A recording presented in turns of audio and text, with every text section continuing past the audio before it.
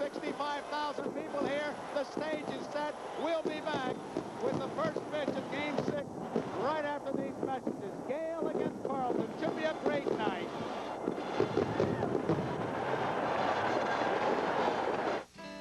Quiet me, comfort me. The day's been long, so quiet me, LTD. And let me drive my cares away, far away, to where I want to be. Now I see suddenly the worry letting go of me. Peace, quiet, comfort. Discover a world called LTD.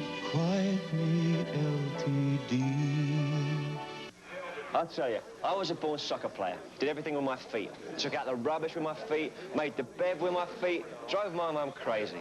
But I finally found something I enjoy doing with my hands. Drinking light beer from Miller. Light has a third less calories than the regular beer. It's less filling. But what really makes me happy is the taste. It's terrific. Now, my mum should be happy too. Look, Mum, no feet. Light beer from Miller. Everything you always wanted in a beer, and less.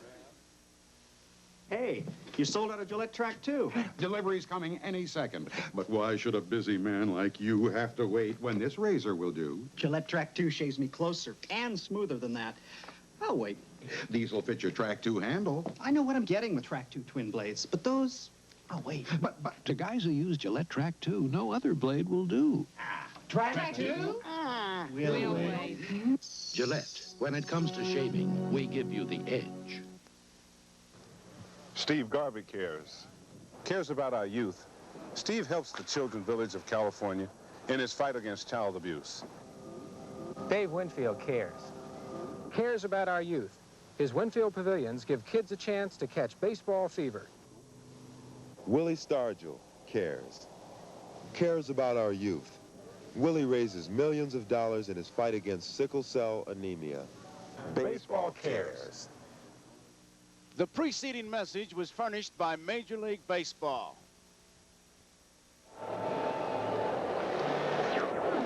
Veterans Stadium, Game 6. The stage is set, and we're ready for our ceremonial first pitch. Let's go to first base. Attention to the VIP box on the right field side of the Phillies dugout, where the ceremonial first pitch will be thrown out by a symbol of Phillies baseball for 20 years. He's among the Phillies' career leaders in games played, at-bats, hits, and stolen bases. Tony Taylor.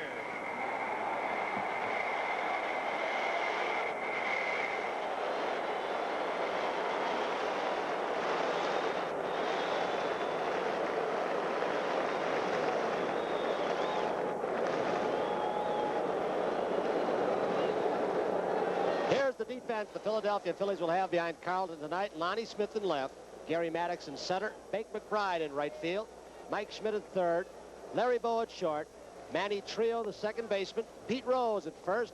Bob Boone has really caught a great series thus far, and the man on the mound is Steve Carlton. Right now, we'll have Joe Garagiola give you the starting lineup for the Kansas City Royals, the one that will face Carlton tonight. And here is the lineup for the Kansas City Royals. Leading off, Willie Wilson in left field. Batting second, the shortstop, UL Washington. Batting third at third base, George Brett. In the cleanup spot, designated hitter, Hal McRae. Amos Otis bats fifth. He's in center field. Willie Aikens at first base, batting sixth.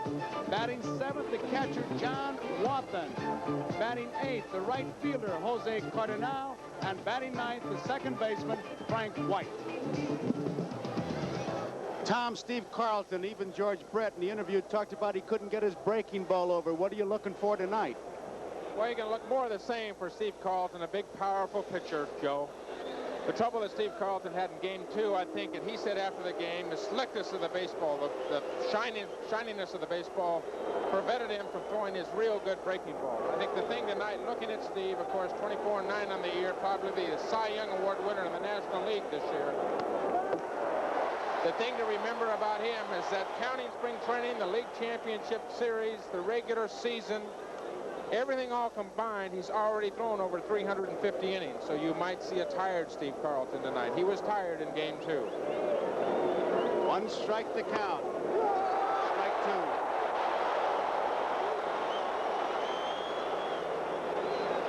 Wilson has already struck out 9 times in 5 games, close to a record. 1 ball, 2 strikes, a jam-packed ballpark, and this town has just been waiting for their Philadelphia Phillies. They are really up. Struck him out 10 times out on strikes, Willie Wilson.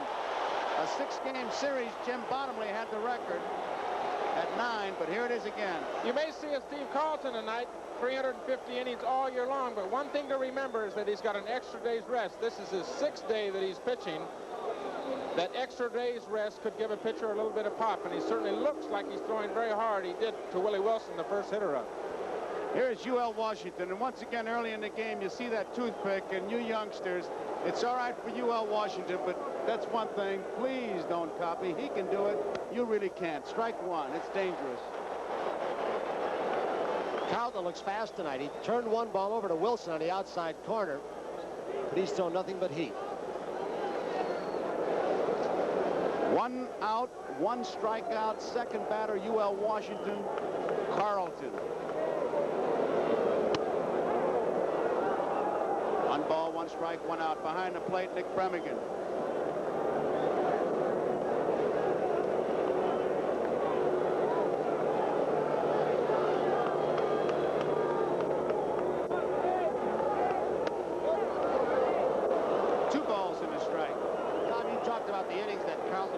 He has one of the most strenuous conditioning programs under the tutelage of Gus Heffling that I have ever seen, and he feels that he can bounce back a little bit faster than most guys under this program.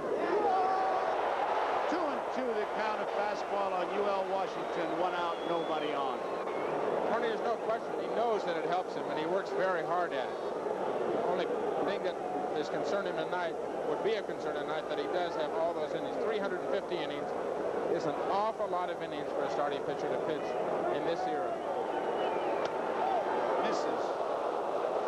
Full count, 3 balls, 2 strikes.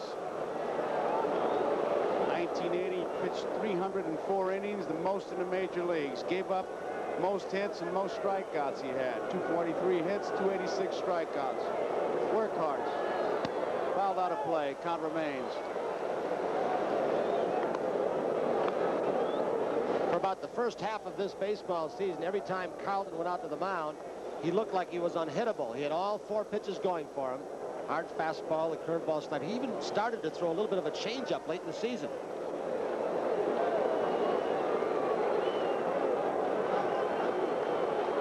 Two pitch.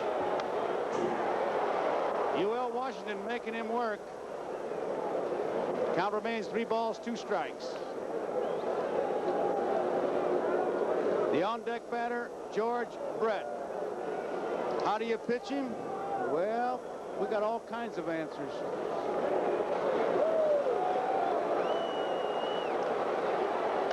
Struck him out. Well, Joe, you just asked the question, how do you pitch George Brett?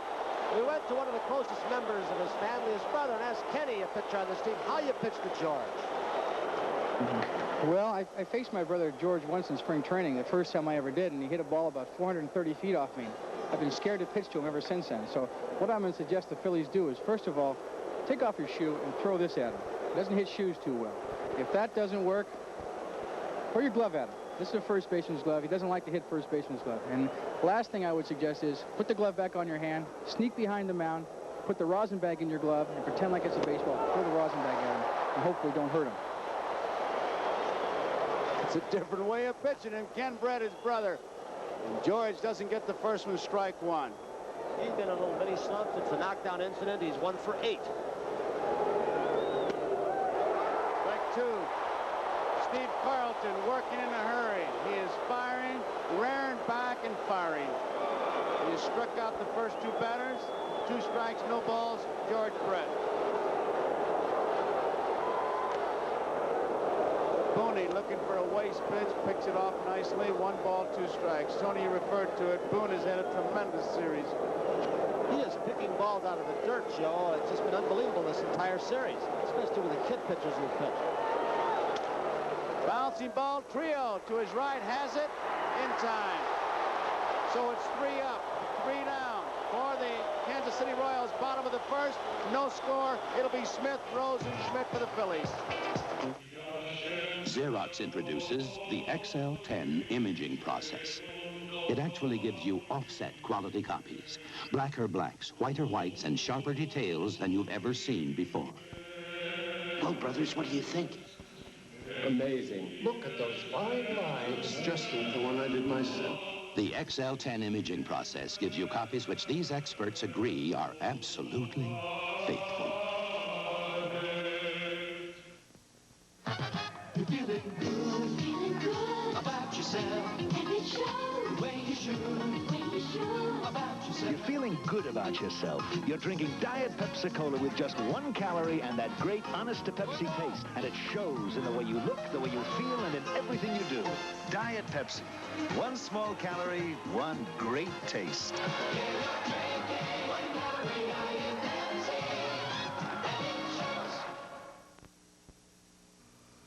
For the last 3.5 years, every American has been staggered by the economic record of the Carter administration. Food prices up over 35%. Auto prices up over 31%. Home prices up over 46%. Clothing up over 20%. Transportation up over 50%. The new Carter economics will give us more of the same. That adds up to less for everyone. The Carter record speaks for itself. The time is now for Reagan. And for the Philadelphia Phillies, Lonnie Smith in left field leads off. Batting second, the first baseman, Pete Rose. Batting third, Mike Schmidt, third base. In the cleanup spot, Bake McBride, right field. Greg Luzinski batting fifth, the DH. Gary Maddox in center field. Batting seventh, Manny Trio, the second baseman. Batting eighth, Larry Boa, the shortstop. And batting ninth, the catcher, Bob Boone. And here's the Royals defense. Willie Wilson in left. Amos Otis in center. Jose Cardinal out in right today. George Brett at third. U.L. Washington at short. Frank White, the second baseman. Willie Mays Aikens at first. John Wathan is catching today. And it's Rich Gale who is in his second World Series game. Rich Gale, big 6'7", 225-pound right-handed pitcher, 26 years old. He pitched in game number 3 for the Royals. Pitched 4 1/3 innings. About 2 runs on 7 hits. He walked 3 and struck out 3. You'll see a power pitcher, what the Phillies like to describe more like a pitcher they would normally see in the National League. Good hard fastball, good slider. Dr. Billy Connors, the pitching coach, he said his instructions to Rich Gale tonight, go out there and give it your best, whether it's 1 inning, 2 innings, 3 innings, 4 innings. Go as hard as long as you possibly can. That's what they want from Rich Gale tonight. There you see the dimensions here in this ballpark. A park a little bit unlike Royal Stadium. This park, the ball flies on a little bit better. I got to believe the key, Joe, for Gale today, if he's going to have a good outing or a good 5-6 innings, can he get his curveball over? He gets his curveball over, they can't sit on that fastball. You've got to have the pitch they're looking for and the one to cross him up. Here is Lonnie Smith. Smith has been in 5 games. Been to bat 15 times with 4 hits. He struck out once, walked once, hitting .267. Strike 1. I like this kid as an offensive player. He has tremendous speed when he does get on base. He has a good quick bat. He spent his time in the minor leagues. They were afraid of his defense. Or offensively, he can hurt you. 1 strike pitch. It's high, 1-1. I heard Jim Fry talking and answering questions about the crowd as far as the intimidation of his team. 1-1 pitch. It's down the right field line. It is foul ball. Tom, I want to ask you, as a pitcher, is it an individual thing? Can you turn it off? But a crowd like this, 65,000, is it a factor? I think it's a factor, Joe, for a younger pitcher like Gale. Young kid just getting his feet on the ground. He's 26 years old, but for experience, he's a young pitcher, not like a Steve Carlton, who seems to be able to block everything out. I think the older you get, the more time you spend in the big leagues, you're able to control all the outside things that go on around the ballpark. I've seen young pitchers just because to overthrow. I just wonder if that's it. 1-2 pitch is fouled out of play, if that's the only thing. Well, when you have the dimension of pitching away, World Series, a deciding game for Kansas City, they do have no tomorrow. If they don't lose today, they go home. There's a lot of pressure on that young pitcher out there. Rich Gale. It's 1 ball, 2 strikes, nobody out, nobody on. We're in the bottom of the first. Frank White, these 2 second basemen have just been something. Frank White has been amazing. Manny Trillo, both of them. Trillo with his relay throws, White with the glove. Joe, this is just a routine play, but both White and Boas said before the series, the team that makes all the routine plays will have a better defensive series. It's not just at second base, it's throughout the middle of the diamond. Boas not missed a play yet. He's made them all. And UL Washington's made some good plays. Here is Pete Rose. Rose hitting 158. 3 for 19. Didn't mean to swing. It's a base hit. Rose is on with a single. And it'll bring up Mike Schmidt, who'll get a tremendous hand from this crowd. Here comes in left center field, a check swing. Slider, a cut fastball. One of those oops. And I'll tell you one thing. Wilson better not do that too often on Rose. Go down on one knee and just take his time. As Pete will keep going. Mike Schmidt.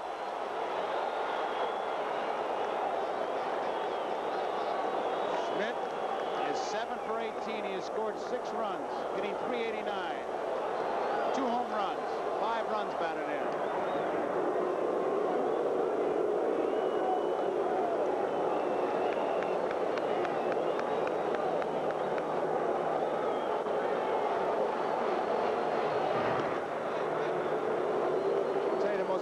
Player is really going to be a job to try to pick in this World Series. There are so many candidates.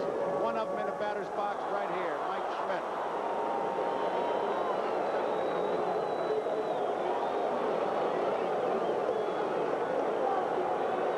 Outside.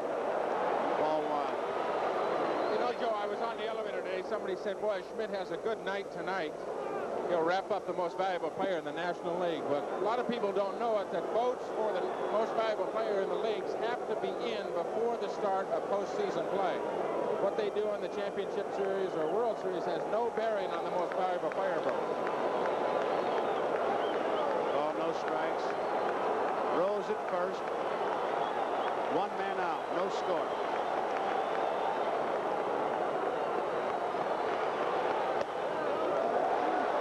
Balls and no strikes. Sit back for one thing. Fastball from Gale. I recall his last outing. He didn't throw that breaking pitch when he's behind it all. That gives that hitter a little bit of an advantage. Notice the eye, runner eye. There's a definite rhythm set up by Gale before he even goes into his stretch. Foul back. Watch it once again with Rose on, who really is not that big a base stealing threat, especially with Schmidt hitting. You'll see the rhythm develop. Our technical crew has picked it up already.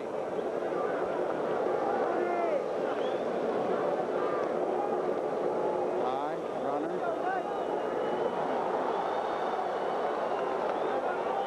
Taking more time, breaking the stride.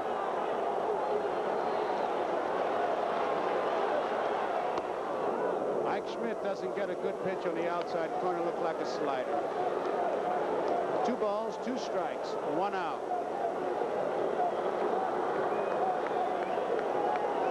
A couple of pitches to Schmidt. Gale's fastball looked very alive. Schmidt on 2-1 was looking for a fastball. It was a perfect spot down and away, but it had some movement on it. Popped up. UL Washington and Frank White. UL Washington says, I'll take it. So there are 2 away. And it brings up Bake McBride. McBride has hit 1 home run. That was a 3-run homer. He's driven in 4, hitting 368, 7 for 19. Rose at first, 2 outs, no score. That is Harry Wendelstedt, the first base umpire today.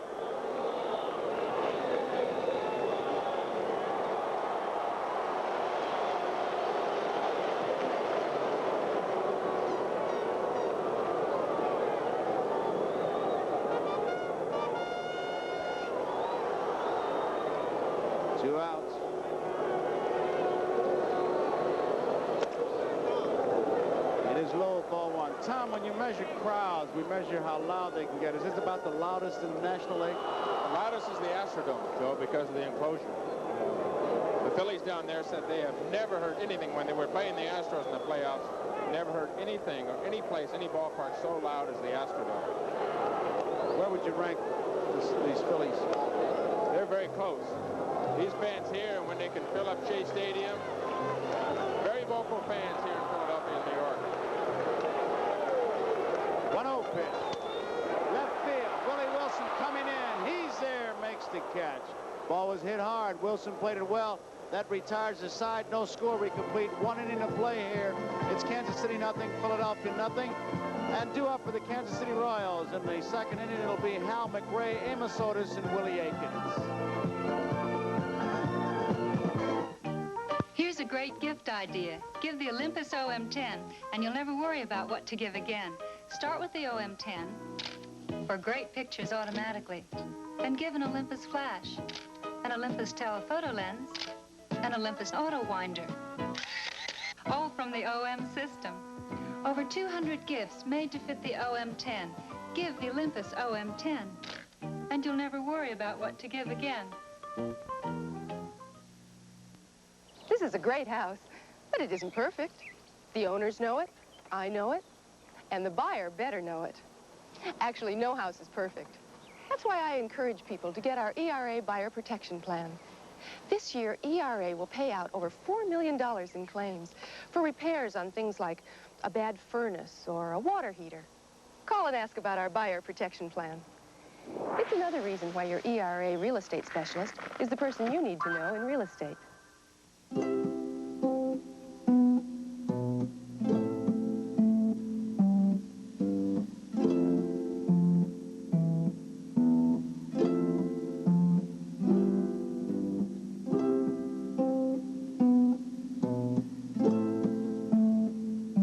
Remember this, a Rhine wine by any other name is not the same. Next time you wonder what white wine to drink, think of Gallo Rhine. Tomorrow, if there's no World Series game, see how to handle executive stress and visit 90-year-old Harry Andrews in the castle he's been building for 51 years on Real People. Hal McRae leads it off, hitting at .450, 9 base hits, 20 times at bat. He has 3 doubles. 2 of them were literally singles that he just stretched into doubles by aggressive base running. Hal McRae. They play him towards the right field line. And he pops the first pitch up. Trio, McBride. McBride says, I'll take it. 1 out. Well, Joe, you've sat up here for 5 games in the World Series, and I know you've admired Bob Boone, the catcher. He's caught walk, Bystrom, 2 rookies. We asked him about Carlton and what he has to do tonight. Steve Carlton tonight has got to pitch his game. We won't do anything special to any of the Kansas City players. He's got to have his good slider. If he has that, he'll give us an outstanding effort. If he doesn't have it, he'll give us a fine effort, and we know we'll be in the ballgame. He's either going to be great, beat him, or he's going to be just less than great and beat him, I guess. But they say about the last 10 times he's been out, Carlton, he really hasn't had his great stuff. Early in the year, he just overpowered everyone. He's got his good slider. He'll win. If he doesn't, he'll keep us close. What a tribute. Here is Amos Otis. Otis hitting at .550. There's his strike. Otis has been to bat 20 times. He has 11 base hits. He has scored 4 runs, 2 doubles, 3 home runs, 7 runs batted in. He didn't like the call by Premigan. Well, Carlton, the last time out in this World Series against Kansas City, he had a lot of base runners, a lot of chances off him, but he got the double play 3 times when he needed it and got the strikeouts when he needed it with men on base. He seems to be able to reach back and come up with that big pitch.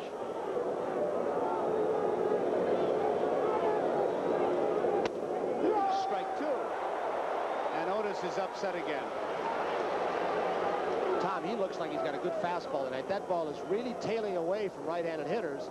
The first ball game, a lot of his fastballs when he was tired were running high and away and out of the strike zone. It looks like he's throwing awfully hard, Tony. There's no question about it. It looks like he's throwing harder than he was in game 2. He's keeping the ball down, too. Certainly the extra day's rest, pitching here on the 6th day, could definitely be a factor. Count remains at strike 2. Otis, with his 11 base hits, the on-deck batter is Willie Aikens. Otis is 1 hit short of tying a record for a 6-game series, Billy Martin's record in 1953, when Billy had 12 base hits in the 6-game series. Otis 1 short.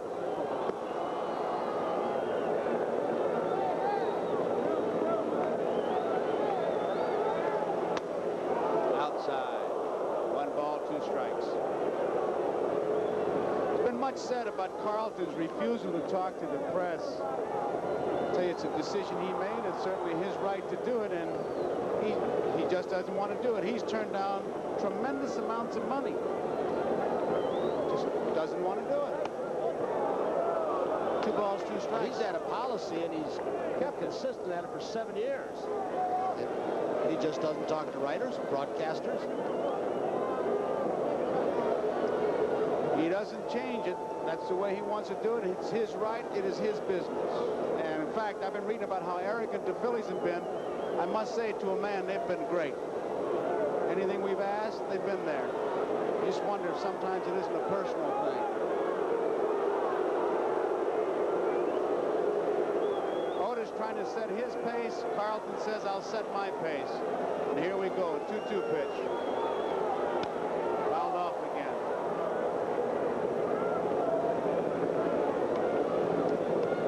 I'm a little surprised, Tony, with this pitching pattern. The base hits that Amos Otis has been getting have been the last game with the breaking balls, the off-speed pitches. The home run he hit was an off-speed pitch.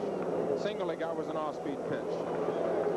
And there have been pitches that have usually been bad pitches. Hanging curveballs, a hanging slider one time. There's that 55-footer, the same one he threw the other night. I found it interesting, Joe. You can play around with numbers so far through the 5 games. There's the breaking ball. Maybe he overthrew it. Trying for the strikeout. Like a curveball rather than a slider. Many times you try and overthrow a breaking ball, make it too good instead of just letting it do what it's supposed to do, and you end up throwing it right in the dirt. It's been such an effective pitch, that slider, for him, and he uses it an awful lot to right-hand hitters. It'll be interesting here to see if he uses the slider or the fastball. Something off it. Foul tip. Started to say about numbers, the Kansas City Royals ball club is supposed to be the team that pecks away at you and keeps the ball in play. They have struck out 40 times through the first 5 games. That's an average of 8 strikeouts a game. The Phillies, on the other hand, presumably a more power ball club, but they've struck out just 14 times through the first 5 games. So it might give you an indication of the differences in pitching staffs in the 2 leagues. Yes, there are more power pitchers. I think this might prove in the National League than the American League. More hard throwers. We've got a cat and mouse game going on between Otis and Carlton. Ball forward through the base on balls. So Otis is on. I tell you, get the feeling that was the Amos Otis hour. The foul tips and foul balls and backing out. First base runner for the Kansas City Royals. Here's Willie Aikens. And I got to believe that Jim Fry, having his club coming to this away town in this critical situation, has got to stir his team up. Even though Carlton has a good move, I got to believe he's going to try and run somebody, because around that batting cage today, they were a very somber group. They know what they're up against here, winning 2 in Philadelphia. And even with Aikens up, I wouldn't doubt one bit. With Carlton's great move, they try and start somebody. Holding. Ball 1. Carlton set a major league record for balks with 11 a year or so ago. Very tricky move. There it is. He's back. Otis is checking with Wendelstedt. We have an American League umpire back there now, so we got that. Is it a balk or not a balk? Otis is talking to his first base coach.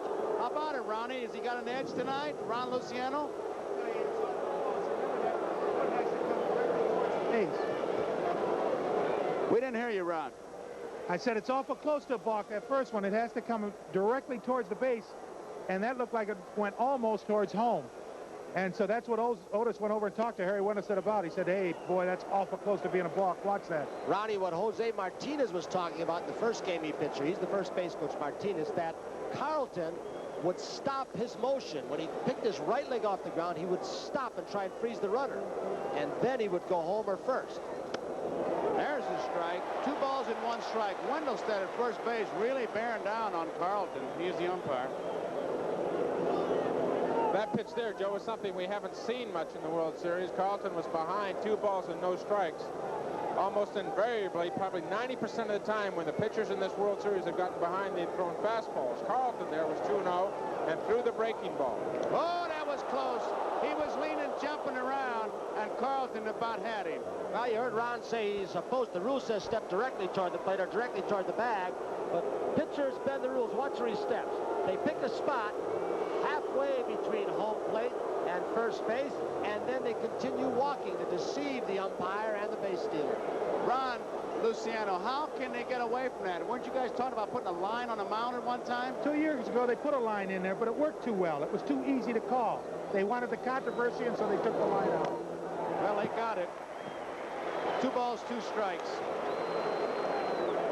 Willie Aikens. We're in the top of the 2nd inning. There is no score. 1 man out. Amos Otis drew a base on balls.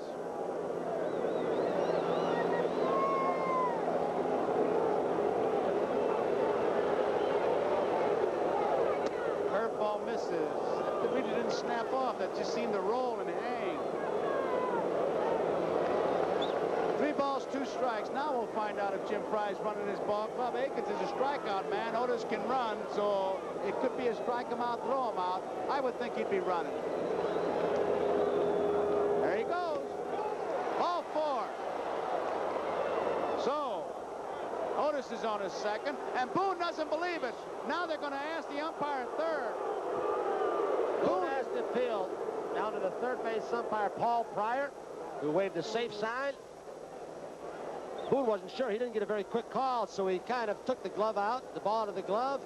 Watch the motion of Boone, Joe. Yeah, but we didn't really have a rhubarb. If he calls it ball 4, and then the umpire 3rd calls it a strike, he did a double take right there because he heard ball 4, but still didn't believe it. 1 man out. Otis at 2nd, Aikens. Curveball blocked nicely by Bob Boone as John Wathan takes it for ball 1. Time is called. Nice play by Boone again.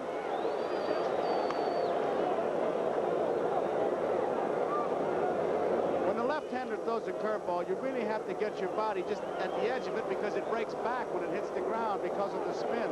It's a tough play, and Boone has been making it well. Carlton and Rose have a play out of first base in a situation like this. If Aikens gets too far, they've got to watch out. Ball 2.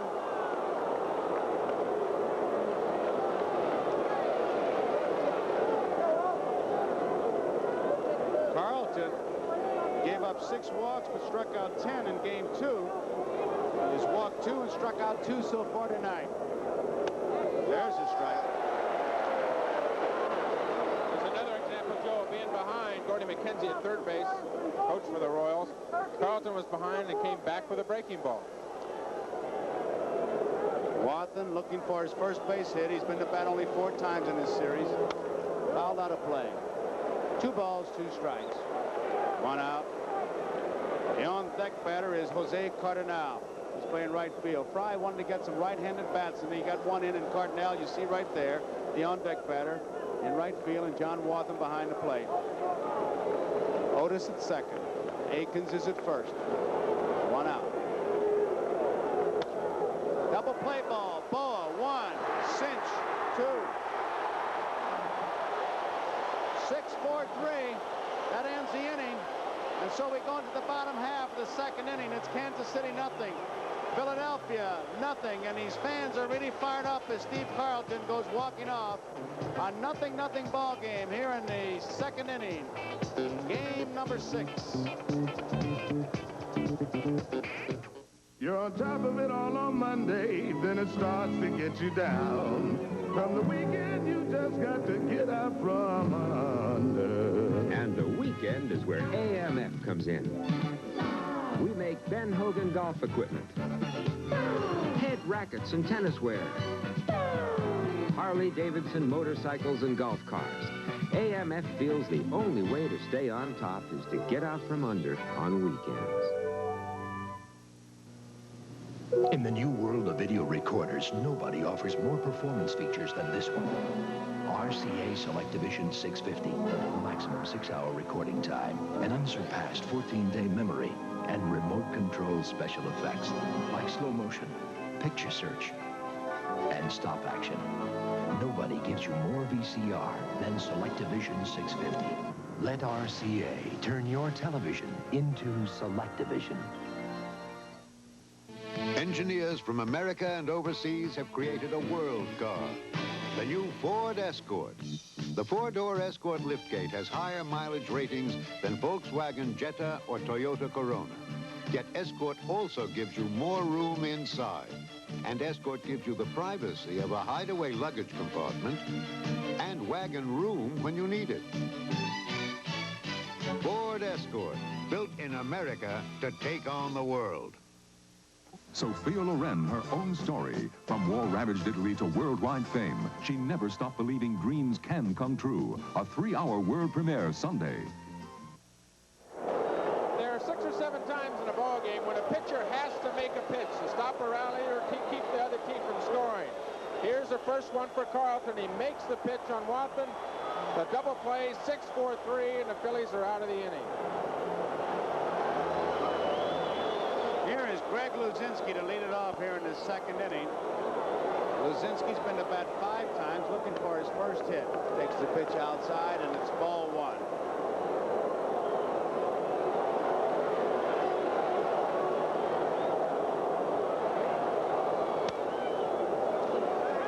Out of play, 1-1. Luzinski said that between at-bats, when he's DHing, he'll go up in the runway, run up and down the hall. He'll swing a bat with a leaded weight on it. He'll watch the TV screen in there and try and pick up pitches and patterns on the right-handed hitters. 2 strikes, 1 ball, no outs, nobody on. Rich Gale.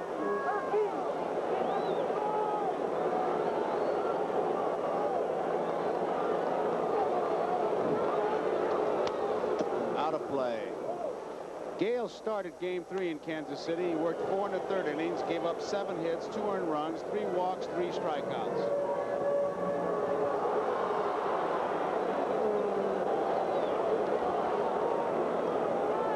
Breaking ball just misses outside. 2 balls and 2 strikes.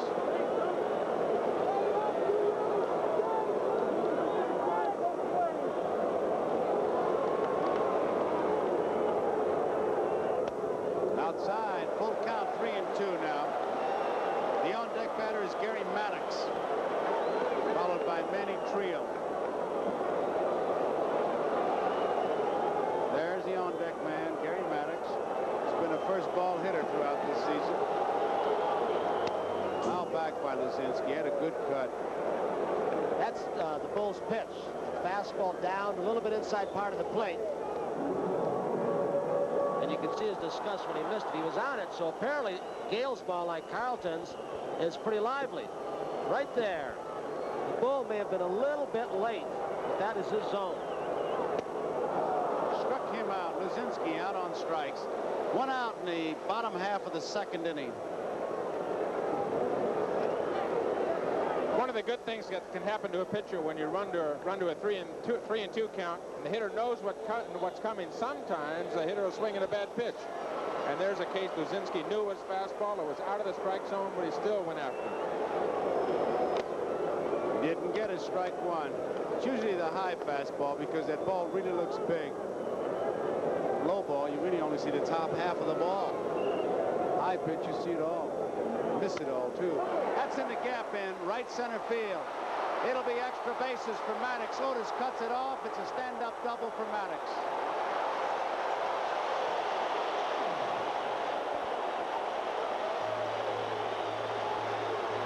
They were shading him a little bit toward right center field. A breaking ball, almost a perfect pitch. Down low and away. Snyder curveball. Otis right here by getting to this ball in a hurry may have prevented a triple. Boy, this is what that speed, how important it is, not just on the bases, but defensively. Royals have built their team on that speed. Look at Frank White. He is up throwing on the relay. Maddox is on its second. That's his 4th base hit of the series, his second double. 1 man out. Here is Manny Trio, who is 5 for 19. Right field. Cardinale back. Tagging up is Maddox at second base. He's going to go to third. He'll make it easily.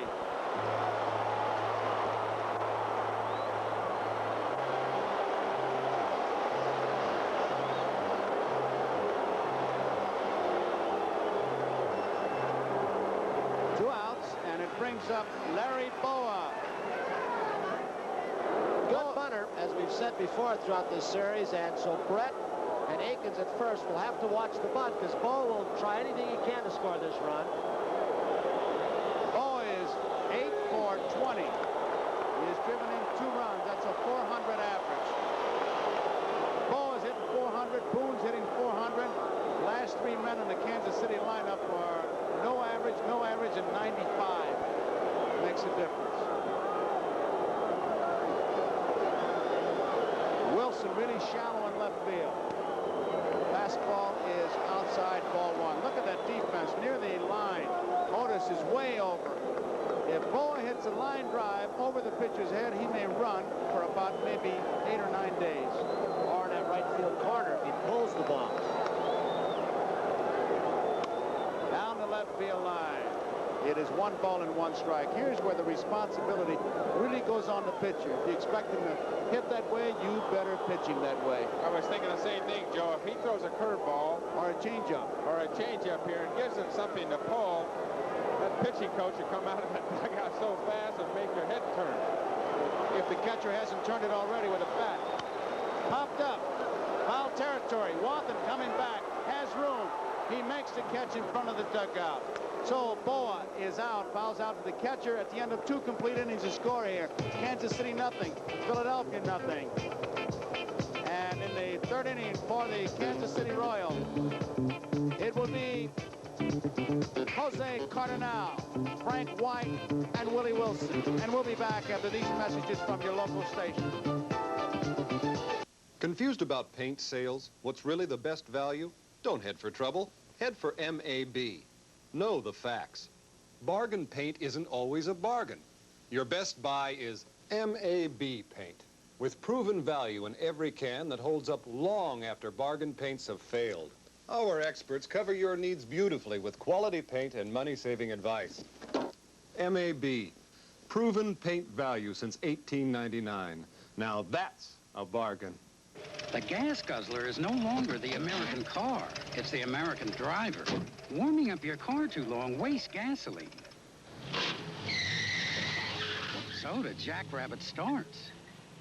Could use a tune-up, sir. Next time. If everybody saved 1 gallon of gasoline a week per car, we'd reduce oil imports over 10%. That's why Getty Oil wants to see the American gas guzzler become extinct. That way, we'll all get more miles for our money. They said he was a tough mayor. Well, they were right. He was tough enough to fight against the big power company rate hikes, tough enough to hold the line on taxes, and tough enough to reduce crime in the streets. I know the needs of the people, to live without fear. Today, Pittsburgh is one of the safest big cities in America, and that alone was worth the fight. Send him a fighter.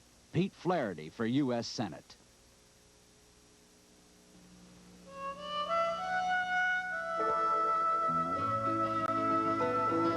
This Bud's for everyone who helps put food on the table. This Bud's for you, for all you do. The king of beers is coming through. Yeah, just for you, that distinctively clean, crisp taste that says Budweiser. For all you do, this Bud's for you. Misses. Check the ball, says Cardinal. It hit the dirt. And it's ball 1.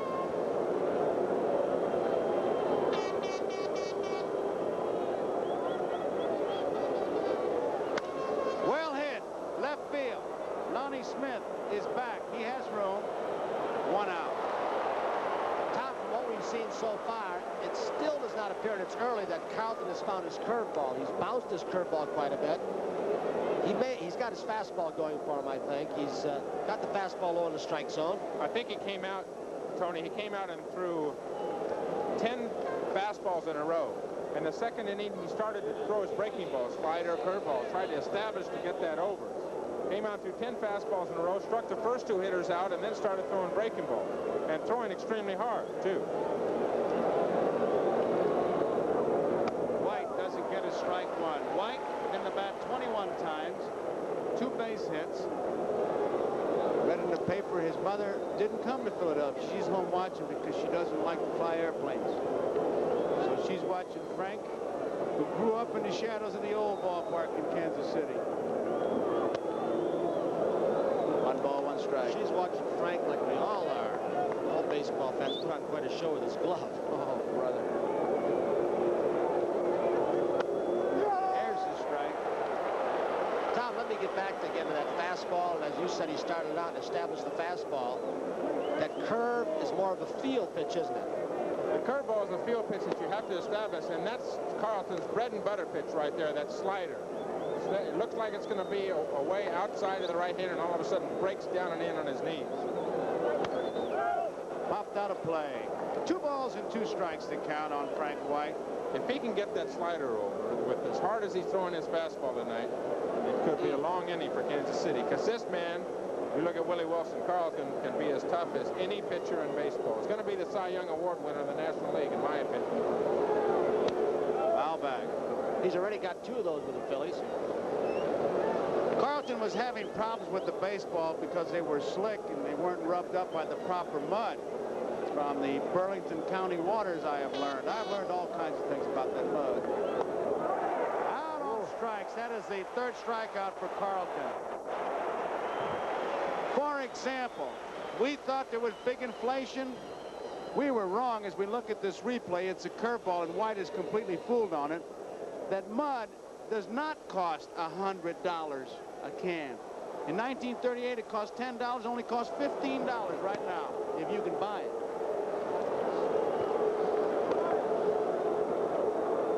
Here's Willie Wilson. Wilson has had a tough series in the batter's box, but he's played well in the field. Strike 2. He has struck out 10 times. The record for a 6-game series was 9 strikeouts by Jim Bottomley in 1930. Should this series ends, Willie Wilson would have the dubious distinction. He is out on strikes. 7-game series. It's 11 strikeouts, so if it goes 7 games, he's got it tied right now. So that ends the 3rd inning. We go into the bottom half of the 3rd inning. There is no score here. Kansas City nothing, Philadelphia nothing. And for the Phillies, Bob Boone, Smith, and Rose. I make one trick shot in a light beer commercial, and everybody thinks they know how to shoot pool. So these guys decided to take me on to shoot a little pool and drink a little light beer from Miller. Because it's less filling. Tastes great. Less filling. Let's quit talking and start chalking. You break, Bubba. Sure, I haven't broken anything all day.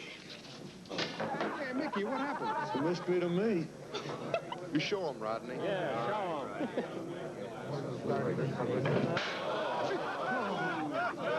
You guys got me all wrong. I think light tastes great, too. But when you're shooting pool, the only thing you want to get filled up is the bottom. 14 6-ball combination. Steve, how do you do that? Practice, practice, practice. Light beer from Miller. Everything you always wanted in a beer, and less. Oh, we should have baths like this back home. Our money.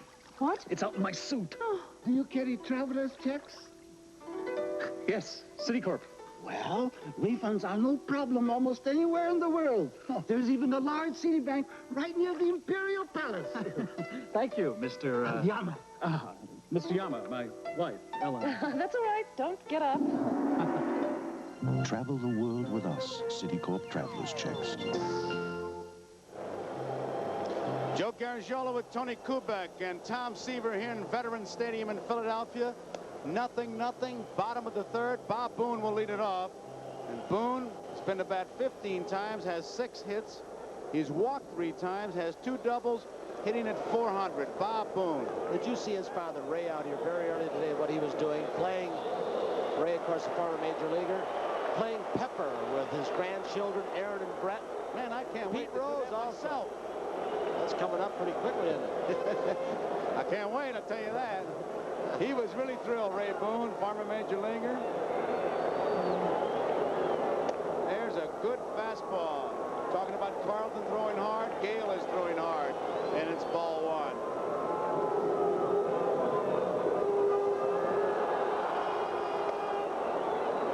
And it's ball two. Wathan behind the plate doesn't agree. He's shaking his head and not turning all the way, but he is on home plate up our Nick Bremigan a little bit. Ball three. You can usually talk to the umpires as long as you keep looking towards the outfield and not turn around and show them up.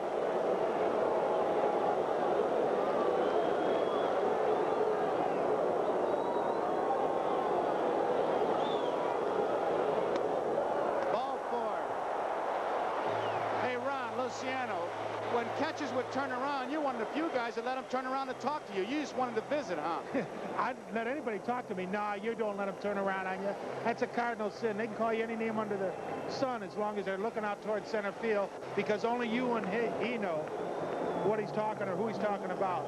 But as soon as he turns around, that's an automatic ejection. Good night. See you tomorrow. If he turns around, he's embarrassing the umpire. That's one thing they cannot stand. To show their authority, and they do. Here's Lonnie Smith. Frank White has it. He goes to UL Washington, gets the four. Safe! Now Otta, I don't know what he's doing. Time. He calls safe and then time. Bill Kunkel. Here comes Jim Fry. Well, Frank White had one thing in mind. Get the lead runner. UL Washington cheated. He was off the bag. The second base umpire, Bill Kunkel, said, yes, you did cheat too much. And I'm going to call him safe. Watch it. A different angle.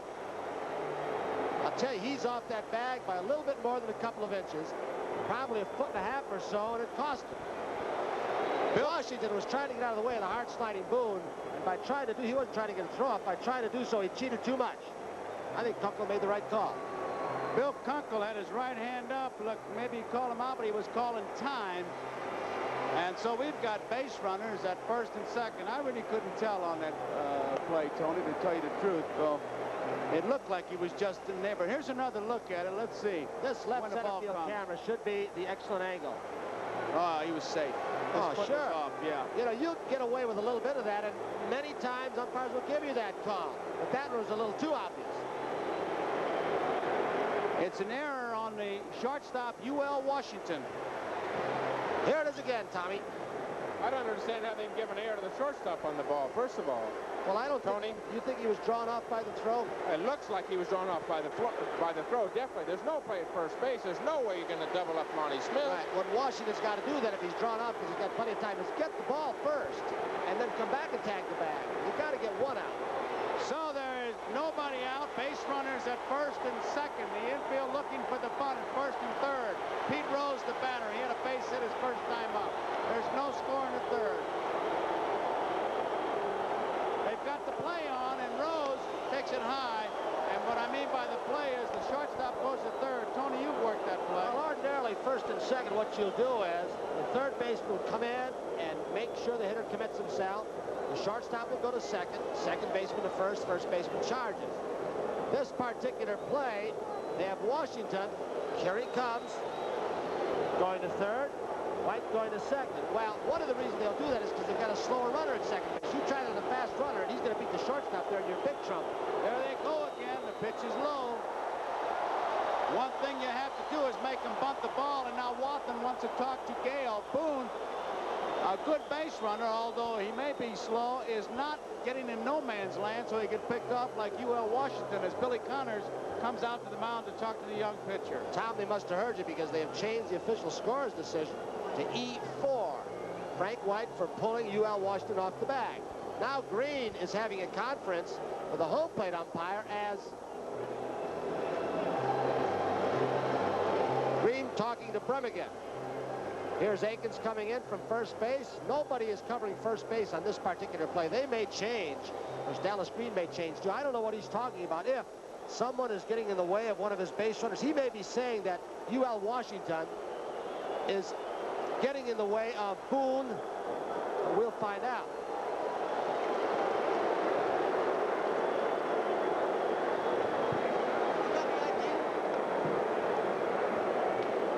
Well, Harry Wendelstedt, they're going to go over and talk to Dallas Green now. I don't know if it's an American League or National League or whatever. Bremigan's from the American League. He brought in Wendelstedt. Ronnie, Luciano, you got any idea what's going on? Well, I know there's a rule in the American League that you can't have, you only can have one infielder and a coach on the mound at the same time.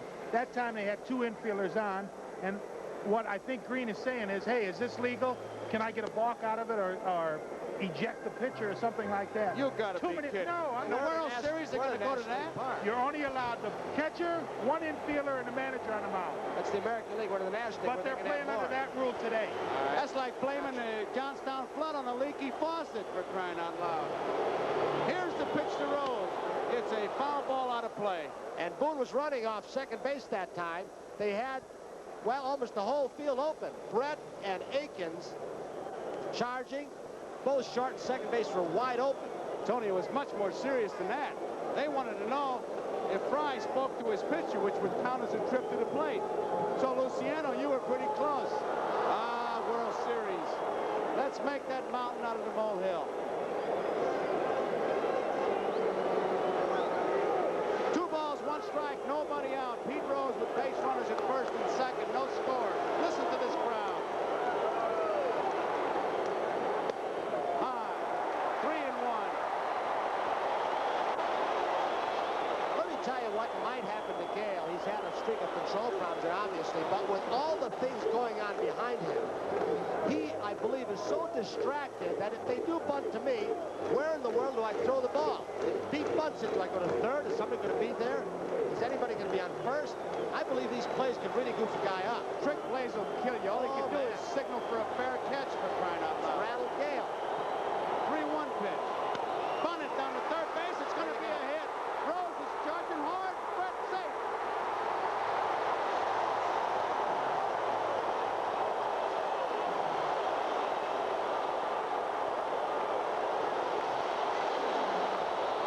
Kansas City's defense outboxed itself. They put a little more pressure on the kid pitcher, Gale, that ought to have been. Rose does make a perfect bunt. Gale froze on the mound. Here comes Brett. Rose beats it out. Tony, I can't help but the concentration on Rose's eyes on that last replay. He was going to make sure he bunted the ball on the ground, and as you say, they just thought themselves into a base hit, the Kansas City defense. Gill made a mental mistake in game number 2. As you remember, Tony, the ball hit back to him with the bases loaded. He didn't go home. He went to first base. Here again, he's made a mental mistake on that bunt play. The pitcher's job on this play is to break right toward the third baseline. You don't go toward home plate. That's the pitcher's ball right there. That is not George Brett's responsibility. The pitcher should make that play. Well, Kansas City has already given Philadelphia 2 outs this inning. And there are nobody out. Bases are loaded, and Mike Schmidt, their big man in the batter's box. The little bunt does it again. Ball 1. A walk to Boone. An error by White. A bunt by Rose. And Gale faces the bases loaded with Mike Schmidt, the batter. Nobody out.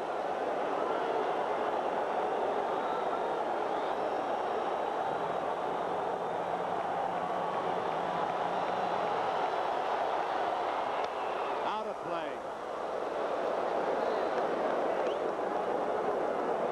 Pete Rose, who had only 4 sacrifice bunts all year, and what a classic bunt that was. Got that bat out in front, much like the instructions. Catch the ball on the bat, and anyone can bunt. And Rose ends up with a base hit. Sheer hustle after he got his job done, which was bunting the ball towards third. Base hit, right field. Here comes 1 run in. Smith is going to score. Heading for third is Rose. Smith stumbles, and now he finally comes across. He was late coming around. He fell again, and it's a 2-0 ball game.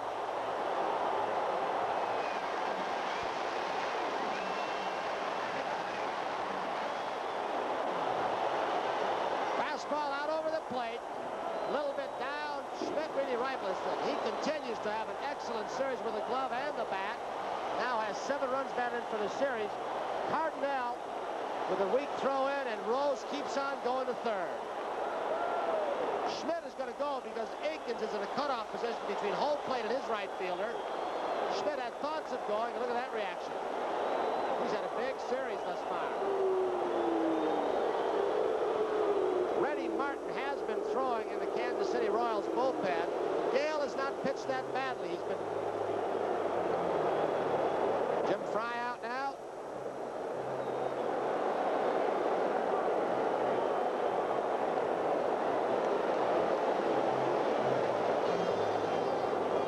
Reddy Martin will come in.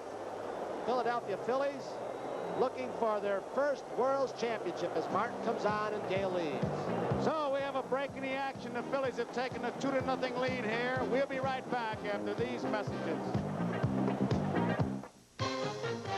Right Guard knows a man sweats more than a woman. That's why a man needs Right Guard. Right Guard has a male effectiveness formula. A formula so strong, more men count on it to help stop perspiration odor every day. Right Guard knows there's a difference between you. Men perspire more. And that's what Right Guard's for. Good luck, Jill. Thanks, Mom. Somebody's gonna hire themselves the best little artist this side of the Mississippi.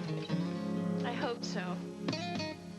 Spread your wings, fly away. Nothing's all that far. What you looking for? My first job. Oh, Flight 117. You're going my way. Come on. Follow the sunshine. Reach for a star. I've got a safe place for this. It's only your career, right? Right. Feeling that the wind's behind you. That's me. Yeah. You want it? Hey, that's great. You're really good. Anything I can get you? How about a job down there? Oh, I think you're gonna do just fine. Do you know how to get downtown? Here. That's what friendly skies are all about. Midtown Manhattan, 285 Madison Avenue between 40th and 41st. Take the tunnel. Yes, ma'am. Fly the friendly skies. Sylvester Stallone is back in the ring again. Now, me, myself, I'm a rough and nervy guy. He's a hustler after fast money and fast women in Paradise Alley, a TV premiere Thursday. So we're having all kinds of changes here. That is a brand new base at third base. Paul Pryor, the umpire, went in, got the groundskeeper. You see Brett working on it. He's getting used to it. Pete Rose is the base runner. Mike Schmidt's at first. These Philly fans kept wondering when their Phillies would fall behind to win. Well, they've taken the lead. It's only the second time in this series that they've done that. Mike Schmidt gave him a 2-run homer in Kansas City to give him a lead. Right now, they're leading 2-0, nobody out. Schmidt is at first, Rose is at third, Bake McBride, who lined to left, is the batter. Ball one. I think an oddity in this series also is the fact that Kansas City's manager, Jim Fry, as we look at the stats of Reddy Martin, he has only used 5 pitchers. Phillies have used 10. In relief of Gale, and it's low, 2 balls, no strikes. There you see Rose at third, Schmidt at first. Mike Schmidt coming on strong, had a tough playoff series, had a tough start, but he's now 8 for 19 with 7 runs batted in. Popped up. Frank White at second base, drifting over. In foul territory, makes the catch. Rose holds. White runs it back. 1 out. Brings up Greg Luzinski with Gary Maddox on deck.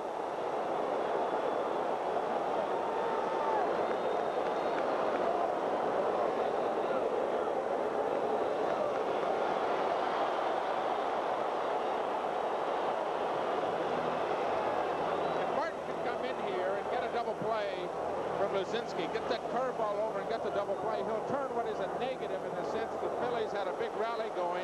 First and third, no outs, and already scored 2 runs, and he can turn it into a plus for his own ball club. If he can get out of this inning with just giving up the 2 runs that Gale has given up. Ball 1. Luzinski was out on strikes his first time up. Rennie Martin in relief of Gale.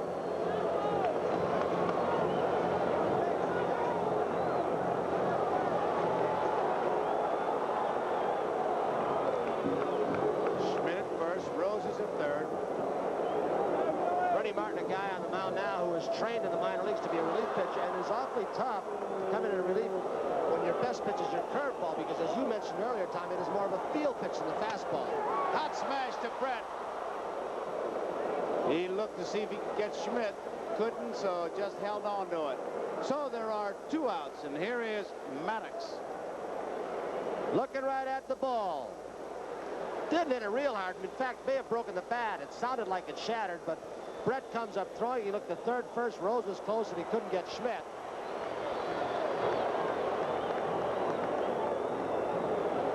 Maddox doubled into right center field his first time up. Ball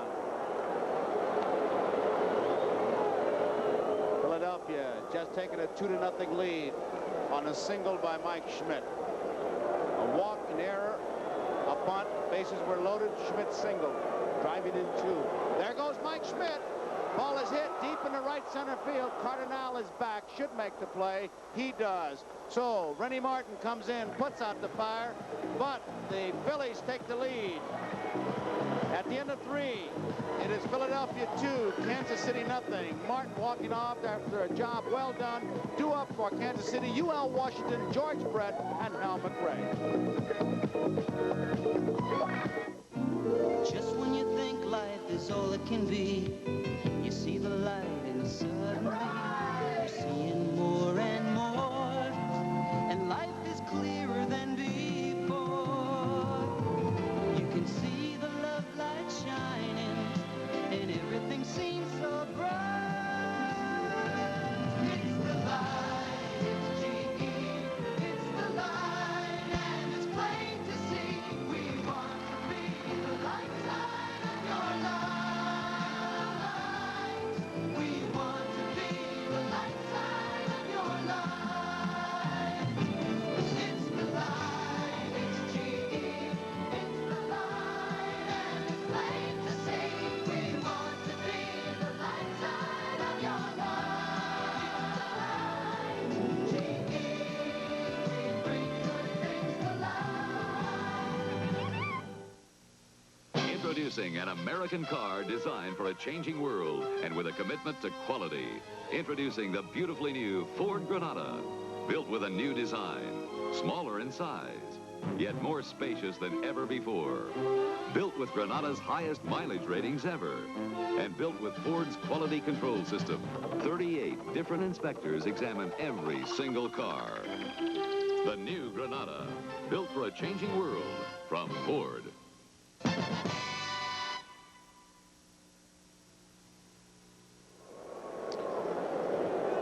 2 runs, 4 hits, and no errors for the Phillies. No runs, no hits, 1 error for Kansas City. Scoring 1 earned run, 1 unearned, and the 2 the Phillies scored in the 3rd. Here is UL Washington, who was out on strikes his first time up. It is high, ball 1. Washington came into this game hitting .263 in the series.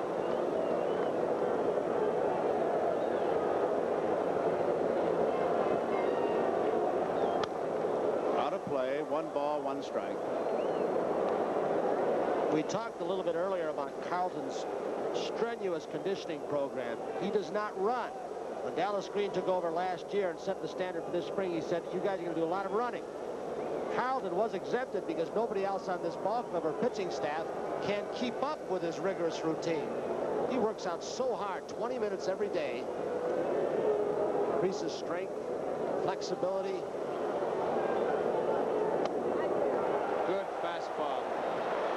And I'll tell you something, when you win 24, lose 9, earn run average is 2.34, you're like the big gorilla. You sleep where you want.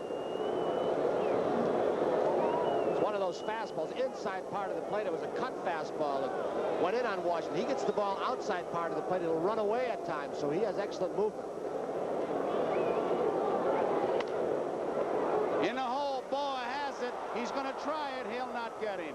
It's a base hit for Washington. That's the first hit for the Kansas City Royals. I'll tell you what, that little guy at shortstop, and we've raved about how consistent he's been through 11 or 12 years.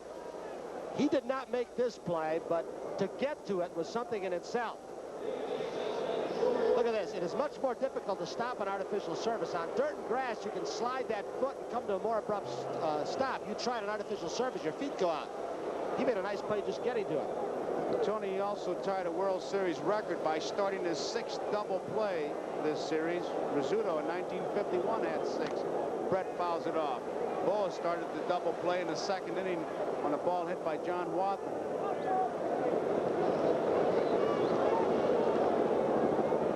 Brett bounced out his first time up. Oh, that isn't a balk where he stepped. I'll tell you. He is bending that rule a long way, Tom. He is getting away with murder. On that one, he did anyway. That's what they have those men in blue out there, though. Boy. Right? Didn't get it. I know my buddy Jerry Kuzman sitting at home watching Lefty throw here, the big lefty up in Minnesota. My teammate for so long in New York. He loves that nice wide left-handed move to first base. He taught some of these moves to Carlton, as a matter of fact. Brett outside.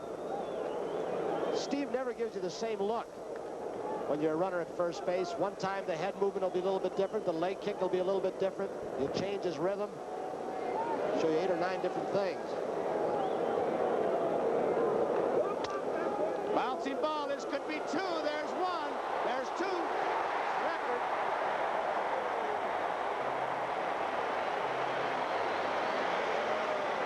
So Larry Boa on this double play will go down in the record books. 7 double plays, breaking the record held by Rizzuto, set in 51.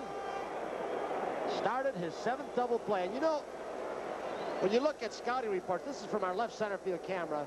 He didn't waste the throw. He took it himself. Why mess up an extra flip? But also interesting, Tony, when he threw the ball, how he got UL out of there when he submarined it.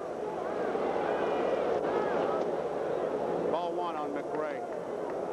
Boa has done everything that has been asked of him in this series. Getting on base, making all the plays. He's had an outstanding series to this point.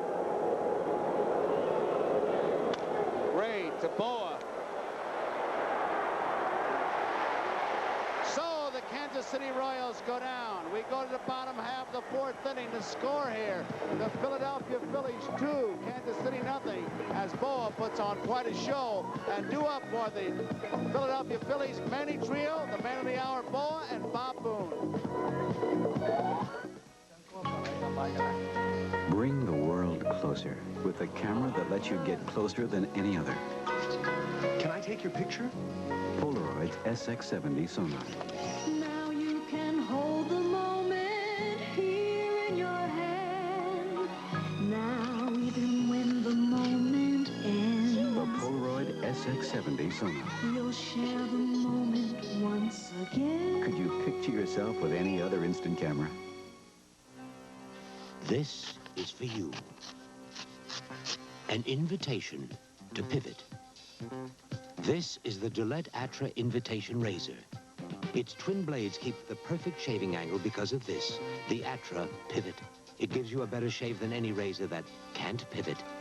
And now you can pick up this Gillette Atra razor for under $1.50. But hurry, this offer to pivot is for a limited time only, so run out before we do. To get peace in the Mideast is more important than my being reelected. And we've made everybody angry in the process at one time or another, but we've made steady progress. Now we've got a prospect for peace. In his quest for peace in the world, President Carter has not forgotten the words of Abraham Lincoln when he called the United States of America the last best hope on earth. President Jimmy Carter, peacemaker.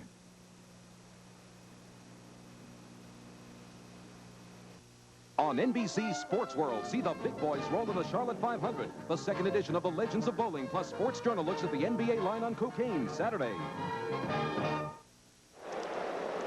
Manny Trio will lead it off as we get an overhead shot of Veterans Stadium, a jam-packed Veterans Stadium. These fans, I tell you, this whole town, really, they're waiting. Strike one, as Bryant Gumbel said in the pregame show, they have never won a World Series here in Philadelphia. And oh, are they ready? Curveball. It was a beauty. He really had him backing out of there. It missed, but it still broke sharply. 1 ball, 1 strike. Jam-packed as we go down towards the left field line. It is a high fly ball. Coming in Wilson, going out Washington. Who's going to get it? Wilson finally makes it. That was a routine play, and nobody apparently hollered till the last minute, Tony. Well, when you realize where Willie Wilson came from left field, right now Wilson knows that his infielders are in trouble. Amos Otis was playing a very deep center field. Frank White gave ground to UL Washington to cover second base. There goes Frankie, and then UL, for some reason, gave up on it. He looked toward Otis, and Otis wasn't there. Willie Wilson, that'll give you an idea of his speed. Where he came from to catch that ball in short center field, tell you how fast he is. I know it's not the same kind of a play, but the thinking was the same when Billy Martin made the catch. It almost sent him to the Hall of Fame. It was a pop line to infield in reality, and nobody wanted to catch it. There's a strike. Larry Bowa. Joe, the Kansas City Ball Club is playing the same kind of baseball they played for almost a month and a half. When they got that big lead, they didn't play consistent 9 innings for the last month and a half. 2 outs. Brett to Aikens. Gets Bowa. Brett's got to get his bat going, as does McRae, to get this Kansas City Ball Club back in this game. With Carlton going the way he's been going, I got to believe that he's going to get stronger, at least through the middle innings, Tom. If, as you say, he may weaken later on, but I got to believe the middle innings, he's in a groove now with the breaking stuff and the fastball. Here's Bob Boone, who scored 1 run. He threw a base on balls back in the 3rd inning, and it's ball 1. Boone walked. Smith was safe when the throw pulled UL Washington off the bag. Rose beat out a bunt, and Schmidt singled in 2 runs. 2 balls, no strikes. Bob Boone. There's his dad, former major leaguer Ray Boone. His mom.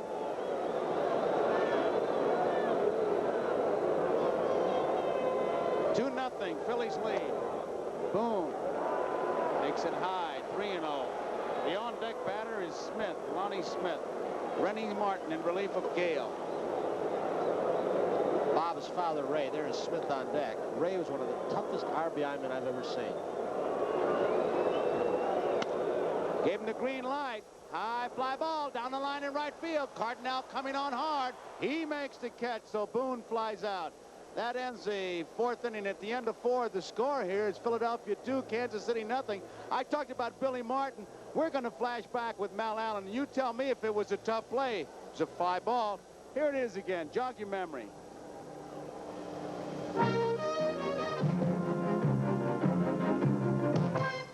The Yankees are leading by a score of 4-2. Billy Martin tenths at second. 2 out. The Dodgers with the bases loaded. Jackie Robinson hits a high pop-up into the tricky winds of Ebbets Field. Martin makes a game-saving catch, and the Yankees win the series. Thursday on Games People Play. Gimbal's Founders Days are the greatest saving days of the season in every department of all 10 Gimbals. Founders Days start Wednesday at 9 a.m., so don't miss them. They're like money in the bank. Our new car. Only after we protect you with Polyglyco. I'm getting Polyglyco all over me. Rust-proofing, textile and vinyl protection, Polyglyco sound shield, and paint sealant. With the purchase of this package, we get a consumer protection plan from Polyglyco. It includes a 1-year free membership in the USAC MD Motor Club. And look, a finance guarantee during the first year will pay up to 80% of 11 car payments if I lose my job. Polyglyco Consumer Protection Plan, available at new car dealers everywhere. Call this toll-free number for the dealers nearest you. This Bud's for everyone who works, so we can play.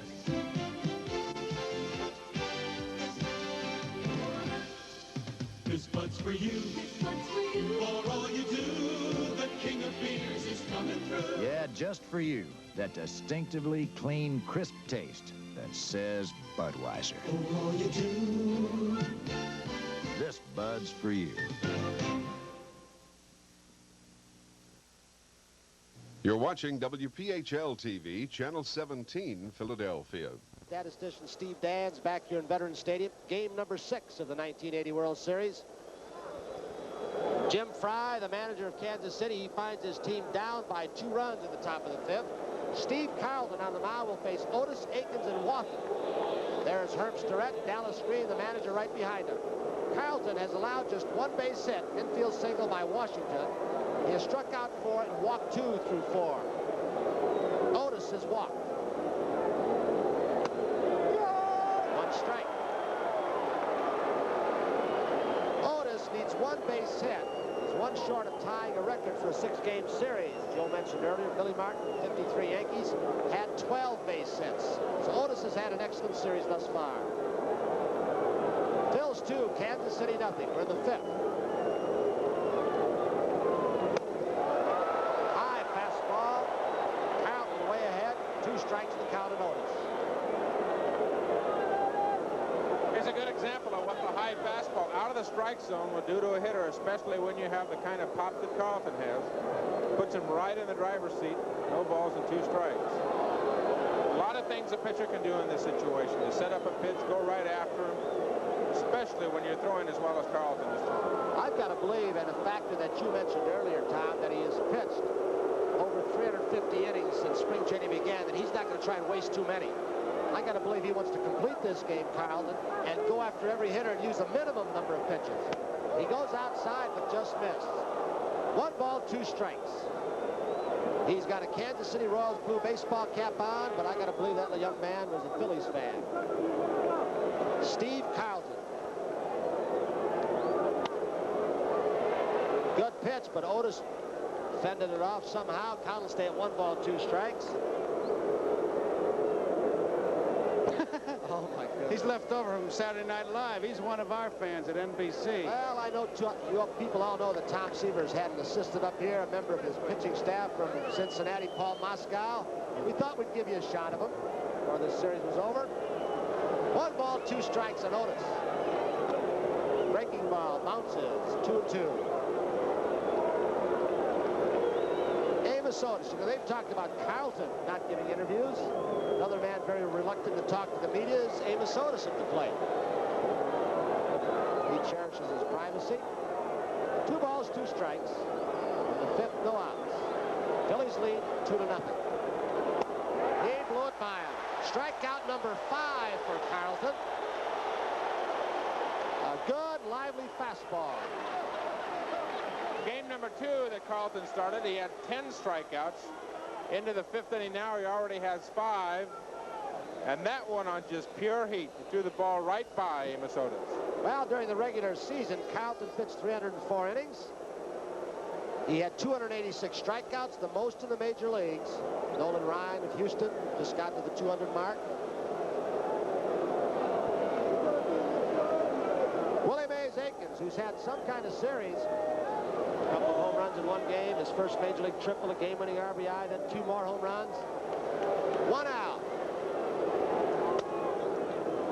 He is beginning to throw a little bit harder. You can almost hear the ball crackling into Boone's glove. 1 ball, no strike. 1 out. Breaking pitch, 1 strike. 1-1. Aikens with his 4 home runs in this series. 1977, I know you'll recall that. Reggie Jackson had 5. It's a series record. 2-1. Willie Mays Aikens.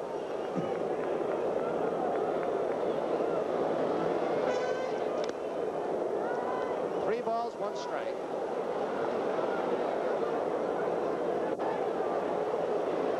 Another good play by Bob Boone behind the plate. Especially off of Carlton, you're going to get a lot of sliders that are going to break down into the dirt. That's his out pitch. Bob Boone, the Golden Glove catcher of the National League. You can see he is the only catcher in the major leagues who wears that old-style mask. Paul Pryor, the umpire, on the bases today, umpire. Popped up. Back of home plate should go out of play. It does.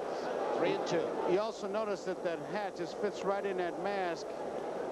And it's the plastic cap. It's made just for catching. You don't wear it when you're hitting. Cooney's got as much protection for his head that he can get. It's just that that little flap is in there, much like you see on the umpire hanging down there. I always wanted that, never got it. I wanted to put steel plates in the toes of my shoes. It wasn't going to hurt my speed. I ran like Luciano. I wanted shoes like him. 3 balls, 2 strikes, 1 out. Phillies lead 2-0.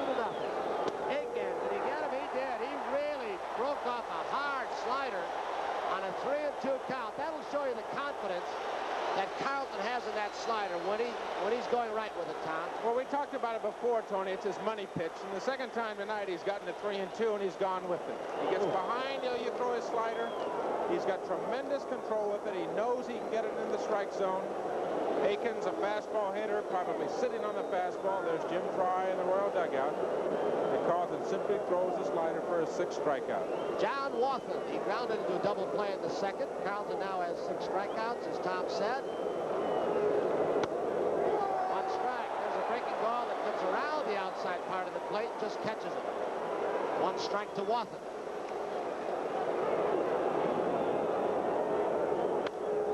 Base hit up the middle by Wathan. Second base hit of the ball game for the Royals. Washington has the other. So Wathan's on, and Jose Cardinal will step in. We've talked a little bit about that conditioning program that Carlton goes through. He has been a weightlifter since he was 14 years of age. He had gotten into the martial arts, karate. Now he's gotten into kung fu. And it's difficult to explain the routine he goes through with Gus Heffling, who also worked for the Philadelphia Eagles. He says he wants to make it a way of life after baseball. Do it every day, all year long. Carlton, first pitch to Cardinal, 1 ball, no strike. Not much money for guys like that. Vikings and Shepherds are about the same class. Kung Fu, how can you make any money? Steve's not interested in making money, and neither is Gus Heffling. They just know it is an excellent program. In fact, Heffling thinks that he could put it to good use in all of baseball. 2 balls, no strikes.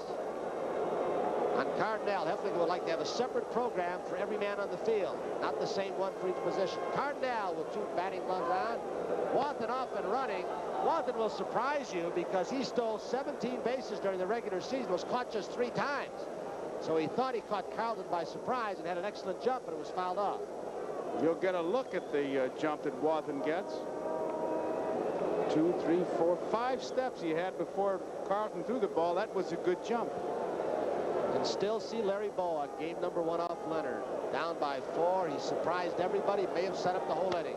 Cardinal pops it up. Short right field. Trio back. He will take it himself as he waves McBride off from right field. So Wathan is stranded at first base.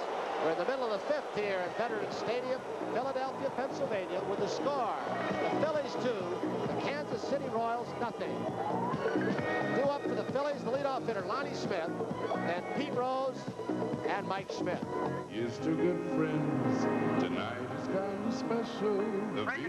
This is Rally Leader. You out there, Chuck? We're pedaling as fast as we can. Everybody else is here. Where are you? Well, we've got ourselves sort of a weight handicap. How'd that happen? You guys just brought the bread and cheese. We got a whole trunk full of Lowenbrow. When you want the taste of a truly great American beer, tonight, let it be Lowenbrow. Well, we're glad you made it. Who, us or the Lowenbrow? I've been thinking about the market lately. My broker says now's a good time to look into tax-free income. What'd your broker say? Well, my broker's E.F. Hutton, and E.F. Hutton says...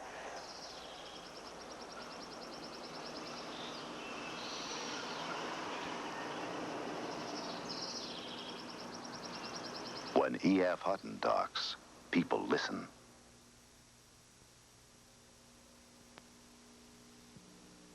Hey, Coach is back! What's going on? Lunch. Burgers, huh? Nah, Kentucky Fried Chicken. Coach says the Colonel only uses fresh quality chicken. Coach wants us to eat right. He says Kentucky Fried Chicken's a great meal at a sensible price. Smart coach.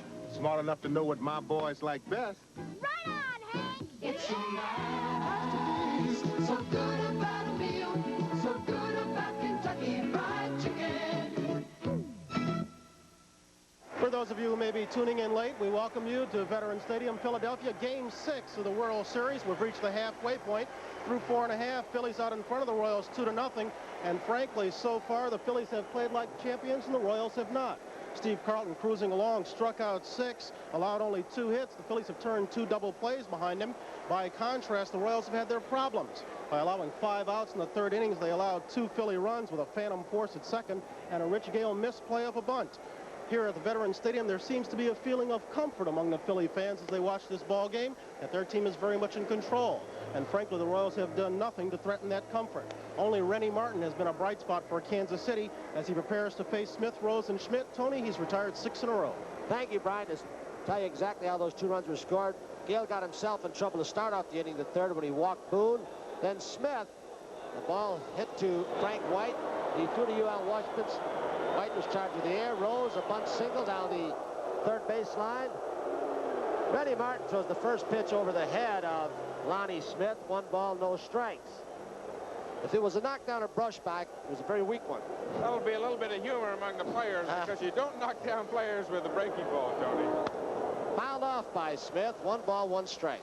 You notice that Martin looked over at George Brett, I guess, to symbolize something about the knockdown, but it was a curveball, so it certainly was unintentional. Nobody upset about that at all.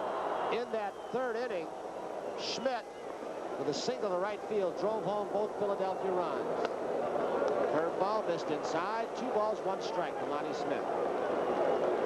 65,838 fans here at Veterans Stadium looking, and they've got a long way to go for the first World's Championship ever in Philadelphia.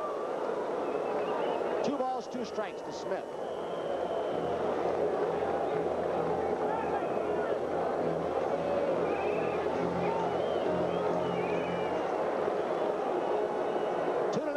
Phillies over Kansas City in the bottom of the 5th. Field play down to the first base umpire Harry Wendelstad. He gives the safe sign, so the count will go 3-2. Looks like a breaking ball in the outside corner. Martin has an outstanding curveball, a very good slider to go along with it. 3-2. Could be a base hit. It is, and this is a bad man to have on if you're a Kansas City fan. Smith's going to keep on going. The throw in from Amos Otis.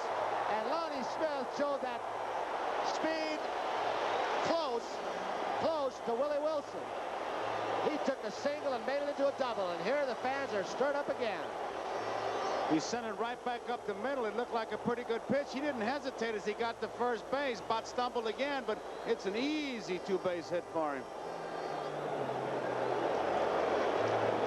Otis was playing Smith, shading him slightly toward right center field, and as soon as Smith hit the ball, he knew he had 2. He made that double from home plate to first base. You think it was an answer of McRae doing that to Maddox the first time and McBride the second, as if to say we can do it too? Well, you can't underestimate the speed of this Phillies ball club. With Smith on second, Rose will try and pull the ball. Phillies lead 2-0. 1 ball to Rose. Brennan tied at 3rd base. So is Aikens at first. There's your score. Brett, the 3rd baseman. Royals bullpen starts going once again. Too low. Nice stop by Waffle. Rose goes 2 balls and no strikes on Rennie Martin. That's Smith, lower left-hand corner of the screen. Pete single to left. Check swing in the 1st. Given a single on the bunt down to 3rd base. Paul Splitarm, the left-hander, warming up. Marty Patton, the right-hander. The big question is, Splitarm, the 3rd best pitcher on this staff, where has he been?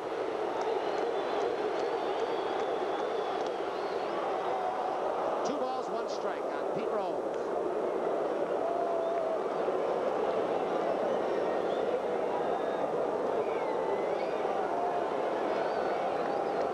Rose's job, of course, in this situation is to pull the ball on the ground to the right side, get Lonnie Smith over to 3rd. Mike Schmidt will be up. He hits it to left center field. Amos Otis back, but Lonnie Smith will tag and try for 3rd. Here he comes with that great speed. So Rose didn't pull the ball, but Lonnie Smith's great speed. Otis got the ball in quickly. But he made it to 3rd base. The man coming up right now with 7 RBIs in this series is Mike Schmidt. Rose's job in that situation to get the runner at third. So Mike Schmidt will be up with that runner at third with one out. There's Pete, the consummate professional. You get it done any way you can, and Pete seems to be able to do it.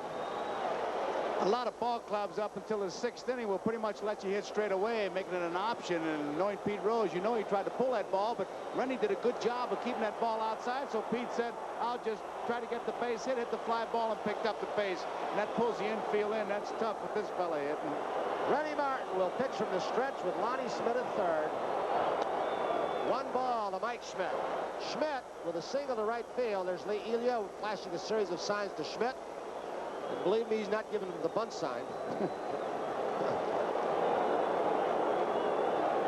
Schmidt has the 2 RBIs in this ball game. Phillies lead by 2.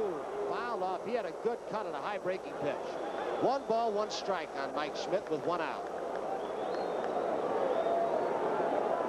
He was right on that pitch, Tom. A good example of the power hitter. You can see how he extends his arms. That's it. And the expression on his face saying, oh, how did I miss that one?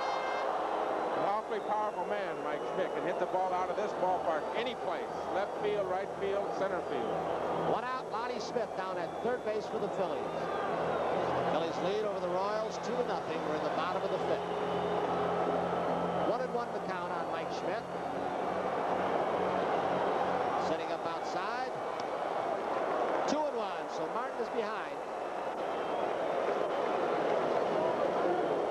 Phillies won the first 2 ball games here at Veterans Stadium. Came from behind, went to Kansas City. Kansas City won the first 2, and it looked for a while, as we look at Smith again, that Kansas City was going to sweep the series there. But the Phillies came back. They need just this 1 victory in game number 6 to become the world's champions. 2-1. Good pitch. Now it goes 2-2 to Mike Schmidt. Martin faced Schmidt the last time in game number 3. First time he faced him, he ran a 2-2 count through a curveball, and Mike ran it out to short. Of course, Mike in this situation looking for a ball he can drive to the outfield, get a sacrifice fly. He's got an edge with that infield in and the artificial surface. 2 balls, 2 strikes to Schmidt. Nice stop by John Wathan. He just saved a run. Beautiful play. He got that body in front of it. Your job is not to catch it. Your job is to block it. And that curveball from the right-hander, when it hits the ground, will break towards his left shoulder. Watch it reverse. And that's why you have to get right at the edge. And it takes a little bit of guts to do that. And it takes practice because you think the ball's scooting by you. But it breaks back towards you. And he really blocked that ball nicely. Nice play. Boone has been doing it the entire series. And now Wathan comes up with a great play. 3 balls, 2 strikes, 1 out. Phillies lead 2-0. Schmidt at bat. Way outside, he walked.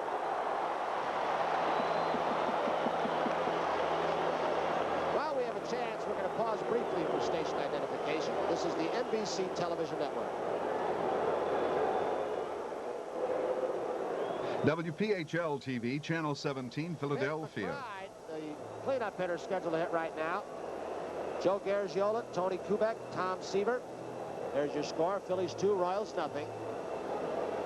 Phillies have runners at first and third with 1 out. Paul Splittorff, with McBride coming up to bat, will replace Rennie Martin, the 3rd pitcher used by the Kansas City Royals. So there's a break here at Veterans Stadium in Philadelphia.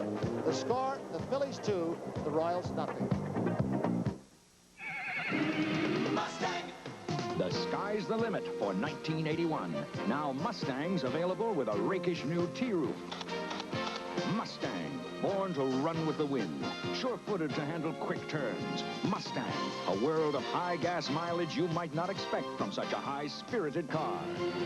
Mustang! Capture a Mustang, America's most popular sports car. From the world of better ideas at Ford.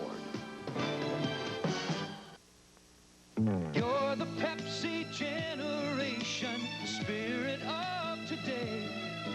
And with every taste of life that's new, well, that Pepsi spirit shines right through. Catch that Pepsi spirit. Drink it in, drink it in, drink it in. Catch that Pepsi spirit. Drink it in, drink it in, drink it in. See this little baby? No other pocket camera does what it does. It's unique because only the new Kodak Extralight cameras have built-in Sensolite flash. Sensolite flash turns itself on and flashes automatically, when you need more light. Even turns itself off. You'll never worry about flash again. These new cameras with Sense-A-Light Flash are the easiest to use Kodak pocket cameras ever. I trust my stories to cameras and film from Kodak, America's storyteller. Sophia Loren, her own story, starring John Gavin as Cary Grant, Rip Torn as Carlo Ponti, Sophia Loren as her mother and herself. A 3-hour world premiere Sunday. We're here at Veterans Stadium for Game 6. Phillies are out in front 2-0, and while Splittorff completes his warm-up pitches, gives us a chance to offer a good wish to our technical director, Horace Ruiz, now working his 15th World Series for NBC. Horace has been a part of NBC for 30 years and one of the many great people who help us do the best job in all of baseball. Tony, Joe? Horacio, we're going to miss you, pal. First and third for the Phillies. McBride facing Splittorff, his first appearance in this World Series. Fouled on a play by McBride. 1 strike. There's 1 out. Splittorff behind Leonard. Gura had the most innings pitched on this ball club, and yet he wasn't used until this point. There are your runners. Smith at third. Schmidt at first. 1 strike on McBride. Missed outside, 1-1. I guess you come into World Series, Tom, you've got to have some kind of master plan, if that's the proper terminology, for your pitching through a series. But you go into a series like this, and you're afraid to pitch or start your third best pitcher. I'm not so sure that's a wise thing to do, but that's what's happened. He blew it by McBride up tight. 1 ball, 2 strikes. And you know, Tony, Splittorff was pitched extremely well coming down the stretch. At the All-Star break, he was 5-6. Had some back problems during the season, but he ended up 14-11.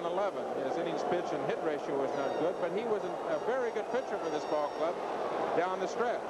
More than a little bit miffed about not pitching. Way outside with a breaking pitch. 2 balls, 2 strikes. 1 out. Well, the scouting reports that were turned in said to Jimmy Fry that Philadelphia is a right-handed power-hitting ball club. Take a chance with Gura. He's the style pitcher, might beat them, but they didn't think Splittorff could. And I think you put yourself in the hole when you think that before the series even begins. 2 balls, 2 strikes, 1 out. He broke his bat. They probably will not get 2. Smith scores. They do get a runner at first base as Schmidt goes to second. So McBride gets an RBI as Smith, with that great speed, scores. Phillies lead 3-0. He really sawed him off. I don't think there's any way in the world you're going to get a double play out of Bake McBride unless it's a line drive that somebody catches in the air. A very tough situation to get out of and not give up a run first and third with McBride running, of course. Washington made a fine play at shortstop. Bake McBride gets down that baseline as good as anybody in the National League. Now it's the Bull, Greg Lazinski, who struck out and lined to Brett at third with Schmidt at second base. Breaking ball too low, 1-0. That's a run, actually, the Phillies manufactured on great speed by Lonnie Smith. He stretched the double. He went to third on Pete Rose's fly ball and just scores on the ground ball. 1 ball to the Bull with 2 outs. 1 ball, 1 strike.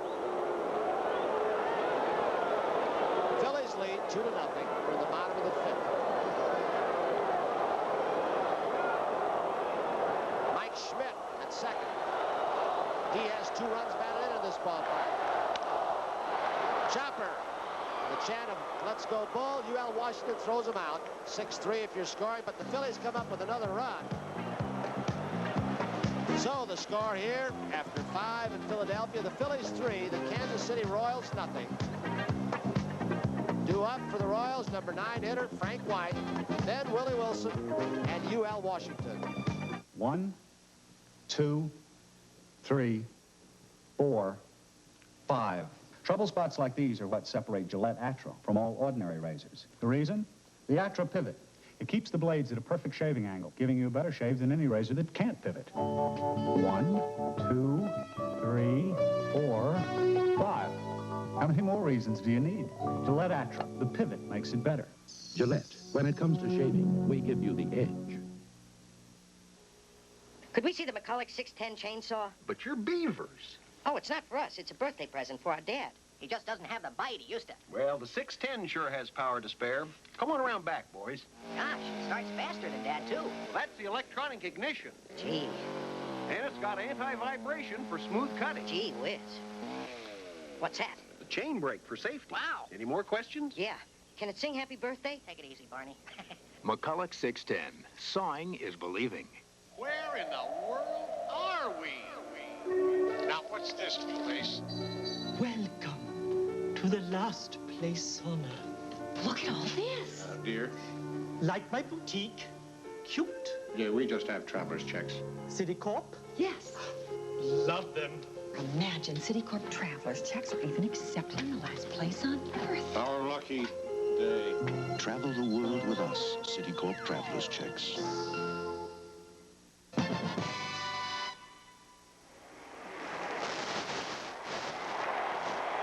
Back in Philadelphia, I'm Merle Harmon. It's Ruly Carpenter, the president of the Phillies. Your family has owned this ball club for, well, a lot of years, since 1945. And now we're down to this final week. What's it been like in Philadelphia this week?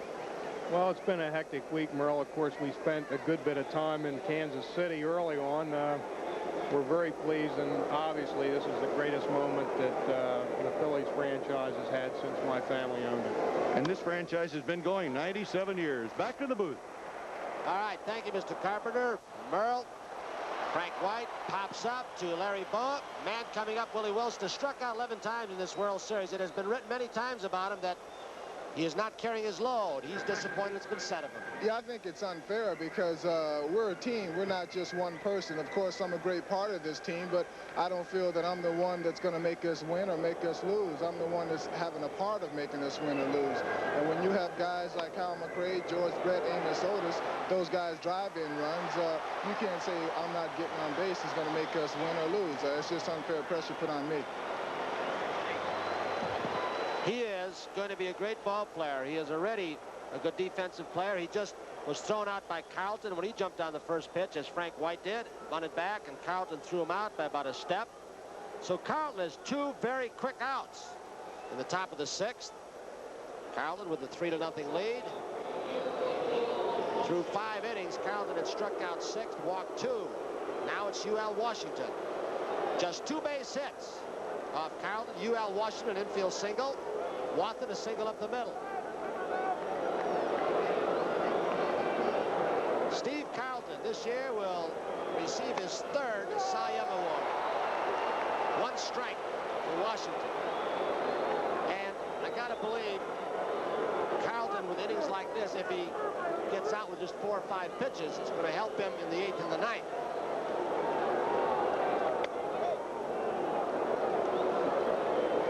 One to Washington. There are 2 outs. Phillies have won 3 ball games. Royals won the first 2 in Kansas City.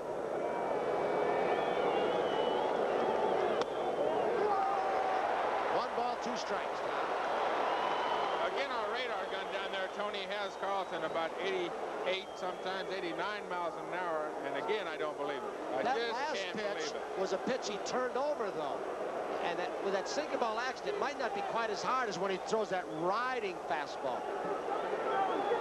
1 ball, 2 strikes, 2 outs. His pitches have good pop on them. They get to that hitting zone out in front of home plate where those hitters like to make contact. And that fastball is exploding through that hitting zone. That's one of the keys of pitching. Fastballs do 3 things. They go a certain place, they go to a certain speed, and they have certain movement on them. And of the 3 of those things, that movement is probably the most important. 1 and 2 pitch to Washington, fouled out of play.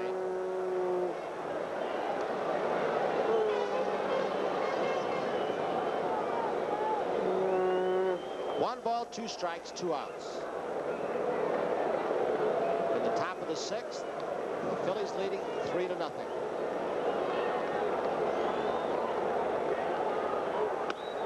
Good, looked like a breaking ball, Tom, to get strikeout number 7.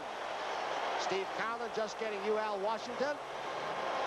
So in the middle of the 6th, the score, the Phillies 3, Kansas City nothing. It'll be Maddox trio. If you live in the city where car exhausts are a problem and you got 10,000 miles from our old air filter, you'll get 15,000 from the Fram Extra Light. If you live in the country where dirt roads are a problem, you'll get, say, 7,500 miles instead of 5,000. That's because the Fram Extra Life has this extra outer filter that helps keep the inner filter clean. You get 50% more mileage than our old single Fram filter at no extra cost. So if you live in the desert where sand is a problem,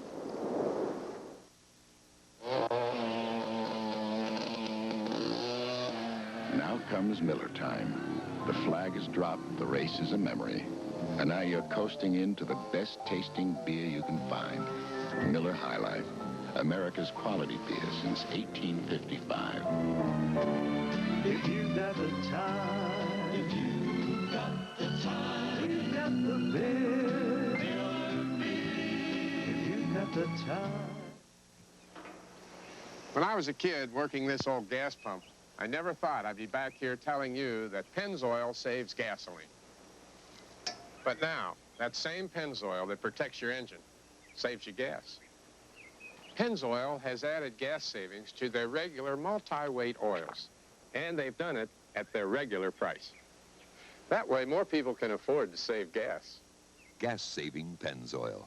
Quality in every extra mile. Maddox, Trio, Boa to face Paul Splittorff. The third Royals pitcher, Gale, started. Martin came in, and now Splittorff. 1 ball to Gary Maddox with a score here in Philadelphia. 3-0. The Phillies lead over Kansas City. Carlton has allowed just 2 base hits. 2-0. Dallas Green, the man who took over this ball club at the end of last season. And on the last day of the season, he told this Phillies ball club that you go home and look yourselves in the mirror, because you're a much better ball club than you showed this year. And he has been on some of these players all year long. There is Jimmy Fry. Saw his club get off to a big lead early in the Western Division American League. Count goes 3-1 now to Gary Maddox.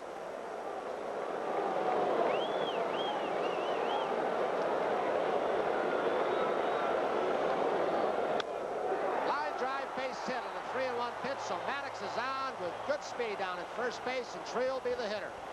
See now in the 6th inning if Dallas Green will. Virtually every time the Kansas City Royals have been behind, Tony, through this series, Paul Moskow keeping the charts over here, there's only about 2 times when they've been behind in the count that they've thrown something other than the fastball. There you see Brett trying to get the line drive by Maddox, but Maddox ahead in the count 3-1. He simply got a fastball and ripped it to left field. Dallas Green has some options. He may try and pad that lead, have Trio bunt. Trio, good bat control, hits the opposite way. Brett is creeping in. He's hit and running. Maddox was off and going, and Trio fouled it out. This Phillies ball club has really been under intense pressure throughout the second half of the season. Maddox looking at a sign from Elia. They won 23 of their last 29 on the road. They had to go up to Montreal on the last weekend and win 2 of 3 on the road, and they did. They had 5 tough championship series games against the Houston Astros. They've come from behind in these series ball games. 1 strike. Splittorff throws over. Maddox back easily. Trio the hitter. Phil's lead 3-0. The bottom of the 6th. Ground ball should be 2. Splittorff, UL Washington. Over to Akins, and UL that time really made sure he stepped on the bag. They complete the double play, so there are 2 outs, and Bo will be the hitter. A good example of the experienced pitcher and the rookie, Rich Gale, the other day got the ball back to the mound, didn't know where he was going. There's Paul Splittorff, a 34-year-old veteran. He gets the ball, turns right around, and fires a strike to second base. UL Washington, of course, turns it into an easy double play for the Royals. Boa now will bat from the right side off Splittorff. Chop foul. Boa, starting his 7th double play in this ball game, broke Phil Rizzuto's record.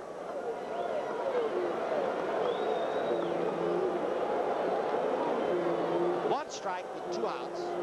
Way up on the bat, about 6-8 inches. 1-1.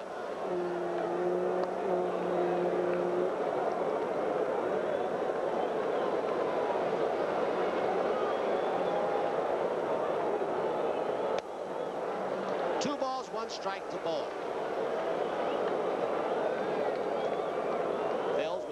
runs on 6 hits, not committed an error. Kansas City, no runs, 2 hits. They've committed 1 costly error. That by White when he pulled UL Washington off the bag. Good fastball by Splittorff, 2-2.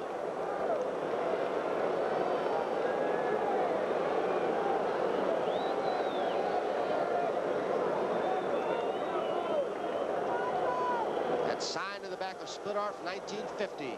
National League champs. Those are the Widskids. Robin Roberts, Richie Ashburn, Eddie's drilled in the left field corner. Boa's going to have extra bases. Willie Wilson to the wall. Wilson into third base with a throw, so Boa continues to have an excellent World Series with a double off the screen.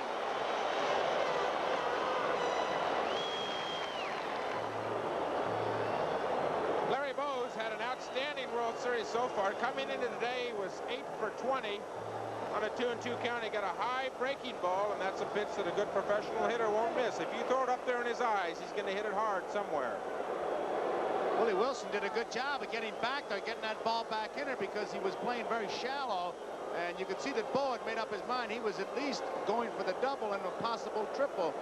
Wilson plays it well and gets it back in. So now it'll be Bob Boone stepping in with 2 outs and Boa at second base. Phillies leading 3-0. Boa looking around, checking the outfield.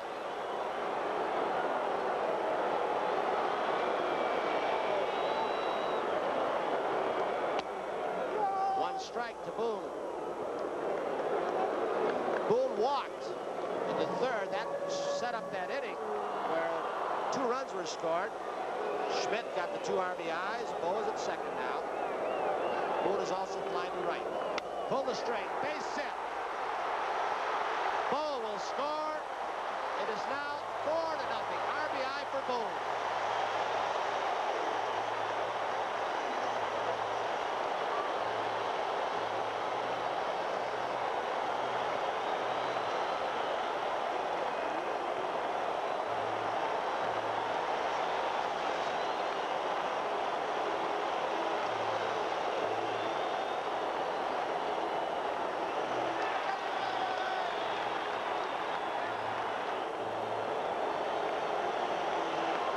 Mistake by Paul Splittorff. Bob Boone kept his hands back. It didn't look like that bad a pitch, though. Tony got the ball down, and Booney was out in front, and of course Larry Boa scored easily. I don't think he snapped it off, Tom. He seemed to roll that curveball. It was a flat curveball, and the only danger here is Boa hurting somebody one of those high fives. Watch him. The reaction. He is just banging on everybody. Jimmy Fry, who is going to have to come from behind with his Royals in this ball game if they are to get their first World Championship. And if they win today, they would still have to win tomorrow. Ruthven is scheduled to pitch if we go to Game 7. The fans in this ballpark, and they've got a little ways to go yet as we're only in the 6th, are beginning to smell their first World Championship. With Carlton on the mound, and that is your score. Carlton has pitched a very strong ball game, has allowed just 2 base hits. Steve Carlton looking for his 2nd World Series win in 1980. He won the 2nd ball game. He has a 4-0 lead. Now it's Boone at first. Smith, he's been on base twice. He's the hitter. 1 ball to Lonnie Smith.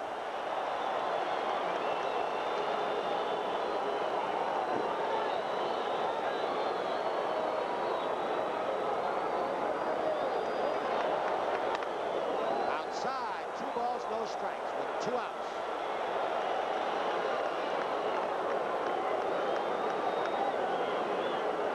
Dallas Green, who came out of the front office, is not certain whether he will come back next year. Fouled on a play by Smith on a 2-0 pitch. 2-1 now. Dallas Green has made the comment. He's had run-ins with a lot of his ball players. He said, I don't care if they don't like me. Some of these guys have got to learn how to play and win. Outside, 3 balls, 1 strike. Green has not yet committed himself as to whether or not he will return next year. He said if a few trades are made, I might come back. Got to go believe that Rudy Carpenter and the bunch will want him back. 3 balls, 2 strikes on Lonnie Smith with 2 outs. Bob Boone's at first. The Phillies lead 4-0. He managed by that old school theory of, I don't have to like them, they have to get to know me. Well, he had his leader on the field, and Pete Rose. Seaver talked to him before the ball game. Fly ball, center field. Amos Otis over to right center. He's got it. So the Phillies will strand a base runner, but Boone with a big RBI single pads the Philadelphia lead after 6, 4-0. But the Royals in the 7th will send up George Brett, then Hal McRae, and Amos Otis. We'll be back after these messages from your local station. Gimbals Founders Days are the greatest saving days of the season in every department of all 10 Gimbals. Founders Days start Wednesday at 9 a.m., so don't miss them. They're like money in the bank. Hi, George. George is very businesslike. George is saying hi to me. It saves me time, it saves me money, it saves me trouble. And I sit down and I can pay my bills in a matter of 10 minutes. That's a saving of 2 or 3 hours. And it's absolutely accurate, you know. Is changing the way. And there it is. That's all there is to it. It's paid. I think it's fun. Changing the way people think. This Bud's for everyone who puts it down in black and white.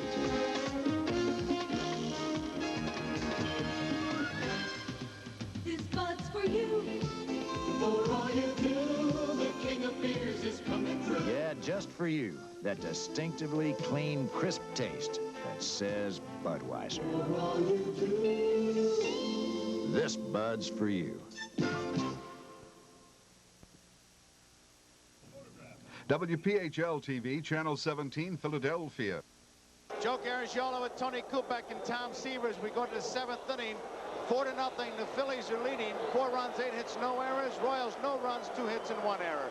This telecast is presented by authority of Major League Baseball and is intended solely for the private, non-commercial use of our audience.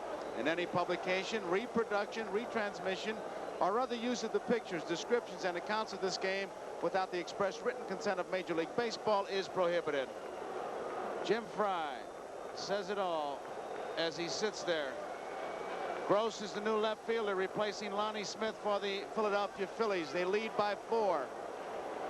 George Brett, Hal McRae, and Amos Otis. Somebody's got to get something started for these Kansas City Royals because time is running out. And Carlton, 7 strikeouts. He has walked 2. He has allowed 2 hits. Bounces all the way back. And Carlton in 1980 lasted past the 6th inning in 40 of his 41 starts. And this includes postseason play.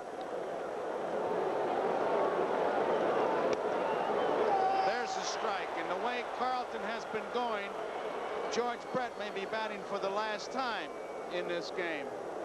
Carlton is going in to nail it down. Line foul. 1 ball, 2 strikes. 65,838. It's the largest crowd in Vet history. It's the largest World Series crowd since October 11th of 1964. A base hit in the right field, and Brett is on. I think that hit right there will give you an idea of the kind of hitter Brett is. He had to be protecting the outside part of the plate, looking for a breaking ball, and yet Carlton threw, I think, the pitch he wanted to, Tom, high and tight, and yet he still could get around and drill it through the infield. He did make a good pitch. Against Carlton, you have to protect an outside corner. You have to protect against that slider, but Brett is quick enough to turn on that ball and hit it in the hole. Here's Hal McRae. McRae came into this game hitting at 450. Off the handle, a high fly ball, short left field. Ball going out, taking charge, makes the play.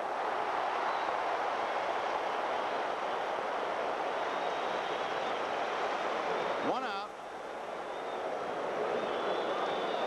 Brett and Wendelstedt visiting as Amos Otis comes to the plate. Otis walked in the 2nd. He struck out in the 5th.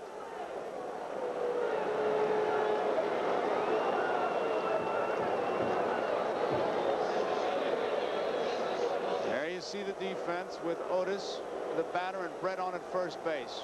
We are in the 7th. It's 4-0 Philadelphia leading. Game 6. Phillies lead in games 3-2.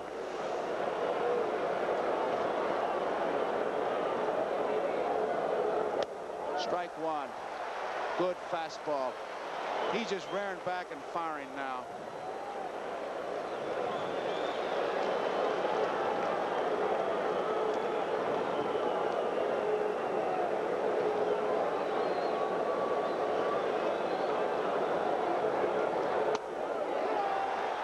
Strike two.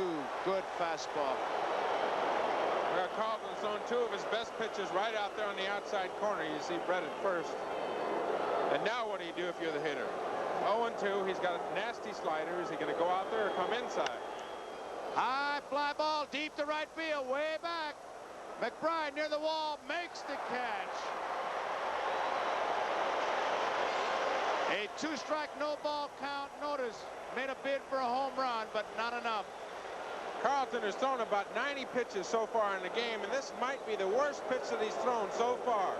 It's the same kind of pitch that Otis hit off of Ruthven the other day in Kansas City for a home run, a fastball up and out over the plate. McBride made a good play going just short of the wall to call it in, but where you have to throw, Otis, is the hard stuff in on the inside part of the plate. What in the world was our cameraman for that? That was some shot. You saw that ball go right in the glove. Tom, you think the 4-run lead is what made him throw that ball down the middle? I think it was a mistake, Joe. Made 2 beautiful pitches and tried to go away. I think he probably wanted to go in. Aikens, a curveball is a strike. It's one of the dangers you have when you get a little bit of a lead. Pitchers start throwing that ball down the middle. They don't want to walk anyone. Curveball hangs high, and it's 1 ball and 1 strike. 2 outs. Carlton has really got a good pace going now. First time he pitched earlier in this ball game, they were stepping out loud. Now the hitters are jumping in, and he's got what he wants. No pitch. Time. 3 umpires called time. Something happened. The third base foul line umpire out to pick something up that was thrown on the field. Don Dinking. There's the bullpen. Ron Reed, the right-hander, and Tug McGraw up once again for the Phillies.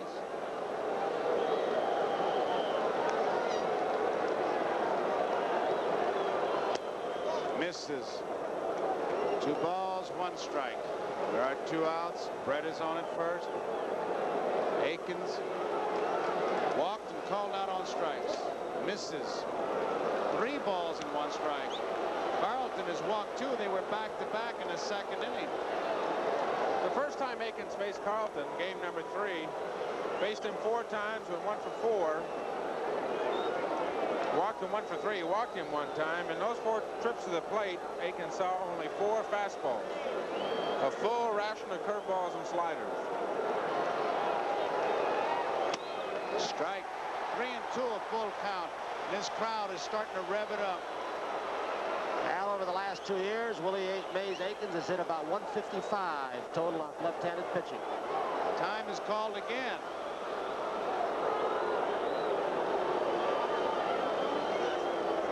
Willie Aikens, no controversy where he's standing tonight for some reason. He's just getting in there and ready to hit, and here we go. Brett was running, of course, and Aikens fouls it off. 4-0. We're in the 7th inning. Trio, the second baseman, is playing Willie Mays Aikens in short right field.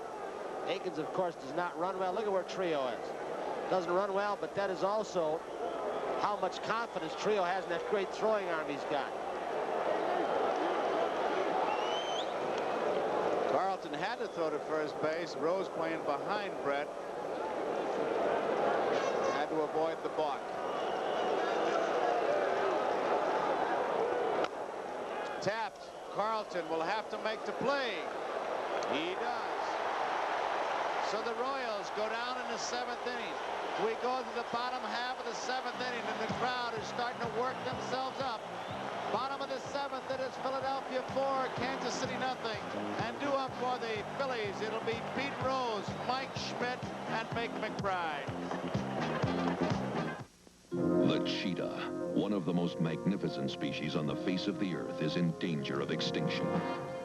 To help prevent that, the San Diego Wild Animal Park was created. But without insurance to protect the people in the park against financial risk, the park itself, along with zoos and similar parks all over the world, might become an endangered species. We're Crum & Forster, working with more than 9,000 agents and brokers, helping ensure the American way of life. Introducing the new World Car, Ford Escort, with better ideas from around the world at your fingertips. Road-hugging four-wheel independent suspension, front-wheel drive, precise rack and pinion steering, stabilizer bar for tight turns, new power-efficient engine for easy freeway cruising, and higher gas mileage ratings than Rabbit, Accord, Corolla hatchback. Ford Escort, built in America to take on the world.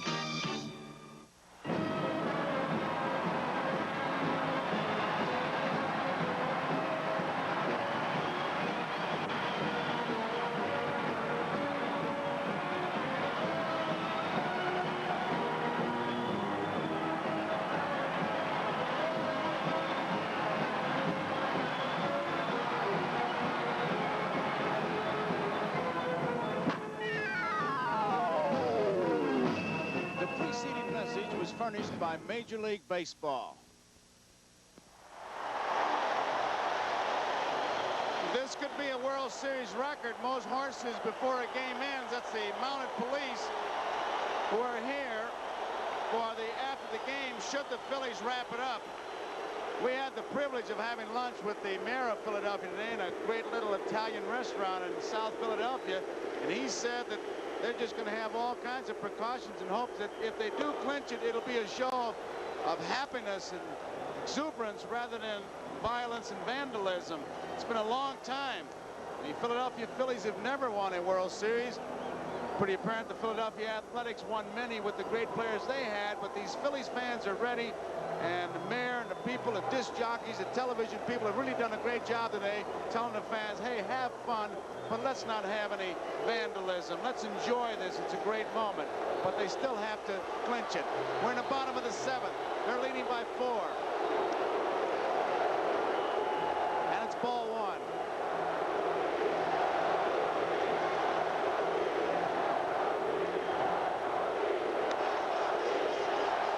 Two balls, no strikes.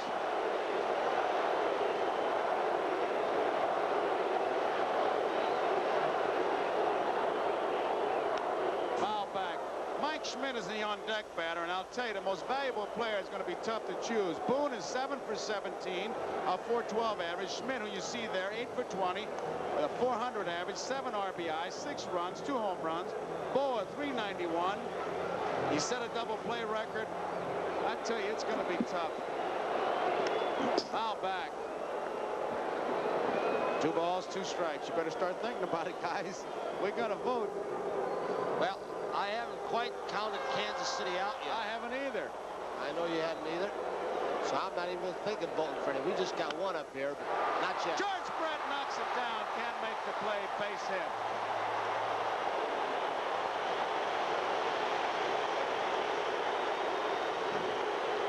We've talked about Brett throughout this series as not being a one-dimensional ball player and how aggressive he is, not only with the bat, but with a glove.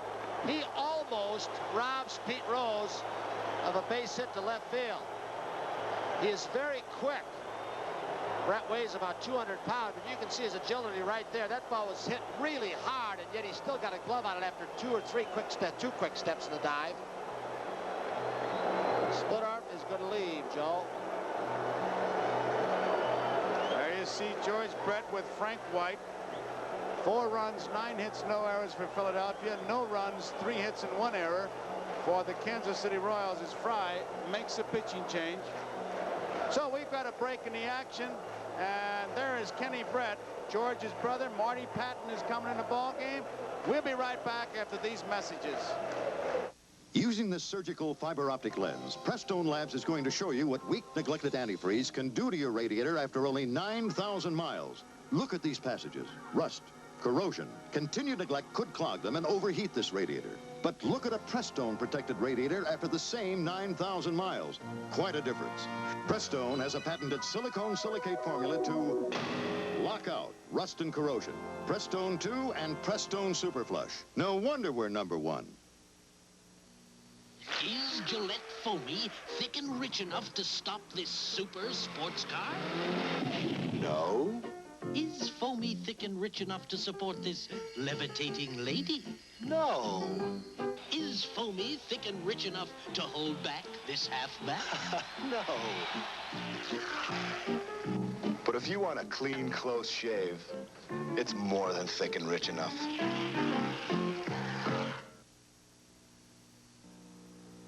Reuniti on ice? That's nice. Reuniti on ice? That's nice. Reuniti on ice. That's nice. Reuniti is America's best-loved imported wine. Red, white, and rosé. Like love, it's pure and natural. Reuniti on ice? That's nice. 2 Nights of Terror, Omen 1 and 2, the whole story. Starring Gregory Peck, Lee Remick, William Holden, and Lee Grant. Starting Wednesday, October 29th. Marty Patton continues to loosen up. While I got a chance here, we wished well to Horace Ruiz, who his last World Series is going to be retiring. I think he exemplifies our entire technical crew, have done such a tremendous job working the wee hours of the morning, getting those cables set, getting us great pictures. And I saw a line that belongs to Ernest Hemingway. It was applied to Tug McGraw. I think it belongs also, as far as Horace Ruiz and our technical crew, grace under pressure. Great job, guys, all of you. And here we go, Mike Schmidt. He had a tough playoff series. He said, but you'll hear from me. He started off slowly here, but they've heard from him. It's a strike. Donna Schmidt looking on. Patton's first appearance in this series. He was 4-0 during the regular season with 4 saves.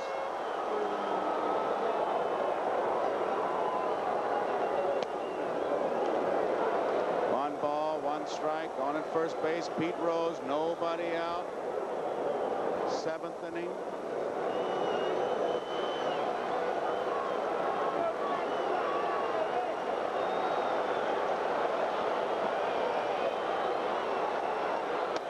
Fastball is inside. 2 balls and 1 strike. Patton's nickname is Bulldog. One of the nicknames, of course, that you can acquire around a clubhouse, as you well know, Tony. Bulldog, he's a real battler. The senior member of the Kansas City staff, 37 years old, 5'10", 180. And he is a real competitor. He's got a pretty good slider at times. There goes Rose. Swung on, missed. Here's the throw. It is in time. Nice play by Frank White. Low throw, scooped it up, put the tag on Rose, and he's out trying to steal. It's the kind of throw that an infielder taking a tag at second base doesn't mind. You'd like to have it down there, especially on this throw from Watting and a short hop.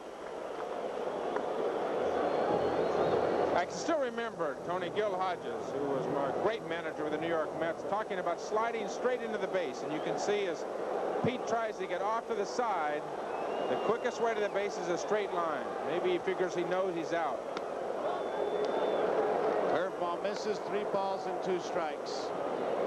There you see Pete. I don't know if he was talking to a player or to us.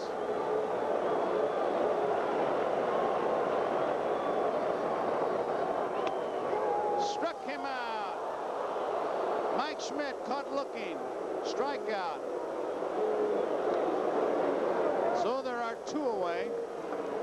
Brings up Hank McBride. Patton's got a pretty good breaking ball, a slider, and Mike evidently looked like he was fooled on the pitch because it's right there. A fine pitch by Marty Patton. 2 men out. Nobody on. 4-0. Philadelphia leading, bottom of the 7th.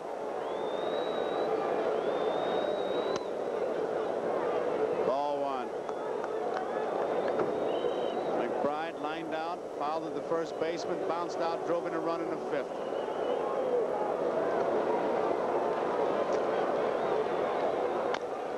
High chopper, Akins to Patton, gets by him. Bake McBride, trying to avoid the collision, falls down. Bake McBride. Patton almost didn't get over in time, and then he tried to cut across the bag. Akins let him a little bit too much time, made him extend himself, but this will give you an idea of Bake McBride's speed. Akins a little bit too far out in front to Patton. Good shot of Wathan backing up the play. It'll be an error on Akins. Patton did get over there in good time, Tony. He made a good run to the line and goes up the line. It's the bad throw from Akins that pulls him into McBride's path. If he'd had a good throw, he'd been able to touch the bag and come right back into fair territory. But the bad throw pulled him in front of McBride. So McBride is on. Batter is Luzinski. It's low, ball one. 2 men out. The official scorers are Phil Collier at the San Diego Union. He's the president of the Baseball Writers Association. Don Pfannenstiel, Independence, Missouri Examiner. Luzinski doesn't get it. And Bob Kennedy of the Camden Courier Post. Those are the official scorers, and they ruled Akins was the culprit.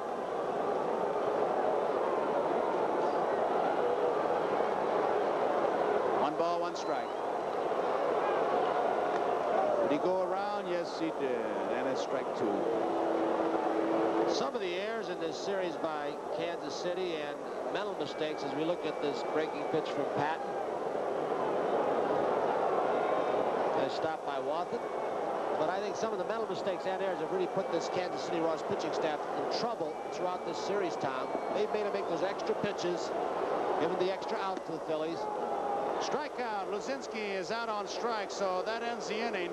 And there is Gene Luzinski looking on, and much like Donna Schmidt, frustrated. That ends the 7th inning. The score at the end of 7 complete innings. It's Philadelphia 4 and Kansas City nothing. And due up for the Kansas City Royals in the 8th inning, trailing by 4. It'll be John Wathan, Jose Cardinal, and Frank White. Instant photography by Kodak and the big audition. The cornucopia. It is a horn of plenty. Hold it. Got the flash, Marvin? Sure. It's Bill Triton. Very good. Okay, next. Fine crops of grain and fruit. You're on, Louise. Hi, Alexa. Well, Marvin, what do you think? I think all my pictures are great. The Kodak Colorburst 250, the instant camera with built-in flash and brilliant color by Kodak. Can you see the difference between Firestone steel-belted Trax 12 and other all-season radials? Firestone has special traction bars for pulling power in snow, but they're hidden in the Trax 12 tread for smooth, quiet turnpike driving. Long-lasting Trax 12, the all-season steel-belted radial with traction you can see. Traction 12 months a year. Trax 12, Firestone's lowest-priced steel-belted white-wall radial. You're the Pepsi generation, the spirit of today. And with every taste of life that's new, well, that Pepsi spirit shines right through. Catch that Pepsi spirit. Drink it in, drink it in, drink it in. Catch that Pepsi spirit. Drink it in, drink it in, drink it in. Okay. John Wathan, Jose Cardinal, and Frank White. We are in the 8th inning. Philadelphia 4, Kansas City nothing. Carlton has struck out 7. He has walked 2. He has allowed 3 hits.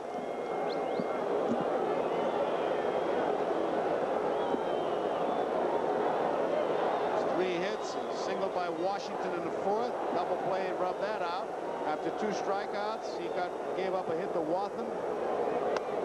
It's ball 1. That was in the 5th inning. And then Brett led off the 7th with a single. Carlton retired 3 men in a row. It's a strike. Carlton, to me now, is using the Sal Ruggeman theory, throwing strikes with a high ball hitters hit over it, and the low ball hitters hit under it. He's doing it right down the middle with something on it. He's got a It's outside. Ruggeman was a pitcher with Detroit and the White Sox, and I love this theory. Throw it down the middle, low ball hitters hit under it, and high ball hitters hit over it. That's a bad theory in the 6th game of the World Series. You get in a pattern, that would start and stuff. Start just throwing the ball down the middle, and all of a sudden you get in a groove, you get tattooed, and then can't get back in your rhythm.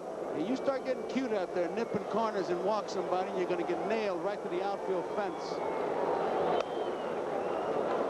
2 balls and 1 strike. The one thing he wants to stay away from are bases on balls. 3-1 to count. That's Carlton's 100th pitch, Joe.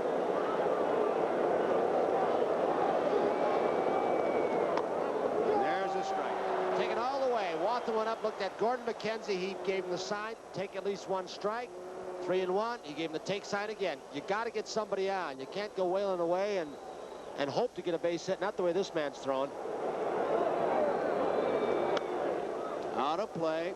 Count remains full at 3-2. He's just gone over 100 pitches, and to put it into perspective, here in the 8th inning, he's got 102 now.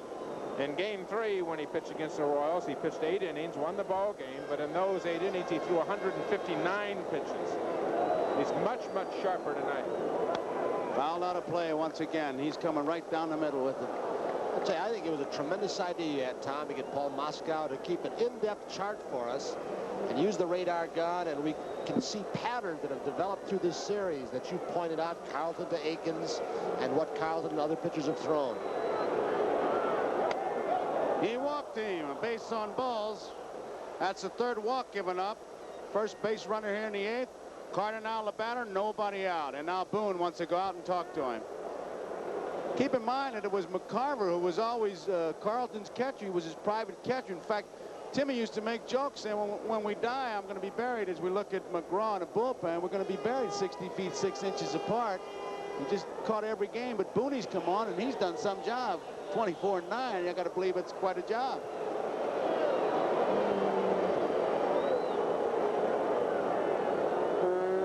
Cardinal, he is looking for his first base hit. Taking all the way, it's a strike.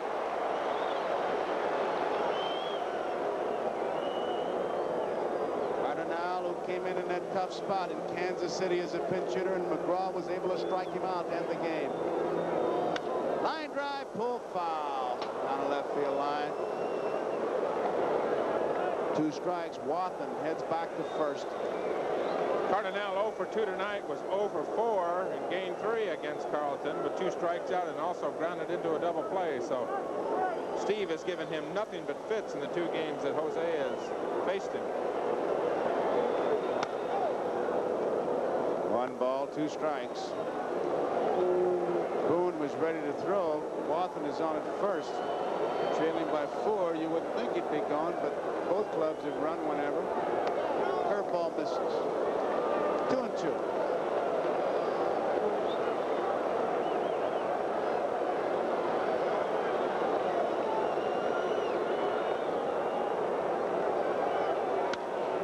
Line drive, base hit. Cardinal has his first base hit. Wathan stops at second. Nobody out, and Frank White is the batter. Tom, looked like a breaking ball, a slider that Carlton got up. Dallas Green, Bobby Wine. Is he going to make a move? He has McGraw ready. I would believe that was kind of a sign he had with the bullpen when he went to his left arm as he came up to the top step of the dugout. McGraw is ready, and his crowd will really react when he comes on, because he has really been something. He is going to make a move, and Carlton should get a nice hand as he walks off. The crowd's starting to react already. McGraw's had quite a day.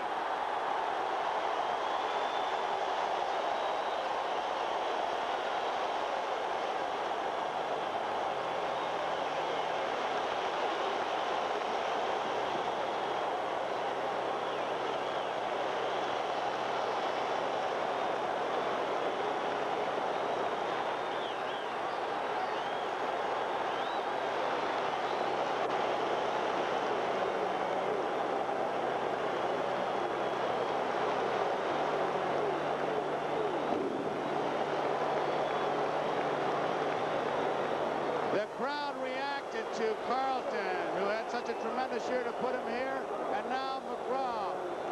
Well, McGraw this afternoon started off by having a tugboat renamed after him. He christened it. There's your score, but McGraw, his 4th ball game.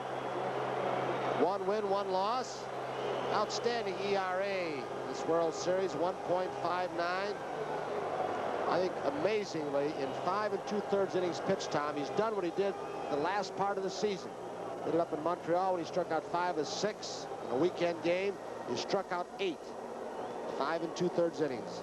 You go across and look at his numbers, Tony. You say, well, 5 2/3. He's got 6 walks. His control has been bad. Well, Tug is a guy that'll look at an inning and find his out men. He has outstanding control of all the pitches that he can throw.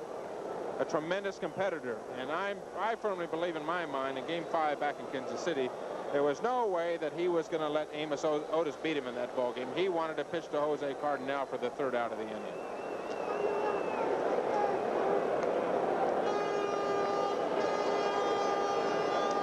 Tug McGraw, the man of the hour in this crowd, some 65,838 reacted to him coming in. Joe Garagiola here with Tony Kupek and Tom Seaver. This is Game 6. The Phillies leading in games 3 games to 2, leading this game 4 0. McGraw's replaced Carlton. We have Wathan on at second base. Cardinal is the base runner at first. And due up for the Phillies, it'll be due up for Kansas City will be Frank White, Willie Wilson, and UL Washington. They've got to get it going. They've got to start here. Jim Fry. Base runners at first and second. Joe, we've talked off and on during this World Series about scouting reports, and I think one of the most important places they come into play is setting up your defense.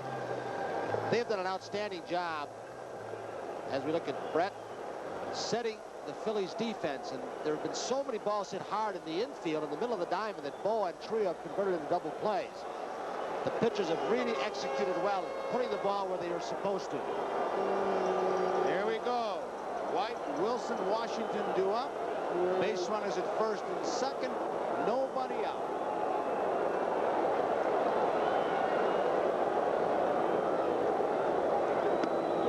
Takes it low, ball 1. Continue to take a strike. First 2 hitters did off Carlton. There's your defensive alignment for White, Boa, and Trio playing up the middle of the diamond. Looking for the double play. Maddox shade toward right field.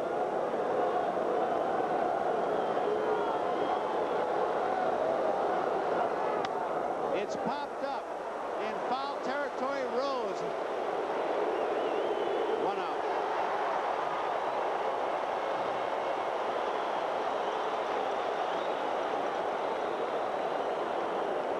That brings up Willie Wilson as Rose hauls in the pop fly hit by Frank White. Wilson struck out in the first. He struck out in the third. Tried to beat out a bunt, but Carlton got him in the 6th. They have just powered the ball by Willie Wilson. You pointed out he has struck out 11 times. He is just a kid. He admitted before the game the pressure is really on him. He's tried too hard. He's been strangling that bat, and they've just been blowing the ball by him. Ball 1. He's a kid who got 230 hits during the regular season. The second, there's Wathan at second. Cardinal for the second man in baseball history to get 100 hits from each side. Gary Templeton last year, this year Wilson. Screwball is high. 2 balls and no strikes. The on-deck man is UL Washington, followed by George Brett. 4 0. Phillies are leading. We are in the 8th. Strike. 2 balls, 1 strike.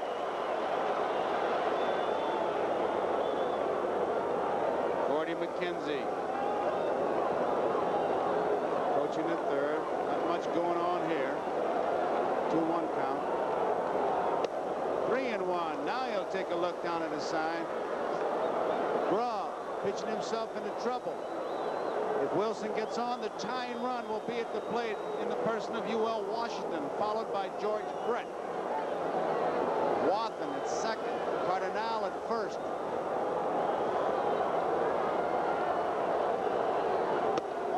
Walked him, bases loaded, tying runs at the plate.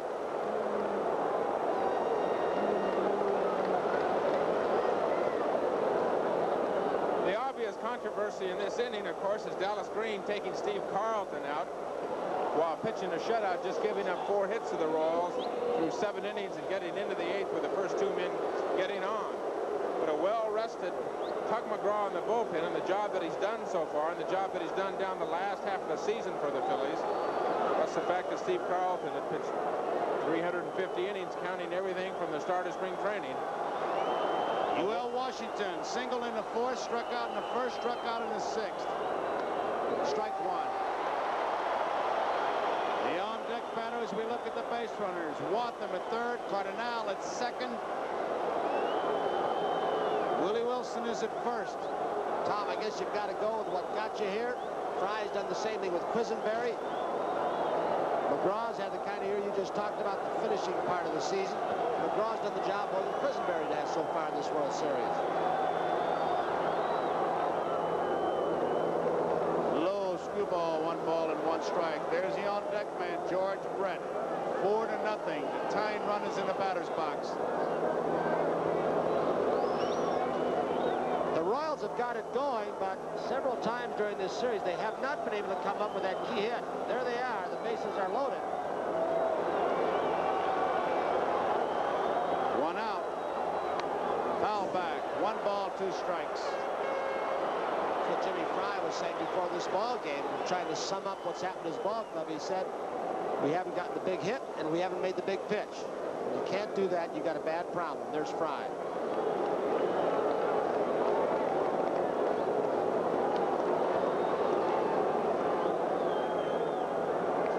Philly bullpen continues to throw.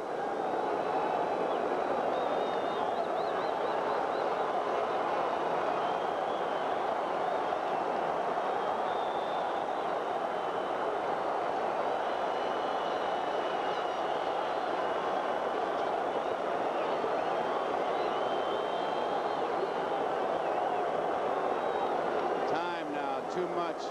McGraw trying to make that bat just a little heavier in UL Washington's hands. He builds it up, and it got a bit heavy, backed out. Bases loaded.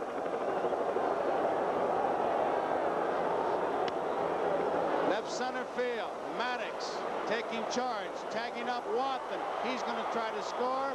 He will. It's 4-1 as the throw goes into 3rd. Sacrifice fly.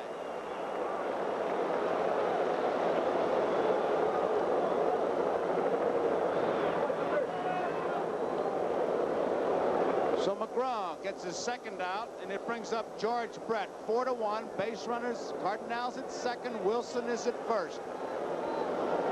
This will be an interesting confrontation because in Game 5 in the 7th and the 9th inning, McGraw struck Brett out both times with fastballs high and away. Brett in this situation looks inside for 1 pitch or so, a ball he can pull. I doubt if he's going to have to take side, as the other guys have.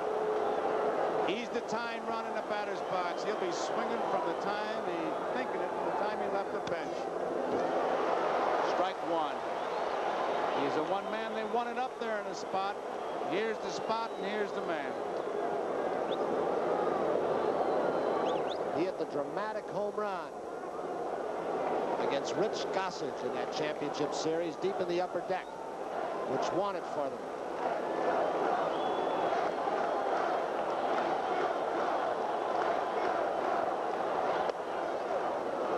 Ball, 1 strike. Cardinal at 2nd base. Wilson at 1st.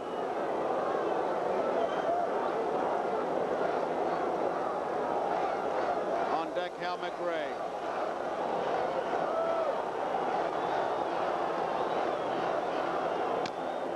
Foul ball.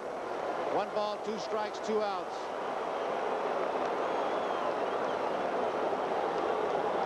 Let's see if McGraw now continues the pattern which he struck Brett out in game number 5 twice and go to the fastball.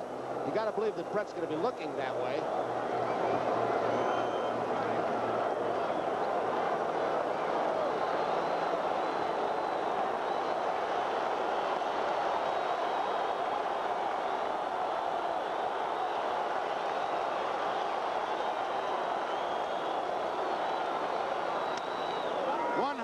Trio gets it. Rose covering. Safe. Safe. He was off the bag. Bases are loaded.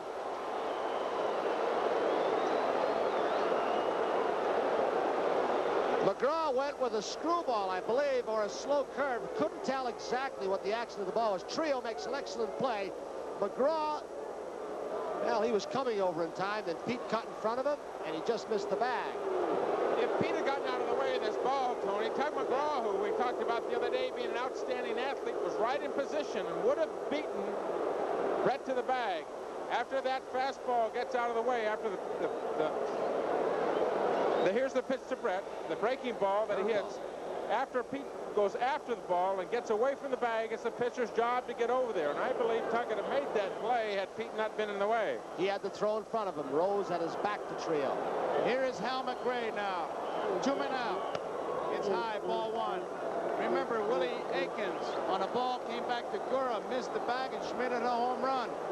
Royals fans are saying, can lightning strike? McRae. Bases loaded. High. 2 balls, no strikes. McRae has just 1 RBI in this World Series, but he hasn't had a whole lot of opportunities. He's let off a lot of innings. He has not left that many men on. He's gotten singles to keep rallies going. High, ball 3. 3-0. McGraw. 3 balls, no strikes to McRae. And he took a good look at Gordy McKenzie. The bases are loaded. There are 2 outs. Phillies are leading 4-1. Taking. It's a strike.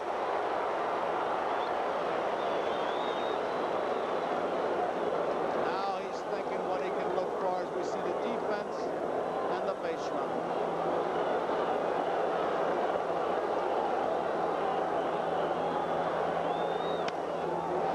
Down the right field line near the stands. Rose giving it a chase. Out of play. 3 balls, 2 strikes, 2 outs. 8th inning, Philadelphia 4, Kansas City 1. 3 players with outstanding efforts. Rose will climb the tarp. McBride coming from right field, and Trio coming from his second base spot. What intensity. George Brett, if you're scoring, was credited with a hit.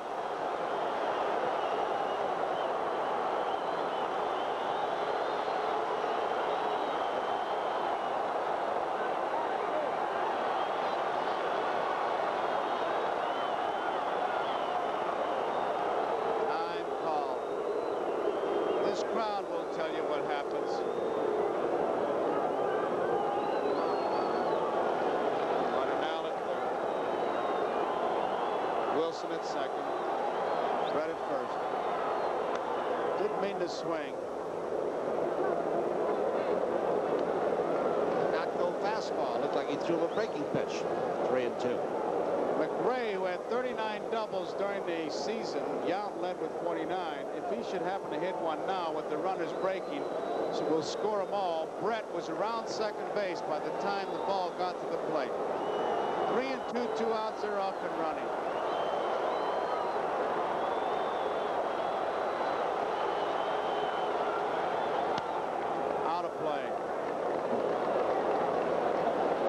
I think if you talk to the Royals players who they'd like to have up in this situation, they name 1 or 2 men. Brett might be one, but that guy right there would rank very close to George Brett. He's been a tremendous clutch hitter for that ball club. Not only the Royals, Tony, Dallas Green was quoted as saying he was the one man he didn't want to see up there in a game situation, McRae. And he's up there now. Bouncing ball, Trio, big hop, has it. Innings over.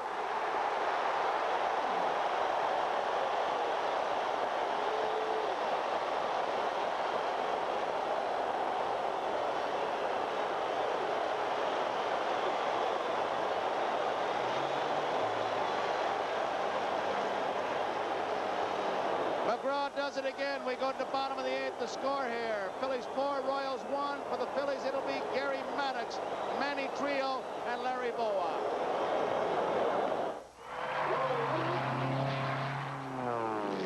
You take 1,000 hearts up here with you. Make them skip a beat.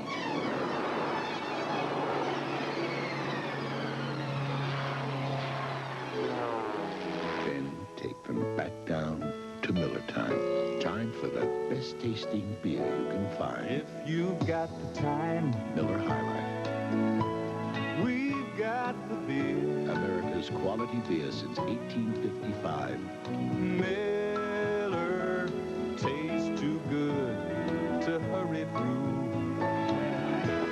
When it's time to relax, one beer stands clear. If you've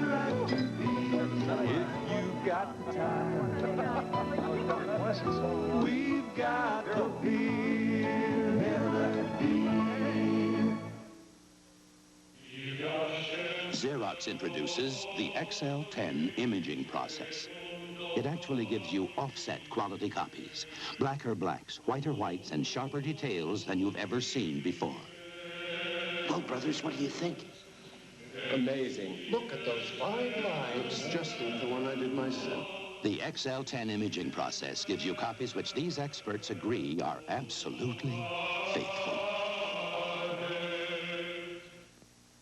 On NBC Sports World, see the big boys roll in the Charlotte 500. The second edition of the Legends of Bowling, plus Sports Journal looks at the NBA line on cocaine, Saturday.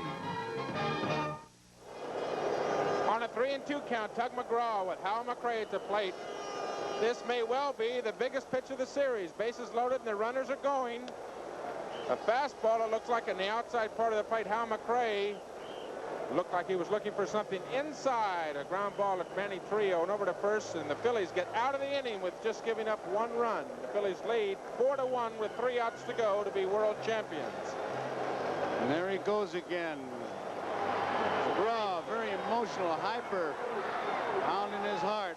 Here is Gary Maddox, and he's in the race for the most valuable player as we look at Quisenberry, who's come on for the Kansas City Royals. It's ball 1, pitching off the stretch as he has throughout most of this series, even with nobody on.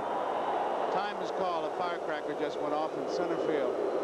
And the crowd really reacted the way they should. You can see the stats of Dan Quisenberry. 1 win, 2 losses, high ERA. And he has struggled. He has been the salvation of this Royals ball club throughout most of the season. He has done his job every time. 2 balls, no strikes.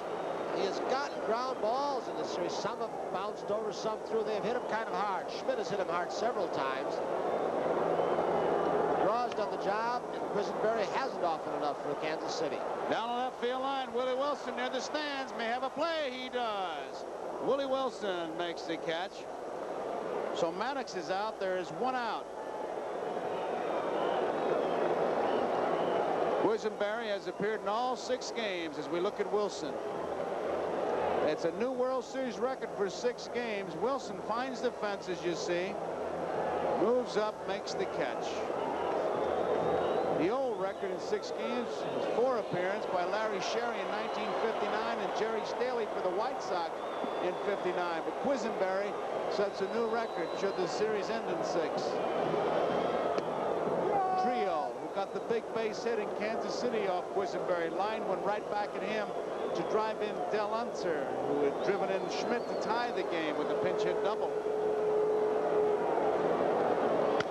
Bouncing ball, UL Washington, big hop. 2 outs.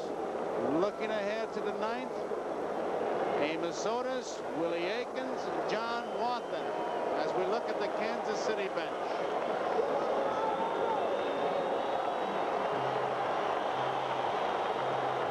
Larry has heard some boos from these people this year, but not in this World Series the way he's played, with the bat and with the glove. On a radio show he has blasted Dallas Green late in the season. Fly ball right field. Cardinal is there. 3 up, 3 now we complete 8 innings, and now we go to the 9th. And the score, Philadelphia 4, Kansas City 1. Fans are on their feet. The Phillies have never won a World Series. Keep that in mind. And it'll be up to Tug McGraw to nail it down. And 2 up for Kansas City. It'll be Amos Otis, a hot hitter, Willie Aikens, a power hitter, and John Watson. With all the hoopla surrounding the introduction of X-Car #1 and K-Car #1, isn't it interesting that Ford Fairmont number 1,200,001 rolled off the line with better estimated MPG than Citation, more total room than K, and when comparably equipped, sticker priced hundreds less than either? In short, Fairmont started doing what a 1981 car should do 1,000,000 cars ago. Ford Fairmont, it makes a world of sense. This is for you. An invitation to pivot. This is the Gillette Atra Invitation Razor. Its twin blades keep the perfect shaving angle because of this, the Atra Pivot. It gives you a better shave than any razor that can't pivot. And now you can pick up this Gillette Atra razor for under $1.50. But hurry, this offer to pivot is for a limited time only, so run out before we do. Thursday on Games People Play, Australia's finest lifeguards compete in the annual Surf Classic. Meet an 82-year-old man who finishes first as horse racing's favorite pony boy. Find out who wins the valet parking contest. The wives of the Philadelphia Phillies and the Kansas City Royals battle it out in an exciting tug-of-war. Plus a daring escape attempt from the tracks of a roller coaster. Games People Play, Thursday on NBC.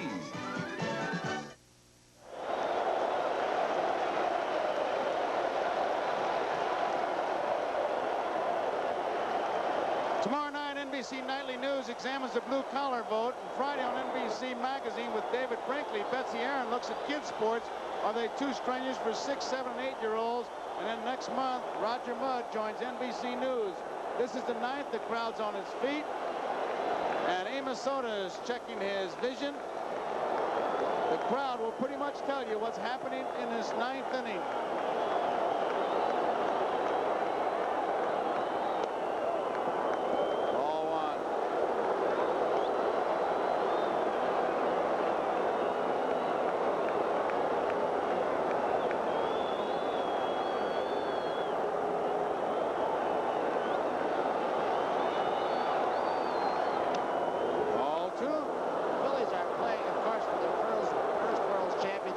Aikens on deck.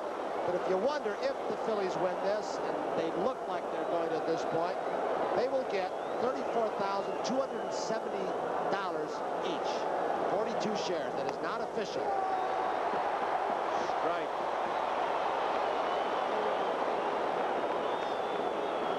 Two balls, one strike.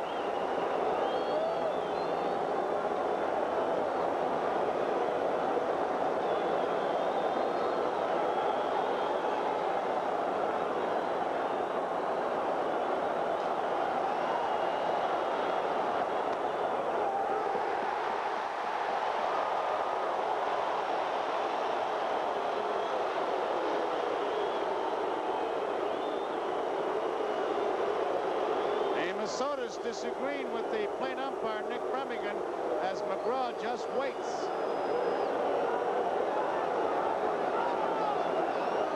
2 balls, 2 strikes.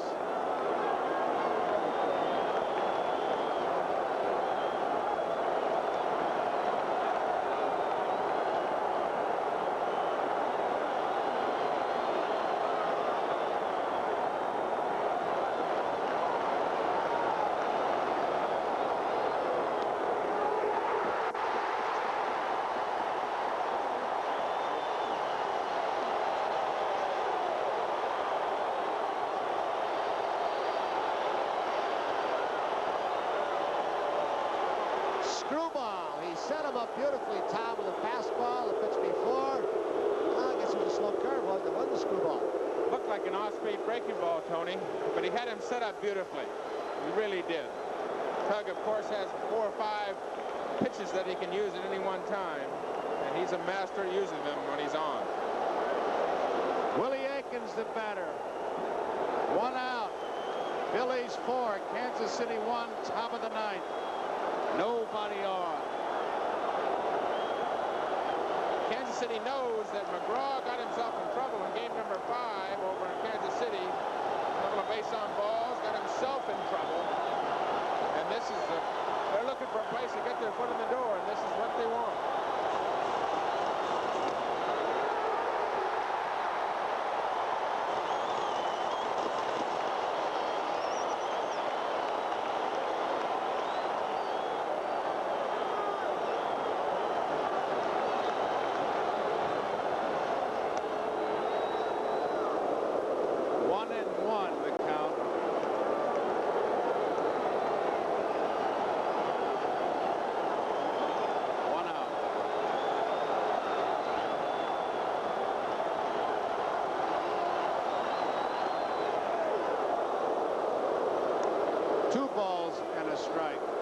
Philadelphia 4, Kansas City 1, top of the ninth.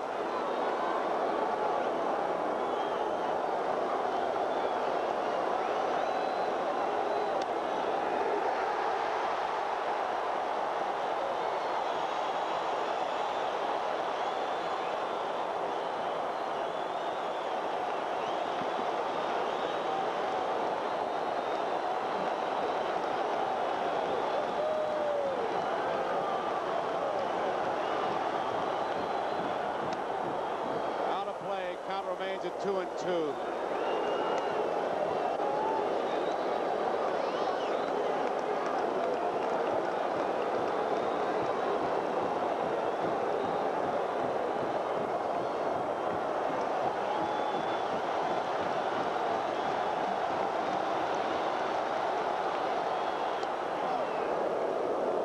Three and two.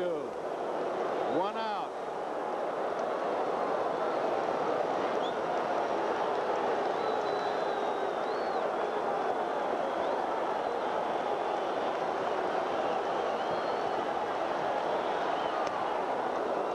Willie Aikens draws the base on balls, and the crowd goes down, up with the strikes. They have never won a World Series, the Philadelphia Phillies. We're going to have a pinch runner here. As you see Concepcion come out of the dugout.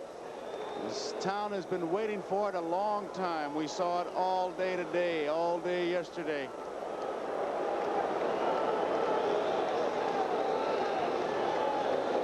McGraw, as he did in inning number 8, might be back in a little bit of trouble. He walked 2 in the 8th. Now he walks Aikens. Time is called down the right field line as we look at Aikens. It's been a tremendous championship series, a tremendous series, and should this end tonight, there really are no winners and no losers. They both are winners and losers. Both teams played well. A tremendous series.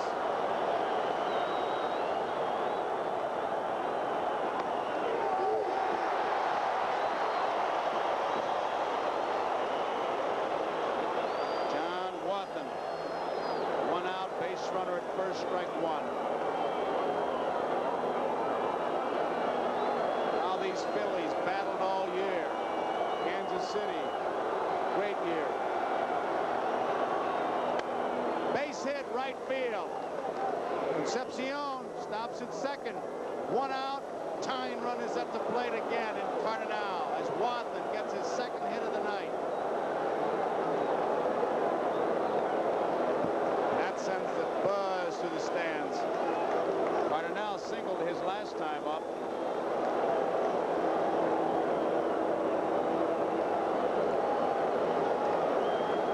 Phillies bullpen starts going once again as we look at the Royals bench.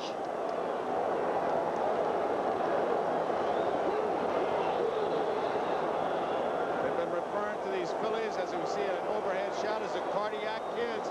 And once again, the tying run is at the plate, which has been typical of this whole series. They have gone, both clubs, to the 27th out.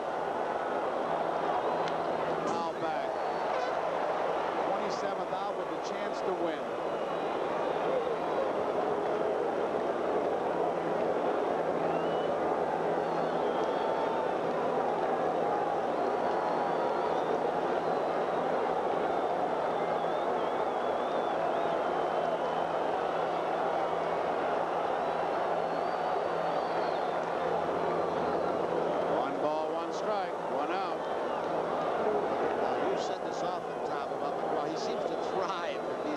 circumstances. He creates his problem, somehow wiggles out. That was Green. So the on-deck batter, Frank White.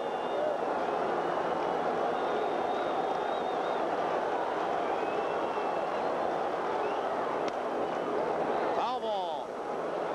1 ball, 2 strikes.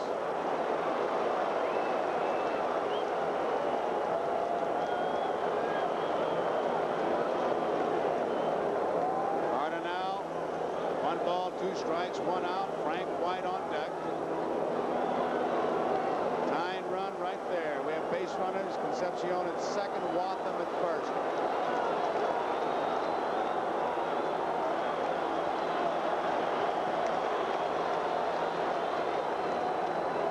Pickoff play at first. They're going to have a little bit of an argument, maybe. No. Almost blocked him, Martinez says. He does get back, Wathan. Pretty dangerous play in this kind of situation, but Booney with a great confidence in his arm. Rose sneaking back. A play that was pre-planned. Rose caught the foot of John Wathan, almost shielded him off the bag. Never did tag him, though. Pete Rose can't get in the front door. Try the back door. He'll try anything.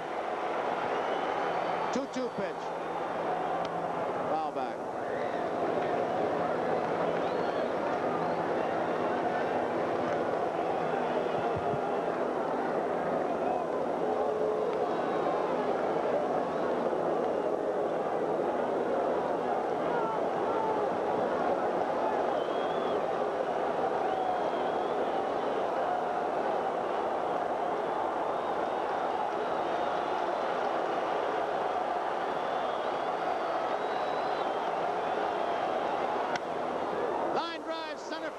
It is a base hit. They're going to hold everybody up. The bases are loaded. And Frank White is the batter. The tying runs are on. There you see Martinez, the coach at first base, as he pats Cardinal at second base. Wathan, Concepcion stopped at third. And Frank White is the batter. I think it's just marvelous as we look at Della Green, the way this Kansas City ball club, who looked like they were completely beaten by Carlton early in this ballgame when he was almost overpowering them, have come back in both the 8th and the 9th inning and threaten this Phillies ball club. Frank White, who is 2 for 24 in the batter's box.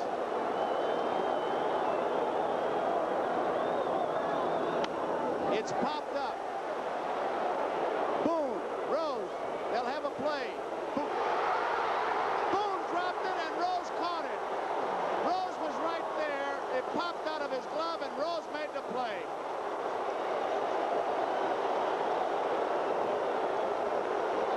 Give me an idea as we look at Boone approaching the dugout. He picks it up. How much Pete Rose hustled. He came over to help out if he needed the help. It scoots away, and Rose keeps it from going in the dugout. So they get it out. The hustle of Pete Rose.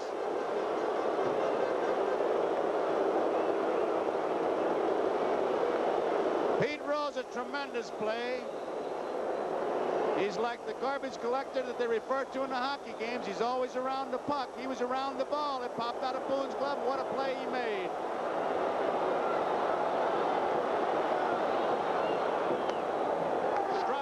Willie Wilson.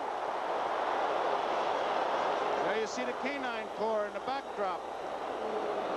Part of the security here at the stadium. We talked about it before. Kansas City bullpen making their way in. Fouled off.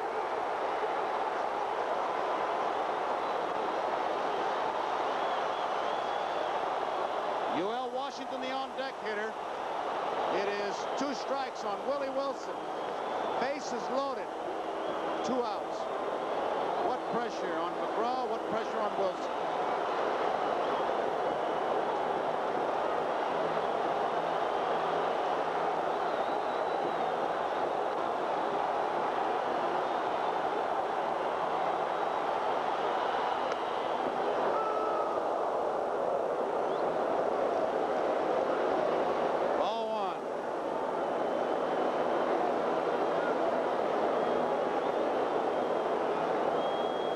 crowd will tell you what happens.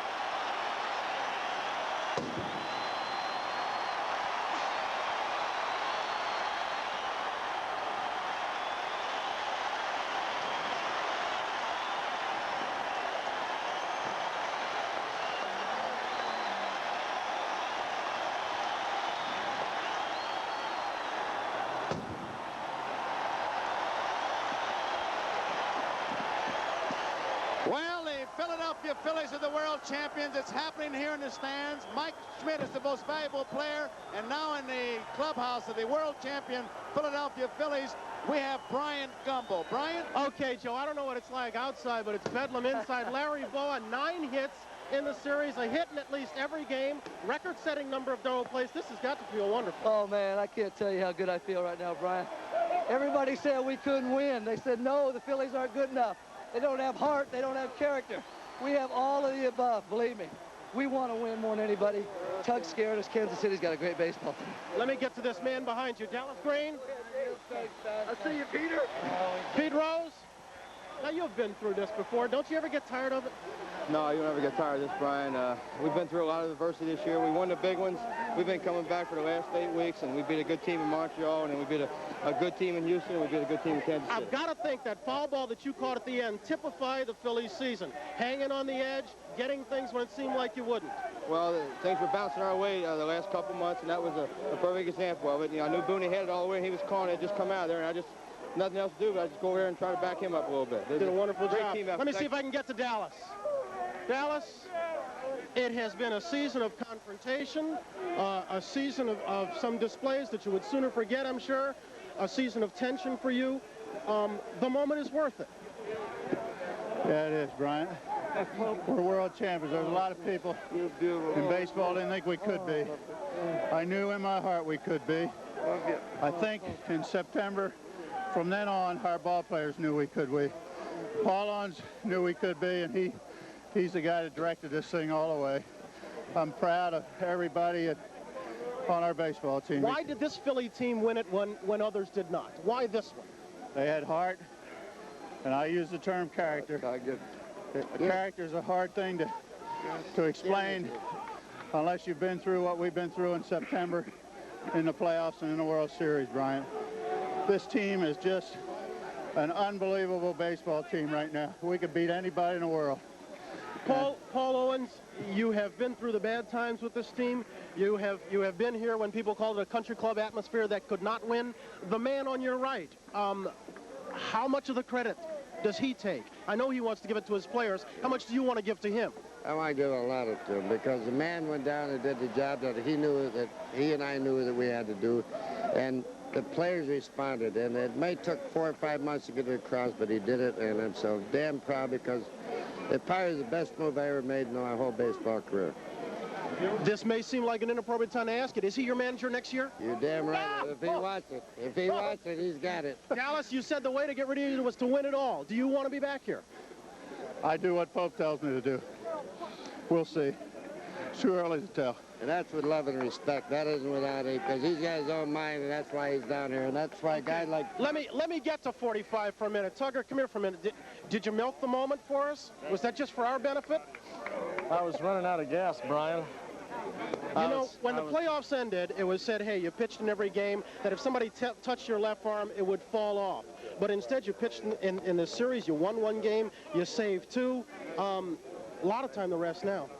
Well, Brian, I just ran out of gas today. I kept getting in trouble. I was missing with pitches, but I just heard everybody yelling and hollering, and all the guys were out there screaming and hollering. I saw them police dogs running on the field. I said, reach back and find some extra. That's what this whole team's been reaching back and finding some extra, it seems like, since Moby Dick was a guppy. But, Brian, it just was there when we needed it. I'd like to say hello to my mom and my little brother out in California, my Uncle Henry out there, too, and Aunt Edith. Tugger, thank you. Let me grab Bob Boone in here. Booney, you came into the game hitting 400. You picked up another hit in this one. You caught solid baseball throughout, despite some nagging pains. Steve had a lot of stuff early on, didn't he? Steve threw very well, Brian. I thought he got a little tired there at the end, and I had alerted the bench to it. Earlier, and when he struggled at all, Tug's been doing such a great job. I went to Tug right away, and the Royals being very selective naturally in that situation, he was just a little fine and just missing. But once again, he came through, and this club has just done it all year. It's fantastic. Booney, congratulations. Thank you much. Let me bring Gary Maddox in here. Gary, you are one of the people. Congratulations. Thanks, you were Brian. one of those who had your problems with Dallas Green as this year went along. Willing to forgive and forget? All the way. It's world championship time now, so we're happy about that. Are you willing to admit now that what he did, he had to do? Well, in his mind, I'm sure he felt he did what he had to do. Sometimes it just... you got to make an adjustment. You got to go along with what the manager feels is right, whether you like it or not. After we've been around for a while, we think that maybe we have our own ideas of how things should be done, and the manager's in charge, and you have to accept that. Would you like to see him return as manager? Yeah, if we can go back and be world champions again, I don't care who's here. I must say, before the game, I came up to Gary Maddox, and I said, Gary, how you feel? He said, I'm nervous. You're not nervous now? No, I'm happy now. Here, I got a drink for you. You gotta have, I can't. On national TV, I cannot. The booth. Joe, you've got it. All right, Brian, right here on the field. What a display. The Philly players came out, led by Pete Rose and Dallas Green, and you see what's happening.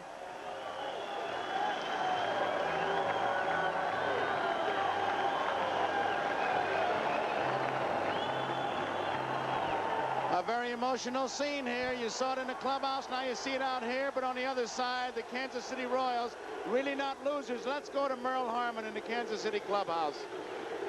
All right, Joe, and as you can imagine, it's rather quiet here. But as you said, there can be no loser in a World Series like this, Jim Frey, because you fellas played it right to the hilt. You had a chance to win it in the 8th. You had a chance to win it in the 9th. And no loser in this entire series did not have an opportunity to win in the last inning. Well, I'm proud of the way the ball club came back in this game. We came back hard in the 8th, and we just couldn't get that base hit in the 8th or 9th. I think that's the whole story of the series. I thought we played as well as they did, but we just couldn't get that one hit or that ball to go in the hole for us. But I want everybody to know that we're as proud as we can be to be Kansas City Royals, because we had one great year. All right, what about the comeback for next year? We're going to try. We hope we can be in the World Series and try it again. All right, Jim, congratulations to you. Now let's go back to Bryant Gumbel. Okay, Merle Harmon, thank you very much. One of our oldest cities has waited one of the longest times for this moment. They got close to it in 15, got close to it in 50, but a championship has finally come to Philadelphia. Bowie Kuhn, I know you've got some honors to do. I am delighted to be able to present this trophy representing the World Championship to Willie Carpenter, the skipper here, Dallas Green, to Paul Owen, 3 men who have done a fantastic job to bring this championship to Philadelphia. All baseball is proud of you fellas. Your trophy. Ruley, a couple of words on how agonizing the wait for this moment. Well, Brian, I just hope that this town doesn't have, this franchise has been in existence maybe 96 years, I think I saw in the paper, and I hope to hell they don't have to wait 96 years for another world championship. It's the greatest thing that's ever happened to me in my life. And this man here and Dallas Green, Paul Owens, Dallas Green, and these ball players and coaches and our whole organization have just done a fantastic job for us. Did you know that Paul and Dallas already consummated a deal for next year? He's back? No way. We haven't gotten into that yet. No, but it's just the greatest thing that's ever happened to my family. Really, thank you very much. Dallas Green, Paul Owens, congratulations. Perhaps fitting that it comes down to Philadelphia after a long season that we had many surprises. For a time, it looked like we would not even have any players to play in this World Series. But when you consider that a team comes and occupies first place for only 16 days, manages to win a championship only after being behind in every game, and comes on and wins no game in the series but this last one by more than 2 runs, maybe the best things in life are worth struggling for. Indeed, in the Philadelphia Phillies case, one has to believe that's true. Joe? Okay, Brian, thank you very much. You see the celebration here. You heard Jim Frey. And I'll tell you, it was a series that every game, they went to the 9th inning, the 27th out with a chance to win it. The world champion Philadelphia Phillies, 4-1. Tony, you have any thoughts? Well, I'm going to remember some of the Royals' performances. The Willie Mays Aikens with 4 home runs, a triple, a game-winning RBI. The frustration of Willie Wilson, a great young player who struck out 12 times, but he will be back because he's very young. That is the Royals side, and there's some pluses for them, too. Tom Seaver? Joe, I don't think that I ever saw the Royals play the kind of baseball that they played against the Yankees. We know that they're an awfully fine club, but for me, it came down to the pitching, which, of course, is my heartland. And it comes down to Quisenberry and McGraw, and McGraw simply outpitched the fine reliever from Kansas City, Quisenberry. Well, the Philadelphia Phillies are the world champions, and all of us at NBC Sports would like to thank some people here in Philadelphia and Kansas City for all the help they gave us. Behind the scenes, Dean Vogelaar, Bruce Carnahan, Brian Burns, Larry Schenk, Chris Wheeler. Our thanks to them. Congratulations to the Phillies. Congratulations to the Kansas City Royals. And for Tom Seaver and Tony Kubek, Joe Garagiola saying so long from Philadelphia. Game 6 of the 1980 World Series has been brought to you by Gillette Atra, the pivoting head razor. The pivot makes it better. And by the Miller Brewing Company, brewers of Miller High Life. If you've got the time, we've got the beer. By GE. At GE, we bring good things to life. And by Ford and your local Ford dealer, who invite you to test drive the new 1981 Ford cars and trucks. The executive producer of NBC Sports is Don Ohlmeyer. The coordinating producer of baseball is Michael Weissman. Produced by George Finkel. Directed by Harry Coyle. Pre-game produced by David Stern. Pre-game and replays directed by Ken Fouts. Technical director Horace Ruiz. Associate producers Michael Hadley, Peter M. Rolfe, Glenn Adamo, and Bill Peters. Associate directors Richard Klein, John Filippelli. Production manager Steve Foreman. The Phillies, the world's champions, as they beat Kansas City tonight by the score of 4-1. They end the World Series in 6 games. Heroes on all sides, and Mike Schmidt was voted the most valuable player in this World Series. Steve Carlton came on, pitched strong for the Philadelphia Phillies tonight, but the Royals, as both ball clubs did during this entire World Series, came to that 9th inning, and Tug McGraw, who I guess set it for this World Series when he kept pounding his heart after he'd get that 3rd out in a crucial spot.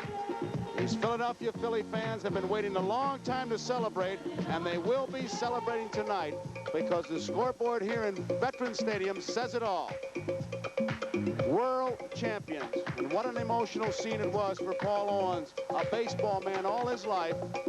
Made a deal, made a move that really had to be a tough one. Took Dallas Green from the front office, put him on the field, and Dallas Green took some raps, but he did it his way. And it was the right way because they are the world champions. What a battle it was for them against Montreal. What a battle against the Kansas City Royals. You must say the Kansas City Royals had quite a year. They built up a big lead, 3 straight from the Yankees. They sat back and watched the Phillies play Houston, came here ready, but not ready enough. World champions, the Philadelphia Phillies, first time ever.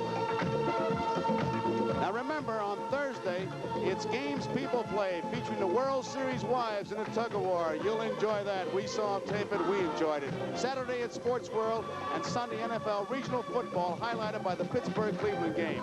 Now stay tuned for late news, followed by the Tonight Show.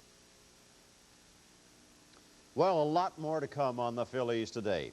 Don't forget, we'll be going back to the vet to talk to our broadcasters. Want to remind you right now, tomorrow we've got a special saluting the 1980 World Champion Phillies right here on Channel 17, 11:30 tomorrow morning. And I have all the highlights of this conclusive victory. Still to come on the Phillies today. I've known Arlen Specter and Pete Flaherty for years, and frankly, there's no comparison. I saw what happened in Pittsburgh when Pete Flaherty was mayor. We lost more than 34,000 jobs, and our roads and bridges deteriorated. Arlen Specter has a positive record of getting results for people. As district attorney, Arlen Specter fought corrupt politicians, and he worked to reduce violent crime. That's why, for me, there's no choice. We need Arlen Specter in the U.S. Senate. Together, we'll produce for Pennsylvania. This blood sample traveled over 1,000 miles overnight by express mail. We've got to give the hospital in Nebraska an immediate analysis. We'll check to make sure this patient's blood has a safe level of a new cancer treatment drug. When fast response is critical, we specify express mail next day service. They deliver overnight on time. Dr. Blake, well, we've already finished. Express mail from your postal service. When you need it overnight, we deliver. Hey, a little one-on-one. I ought to do some yard work. Want a Michelob Light?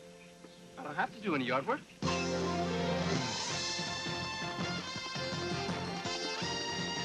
Would good friends really go at it this hard just for a beer? Well, consider it's Michelob Light, and that means a rich, smooth taste you can compare to any beer you like.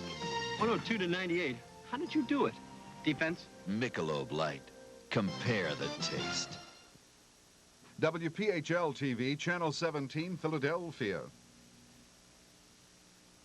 Conveniently located off the main road is Ida and Vincent's Motel. You want us to register? No, that won't be necessary. You'll never forget Ida's cooking, Farmer Vincent's prompt and courteous service, and ask to see their secret garden. You just might die laughing. Motel Hell, rated R. Starts Friday at the Budco Goldman Theater, 15th and Chestnut, and surrounding first-run theaters. Give me a mountain and nothing to do. Give me the sunshine, give me a dew. Give me something simple and true. All I need is sunshine and smooth, refreshing mountain dew. Yeah, give me a river, give me a dew. Give me my good friends, give me a dew. Give me the sunshine, give me a dew. 610 WIP, where we play your songs. Your weather with the exclusive Finkel forecast. We'll make plans accordingly. Your news 28 times a day. Eyewitness, the anonymous witness, supposedly. 22 traffic reports with the Go Patrol. We do have a Go Patrol highway traffic bulletin for drivers. And your sports with play-by-play on the Flyers. Complete. And the Eagles. Touchdown. 610 WIP. We play your everything.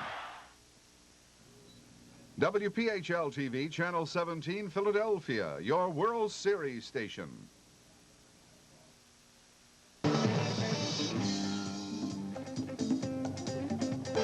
This portion of Phillies Today is brought to you by WIP 610. We play your songs. And by Pabst Blue Ribbon, America's quality beer since 1844.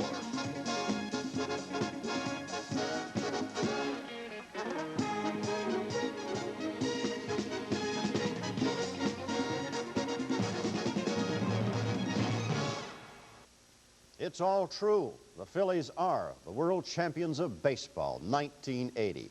And for a little reaffirmation, let's switch back to the vet right now, where Andy Musser and Tim McCarver happily are standing by. Gentlemen, congratulations. Thank you, Bob. I can understand. You just want to make sure. You just want to touch reality here a little bit and make sure that what we witnessed out there in the field is true. Is it true?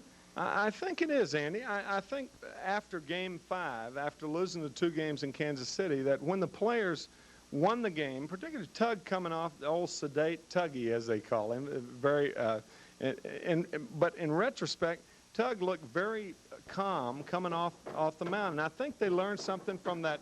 Look at who is this back here? I have no idea. The players are bombarding us from every end, and we're in a room that nobody's supposed to be able to find.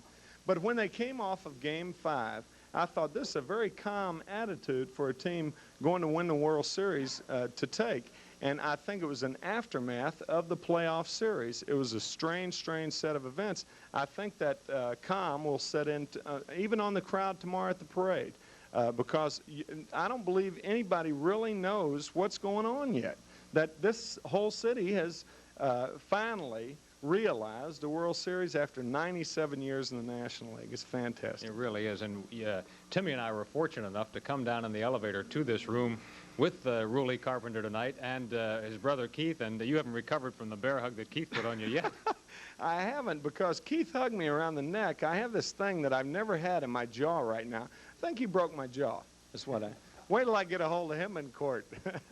Timmy, of course, you're always the guy. I don't know whether you get sick of this or not, but you're always the guy that we come to when we want to assess Steve Carlton's performance. He had an outstanding performance, and yet the first two guys got on in the 8th inning, and Dallas Green went to the bullpen. I'm not sure that he would have done that under different circumstances. How'd you feel about it tonight? I thought it was kind of a quick hook. I thought Lefty, unless he had said something to Dallas, and this is kind of really an afterthought since everything is wrapped up, but unless Steve had said something to Dallas or Herm Starrett, Herm told me always in the dugout that Steve will nod toward him when he doesn't have good stuff. Well, in this case, he went out in the 8th inning.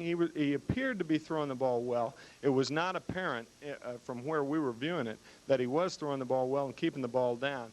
Of course, on the other hand, you got to look with what Dallas had to contend with in living or dying with Tug McGraw, and Tug had been able to do it for the full course of the year, and I can't look who's with us, the mayor. I think we're about to be joined. Mayor Bill Green. That's Mayor nice. is here, and I want to tell you, this is not what I was wearing earlier. I was with Tug McGraw earlier today when they christened the Tug, right? Right. And he said to me, if you come into that locker room, he said, wear a raincoat. Be ready. So I told my wife, bring me my ripped jacket, old khakis, and I'm ready for a shower. You know, Mayor, this is a heck of a thing to have happen in your first year in office, though, isn't it? I mean, you know, a lot of us have waited a whole lot of years, and you didn't have to wait very long. It's just a fulfillment of a campaign promise. You believe that? I don't. No, don't. Neither do I. Mr. Mayor, it looks as though the celebration is proceeding in order. I think so. I hope so. Do I have to be serious? No, I will be. No, I think it's important to be serious at the moment. I want everybody in this city to know that we have a super parade planned, that everybody has an opportunity to be there, and that nobody has to get out of order, that we're all going to have the chance to cheer, because nobody wants anybody to get hurt. And if the whole city could act with the same dignity and class that the Phillies have this year, then we'll be in good shape. Well, that's very well put, and I hope well heated, and I believe that here at the ballpark, things are progressing very nicely right now. Very nicely. You think there's a few people out there raising a little cane, no? You sound like you want to get out there among them. I know you do. But really, you know, people can get hurt. People have gotten hurt. We reviewed the other day in preparation for this the films of the Flyers' first Stanley Cup victory, and a lot of people got hurt, including some of the Flyers, who were very concerned, and I hope the people of the city just cool it, because we're going to have a great party tomorrow. Good. Okay, let's save it for tomorrow. Thank you, Mayor Bill Green. Thank you, Tim McCarver. Let's get back to Bob Bradley. All right. Thank you, Andy, Mr. Mayor, and Timmy. We'll rejoin him in the locker room very shortly, but first of all, I want to review the highlights of this magnificent, satisfying win, and we'll do that right after this break. Gimbals Founders Days are the greatest saving days of the season in every department of all 10 Gimbals. Founders Days start Wednesday at 9 a.m., so don't miss them. They're like money in the bank. It's all up to you, and you're gonna do it, and everyone is with you all the way. Got it! Give that man a blue ribbon. Give that man a blue ribbon. 'Cause that's the way of saying that you're really most impressed. Give that man a Pabst Blue Ribbon. Hey guys, what was my time? Pabst Blue Ribbon beer. I used to change my niece's diapers. Now she tries to change how I do laundry. She says if your powder needs help, like spray for bacon grease and liquid for collars, why use it? Era has ingredients like these, so Era does it all by itself. Then she pins that grease just to show me that Era will clean it. Jeans, collars, even that grease. Era did it all by itself. All times change. Era does it. All by itself. 610 WIP, where we play your songs. Your weather with the exclusive Finkel forecast. We'll make plans accordingly. Your news 28 times a day. Eyewitness, the anonymous witness, supposed to be 22 traffic reports with the Go Patrol. We do have a Go Patrol highway traffic bulletin for drivers. And your sports with play-by-play on the Flyers. Complete. And the Eagles. Touchdown. 610 WIP. We play your everything. We'll miss you, Mom. We'll save up and visit them. BSFS pays more interest than ordinary banks on our high-rate, low-minimum short-term certificate, guaranteed and insured. We can help you make it. You can't get a safer, higher-paying certificate for such a small investment anywhere. We can help you make it. TSFS certificates pay more. We can help you make it. Game 6, World Series 1980. On the night of October 21st, Steve Carlton took on his most important assignment as a Phillies pitcher, and he went right after the Kansas City Royals. Let's pick up the action right at the beginning of the ball game. Steve was going to his fastball early, and he struck out leadoff hitter Willie Wilson. Now Carlton walked 2 batters in the second with 1 out, but John Wathan then hit into a tailor-made double play. This ball game was scoreless. Now let's move to the 3rd inning, and frankly, Lefty was overpowering. 3 up and 3 away. Would you believe he struck out Wilson again? 4 strikeouts in 3 innings. He was cranking up a good one. In the bottom of the 3rd, 2 Phillies on base, nobody out. Pete Rose bunts. Watch this as Pete beats it out. Bases loaded, nobody out. And brings up Mike Schmidt. Base hit. And 2 runs will score. Hooney, who walked. Lonnie Smith, who was safe on a fielding error. Rose races to 3rd. Phillies lead in the ball game, 2-0. Ronnie Martin relieved. It's Gale. Got 3 quick outs. Stranding Rose on 3rd. The Phils failing to produce that big inning, but they grabbed the lead. Larry Boa started a double play in the 4th inning that gave him the World Series record of 7. The Phillies out in front, 2-0 after 4. In the 5th, Super Steve Carlton fanned the first 2 batters, number 5 and 6, Otis and Akins, and the Phillies fans were on their feet, cheering this great effort in such a big ball game. Now the bottom of the 5th. Phil's put runners at the corners with 1 out. Paul Splittorff came in to face McBride. Slow grounder. Lonnie Smith will score from 3rd. 3-0 Phillies. Lonnie had a leadoff double. In the 6th, Carlton puts down the Royals in order, getting his 7th strikeout. UL Washington goes down swinging. Steve had given up just 2 hits at that point in the ball game. Now with 2 out in the 6th, the Phils go for more. Larry Boa rips one into the corner. Extra base. Larry batting right-handed. He'll get a double. Bottom of the batting order, delivering again. Bob Boone, the hitter, bangs out a base hit. Boa takes off with 2 out, and the Phillies are going to lead by 4. 4-0 Phillies, and the fans love it. And now hang on Steve Carlton. Carlton gave up his 3rd hit in the 7th, but no harm done. He makes the play himself to get the 3rd out, and that big prize was getting closer. Another Carlton masterpiece through 7. When the Royals put 2 men on with nobody out in the 8th, McGraw came in from the bullpen, crowd on its feet, applauding Steve Carlton's great pitching performance. Now here is the situation. 1 out, and the bases loaded.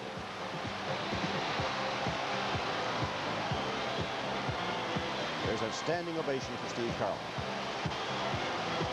UL Washington hits a fly ball to center. To score the first KC run, John Wathan, who drew a leadoff walk, races home. It's a 4-1 score, and Tug does the rest. Just 3 more outs. Tug strikes out Amos Otis. Call 3rd strike. Amos does not agree. Just 2 more now.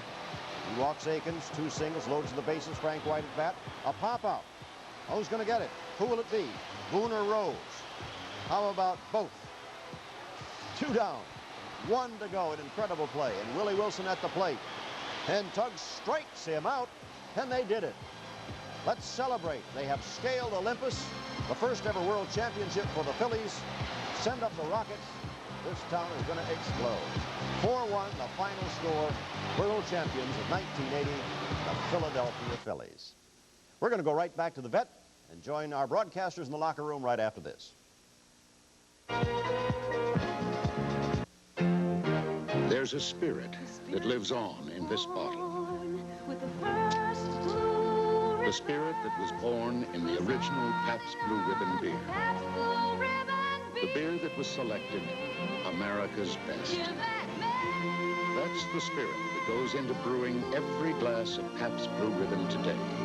That's what makes us proud to say to you, give that man a blue ribbon.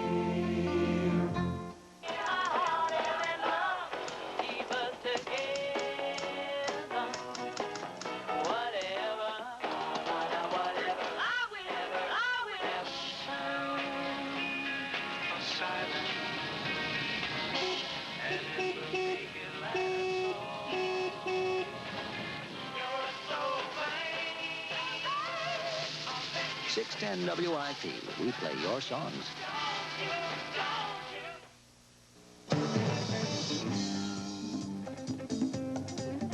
This portion of Phillies Today is brought to you by Pabst Blue Ribbon, America's quality beer since 1844.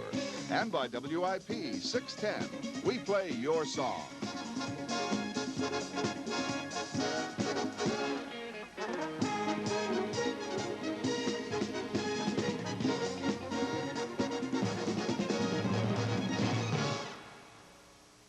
One man's already proved he'll be the kind of Attorney General Pennsylvania needs. That man is Mike Opake. Mike Opake investigated Medicaid fraud and uncovered millions in rip-offs. He helped write the laws that toughen penalties for child abuse and that give senior citizens property tax and rent rebates. Mike Opake's led the fight in Pennsylvania against political corruption and organized crime. Elect Mike Opake. He'll be the kind of Attorney General we need. The proof is in his record.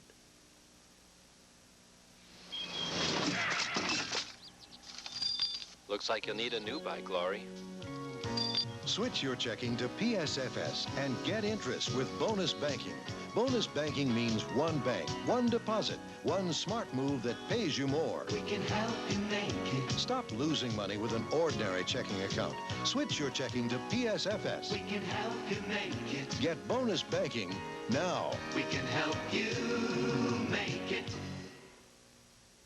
For outstanding play today, the Pabst Blue Ribbon Award goes to Super Steve Carlton. For those 7 superb innings with 7 strikeouts, he won the big one with help from Tug McGraw. In his name, Pabst will donate $100 to the benefit of the American Cancer Society. Thank you, Steve Carlton, and thank you, Pabst. We're going to switch right back to the vet right after this break. The world champion Philadelphia Phillies locker room is brought to you by your Delaware Valley Subaru dealer, who invites you to come in and see the all-new exciting Subaru. By Eric Theaters. The best movies in town are at an Eric. Catch one soon.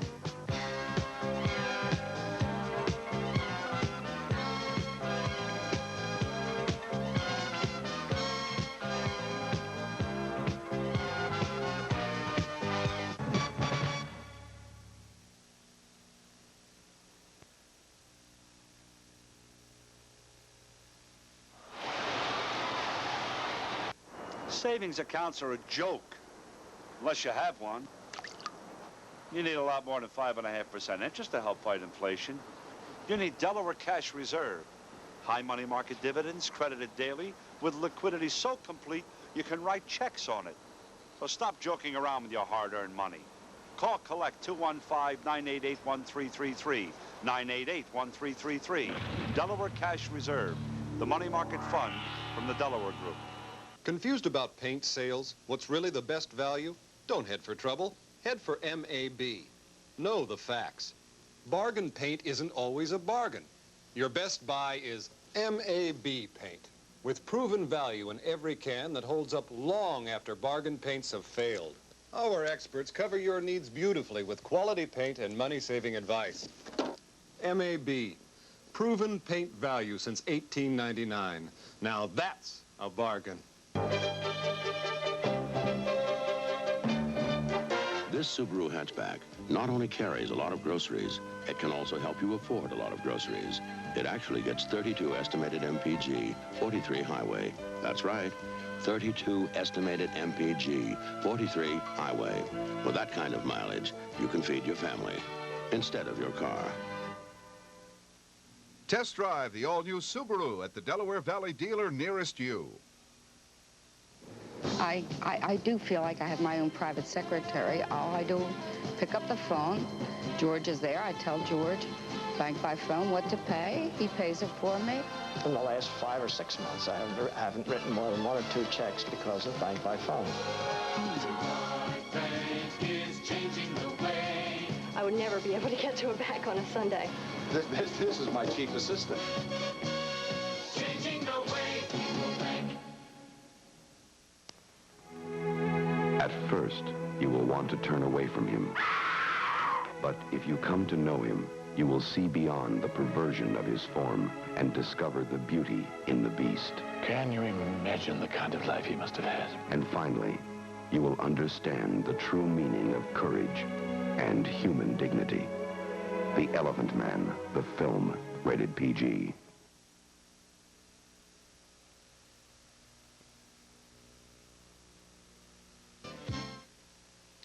And now let's switch back to the Phillies locker room where Harry Kalas and Rich Ashburn are joining the Phillies in their moment of celebration of this most memorable occasion in Philadelphia sports history.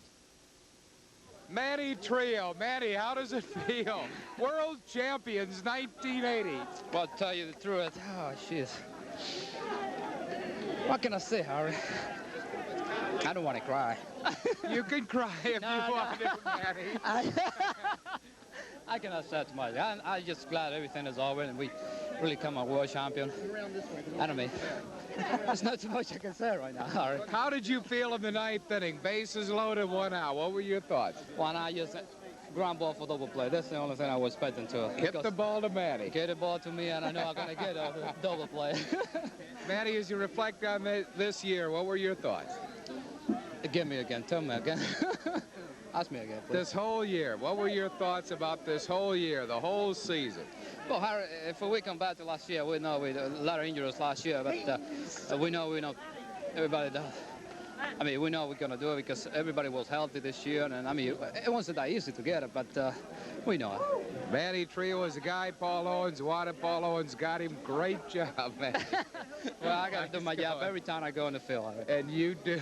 Nice going, man. Nice Big going. guy. Nice going, Thank baby. You. Beautiful. No way to want me to do. No way Boy, really? Nice going, Wino. That we couldn't fucking do it.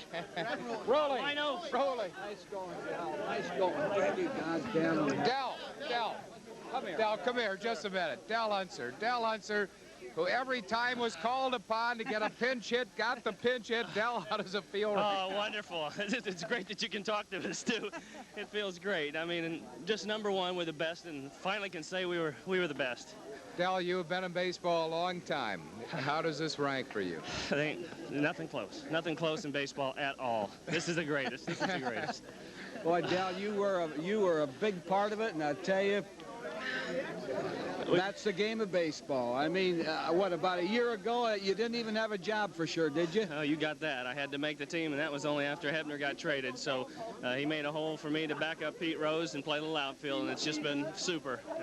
You're not going to hang him up for a while, are you? Oh, no, I think I'm just learning how to hit. Great, nice going. Congratulations. Thank you. Lonnie Smith. World champions, Lonnie Smith. The rookie that came in here and people said, here's Lonnie Smith. He had to fill the big shoes of the bull. Lonnie, how does it feel now? Oh, it's really hard to put into words. This makes everything, Lonnie, you never showed any nervousness throughout the entire year, even in playoffs and World Series, for being a rookie your first year up. Were you nervous? I was nervous a few times, but hey, every rookie's going to be nervous, you know, but hey, it's really hard to put into words right now. I'm so happy about everything. I feel good. I don't know. Lonnie Smith hugging Ruly Carpenter, the owner of the Phillies. Ruly, your thoughts right now? Oh, Harry Christ, I'm elated. I mean, it's just been, you know, the greatest thing that's ever happened to this franchise since my family's owned it. I just can't thank the players and Dallas Green enough, and it was just a super effort. Really, at what point in time did you think the Phillies could take this whole thing? I said it in the playoffs about 20 minutes ago. Again, God, the ninth inning, I just couldn't believe it. But you had Tugger with the ball. I know I had Tugger with the ball, but someday we're not going to escape the jaws of death. I mean, it was just incredible. Where were you watching the ninth inning? I was right with my father. I was right next to him. And what did your dad have to say? Your dad, of course, former owner? Well, he just put his arms around me, and I put my arms around him. And, you know, he was obviously elated. And we tried to get him to come down here, but he didn't, you know, he didn't want to steal anyone's thunder. And anyone, meaning you, I'm sure. Yeah, and Paul and Dallas, because he felt it's our ball club. But really, you know, we all work for him still. Well, you've done a pretty good job yourself, I'll tell you. Really, he gave you the ball club, and you hung in there with it. And I tell you, it's hard to believe the way spring training started. It all ended like this. Did you ever think early that this club would be a world champion? Well, you start every year with, you know, illusions of grandeur, and, you know, the pitching struggled early, but, you know, the last month of the season, it was really the pitching staff that pulled us through, and, you know, we had several players that did not have the years they're capable of having, but we still prevailed. I'd love to have this ball club where everybody did their thing and to see what would happen. Well, everybody did enough of their thing to bring you a world championship. You better believe it. You better believe it. You did it again, pal. Ruly Carpenter. Keith Moreland. The eyes of Texas are upon you tonight. Hey, this went from like this to like this in a whole lot of hurry. Keithy, how does it feel? Better than a Texas-Oklahoma game?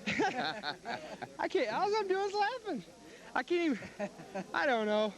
I really don't know, Harry. You know that you were a very big part of this, even though in the World Series you didn't get a chance to play very much. But in the final analysis, when you were called upon, you did the job which everybody on the bench did. This was a 25-man effort. That's exactly right. It was 25 guys, the best 25 guys in the world. And we just went out and proved it in 6 games. How was the bench on a night like this? A crucial game. You had the hammer going in Steve Carlton. Any special feeling down there? Well, I told everybody after I warmed up Steve that I would tell him how he's doing. And I thought Steve had better stuff than he'd had any time in the playoffs. He didn't have Steve Carlson stuff where he's just totally dominant, but I knew he had better stuff than any time. And I came back and I told him, I said, turn out the lights because the party's over. Well, I guess if the Phillies win the World Championship in 1980, that means the Horns must be going to go a long way, pal. Yes, sir. It started back in September, and we're going to go all the way, and so do the Eagles. All right, pal.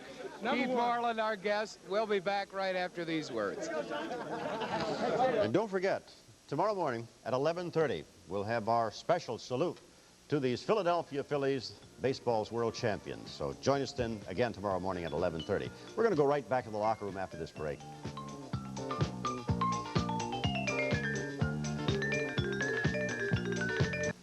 You owe it to yourself to visit American Auto Glass with its unbelievable prices. For most 68 or older cars, used windshields, if in stock, are just $65 installed. So people from Levittown, Wilmington, and Trenton travel a little, save a lot. American Auto Glass makes it worth your while. In most cases, there's immediate installation, open Saturdays and evenings for your convenience. Call American Auto Glass at SA 46681, and now in New Jersey, call 227-0872. Out of town, 1-800-523-2822.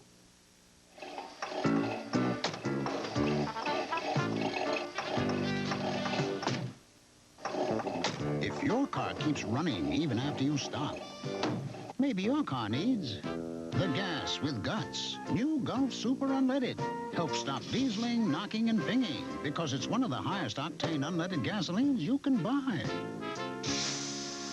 New Gulf Super Unleaded, the gas with guts. The newest adult music sounds. Start spreading the news. Frank Sinatra, Anne Murray, Dan Fogelberg, Barry Manilow, Kenny Rogers, Barbara Streisand. Life is a moment in space. The music you asked for is on Sunny 104. Listen to us. We're listening to you.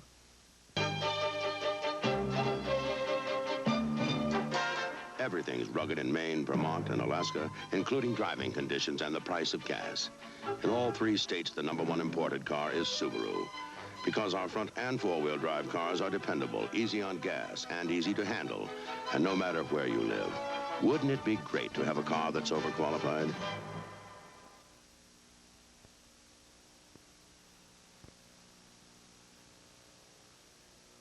A mother a father, a son, a family. You never came to the hospital. How do you know about the hospital? Your mother did come to the hospital, Conrad, and you know that. Ordinary people. Conrad! The questions, the answers, the secrets, the truth.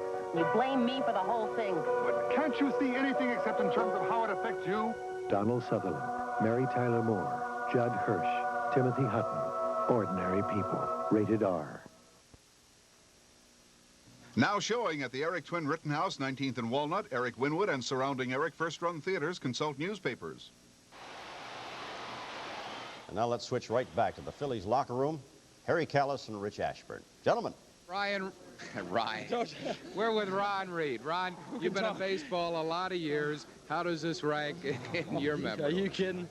We were just talking, 13 full years in the big leagues, busting my tail, and finally, this is what it's about, and it's the greatest feeling I've ever had. I just can't tell you. It's just awesome, man. When did the players come together? You know what? I really think the players came together after we lost the 4 straight in Pittsburgh and went behind by 6 games. All of a sudden, we went out of that town with our tail tucked between our legs, and everybody said, hey, wait a minute. We're not this bad. We're a lot better than that. And then all of a sudden, things started clicking, and we went to New York, won the 5 straight. That turned us around, and that was it. Where were you for the final inning? Were you obviously were in the bullpen? And I was up throwing because Tug's arm was tired. Heck, the man's carried that bullpen all year. It's got to be tired. He was really tired, but I know he's going to go with him as long as he possibly could because he's the man that got us here. 1980 World Champions. How does it feel right now? Can you reflect on it? It probably won't hit until I get home in front of the fireplace this winter with my family, and then it probably goes, hey, we're world champs, man. It's great. In all of your years of baseball, I guess this is what you're shooting for, and you can never really, I guess it's a strange feeling once it does happen. It really is. You're out there really busting, trying to do something. You try to do, achieve personal goals naturally, because that's what you're paid for. You're trying to achieve team goals, but this is the thing, and unless you're in one, I don't think you really know what you're trying to do out there. Now we know this is what it's about, a world championship. And I'm happy for us, and I'm happy for the city of Philadelphia, because I know it's been a long time for them. Ron, you're it. 1980 World Champions. Thanks a lot. God bless you. Thanks, Eric. I'll see you in your office in the spring, man. All right, we'll figure out those thoughts. Greg Gross, Gigi. Gigi probably got the most crucial hit of the playoffs to get the Phillies into the World Series, the bunt single. Didn't get that much of a chance to play in the World Series, but I know that doesn't matter because this was a team of all teams that just everybody did. Everybody did. For sure. If I didn't get in too much, but my clone did all right. Dal Unser is his clone, and yes, he did. But I mean, the whole feeling for you now. You're back home. You're from York, Pennsylvania. You started in Houston. How is it at this point?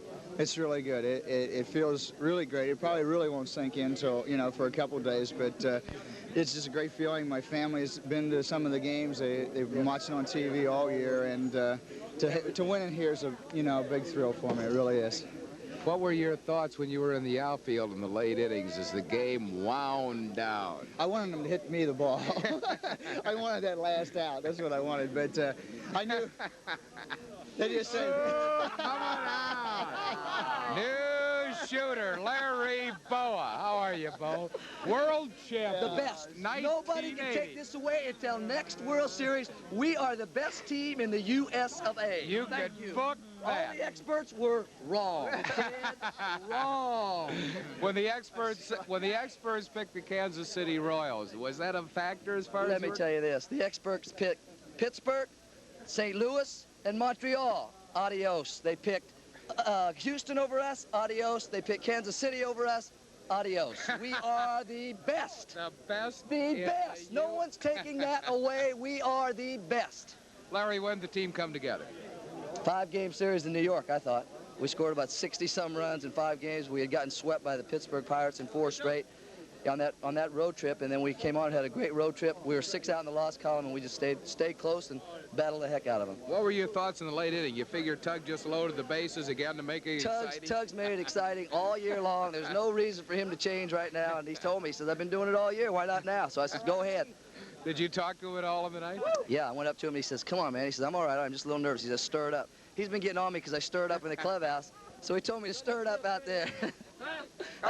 How's that champagne? Feels beautiful, Bill. Feels beautiful. This was total team effort, Harry. Total team effort. Larry, I'll tell you, you guys are, and In the Montreal series and the Houston series, it was pandemonium in the clubhouse. You almost seem reserved compared to that. Harry, I'm so drained. I can't even stand up right now. I'm going to let this sink in. Tomorrow at the parade, we're going to wave a little bit, and we got a big party tomorrow night. I'm sure by the end of the week, I'll realize that, hey, this is the ultimate. World champions, Larry. Congratulations. Thank you, Harry. Thank you. And I know how hard you have worked for it. Yep, and I tell you what, I want another one, too. You got it. Okay. You got it before your days are over. Hey, Billy. Hi, Harry. How Bill you doing? DeMars, Philly's batting instructor. Billy, how does this feel? You've been in baseball in minor leagues, major leagues for how many years? Harry, 38 years, and this is the first time I've been in a World Series. It's something I dreamed about when I was a kid. And, of course, when you get in pro baseball, you know, you just keep saying, boy, I'd love to be in a World Series.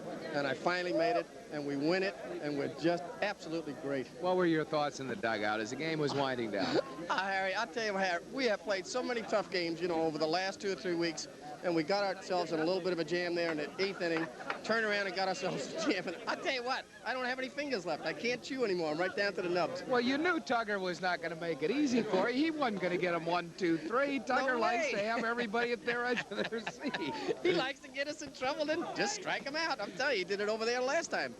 He's just amazing. I'll tell you what, Tug has just been an amazing guy and just has had a, I'll tell you, they gave the, you know, the relief award to Raleigh Fingers.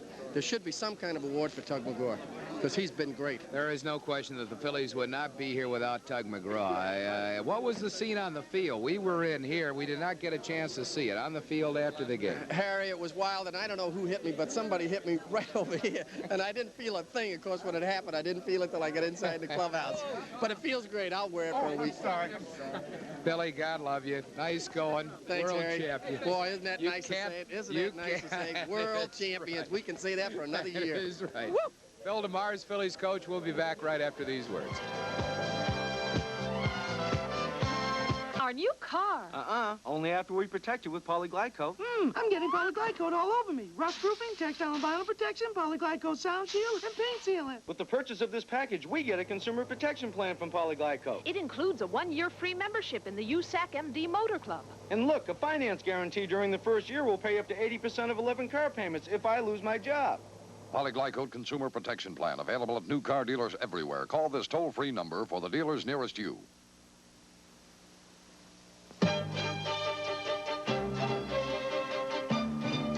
The unpleasant driving conditions you're about to see are brought to you by the Subaru four-wheel drive hatchback at only $5,149.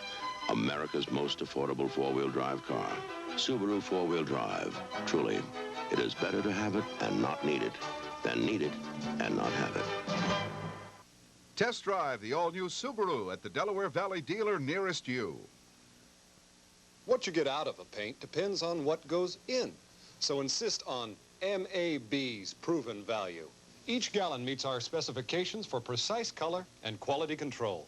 Other paints promise to look like $1 million for a few bucks, but we deliver to your exact needs. MAB covers you beautifully with quality paints and money-saving advice. Inside other cans might be an empty promise. Inside this one is proven paint value since 1899. They called him the Elephant Man. He was deformed beyond reason, grotesque beyond understanding, ridiculed beyond endurance, and courageous beyond measure. The Elephant Man, the film, rated PG. Now playing at Sam's Place, the corner of 19th and Chestnut and surrounding first-run theaters. Consult newspapers. Today's target, Higley's Market. Objective, Mrs. Paul's Smorgasbord sale. Last year, the low smorgasbord prices made their seafood disappear fast. I missed the fried clams completely. This year, we move faster. Ethel, you grab the fish fillets. Gertrude, the fish sticks. Okay? Move out. And Agnes, don't get lost in the dessert aisle. Mrs. Paul's smorgasbord prices make our seafood move fast, so you'd better do the same. Reminding you once again to join us tomorrow morning at 11:30. We will be covering the parade, the victory celebration, and a salute to the Phillies. Here at 11:30, we'll be joined by many of your old-time favorite ball players. So it should be a big show. 11:30 tomorrow morning. Let's switch back to the locker room. Knowles and Marty Bystrom were right there. They were rookies, and Lord knows they did their job. Dickie, how's it feel, baby? Feels damn good. That trophy's pretty. I ain't lying. Dickie, much was made of the knockdown pitch of George Brett. Was that pretty much over-evaluated as far as you were concerned? He struck out, didn't he? Yes, you did. Struck him right out of there, Dickie. Marty Bystrom, a young man that came in September. Marty pitched the 5th game of the playoffs, the 5th game of the World Series. I mean, just a rookie put it under those circumstances. Which one did you feel more relaxed in? Series, definitely, series. Felt Why? more relaxed in series. Playoffs was too exciting. It was just a lot of pressure in the playoffs and coming down last game, and I just felt real relaxed in the series. Did you feel like you had better stuff in the series? Yeah, I had a lot better stuff against Kansas City than in Houston, and I just made a couple mistakes one day in Minnesota, and it's just the way it goes. You know? You have shown no indication of being really in awe or rattled or unpoised in a tough situation. No? No, I don't get rattled out there. Everything's just happening so quick right now that it's hard to believe. It hasn't sunk in, I don't think, yet. How does this feel? From the time that you were called up, how does this feel? And I guess you sweated out being eligible. Yeah, I did a little while, but it feels super. Couldn't feel any better right now. How about your folks? Did you talk to your folks? No, not yet. I'm going to give them a call later on tonight, and they're probably down there drinking a few themselves, so. Marty, nice going. Okay. God love you. Congratulations. What a contribution. Marty Bystrom, our guest. Where did Marty? Brewmaster. Kevin Sauché. Here's Kevin Sauché. He has turned from pitcher to catcher. Sauché, how does it feel? It's great. I tell you, it's the greatest experience I've ever felt. I tell you, I'm so nervous now. I tell you, I don't know. Oh, all right, Brewmaster. All right, Brew. Congratulations, everybody. All right. Warren Brewster. Here, Brewmaster is a guy that 2 years ago was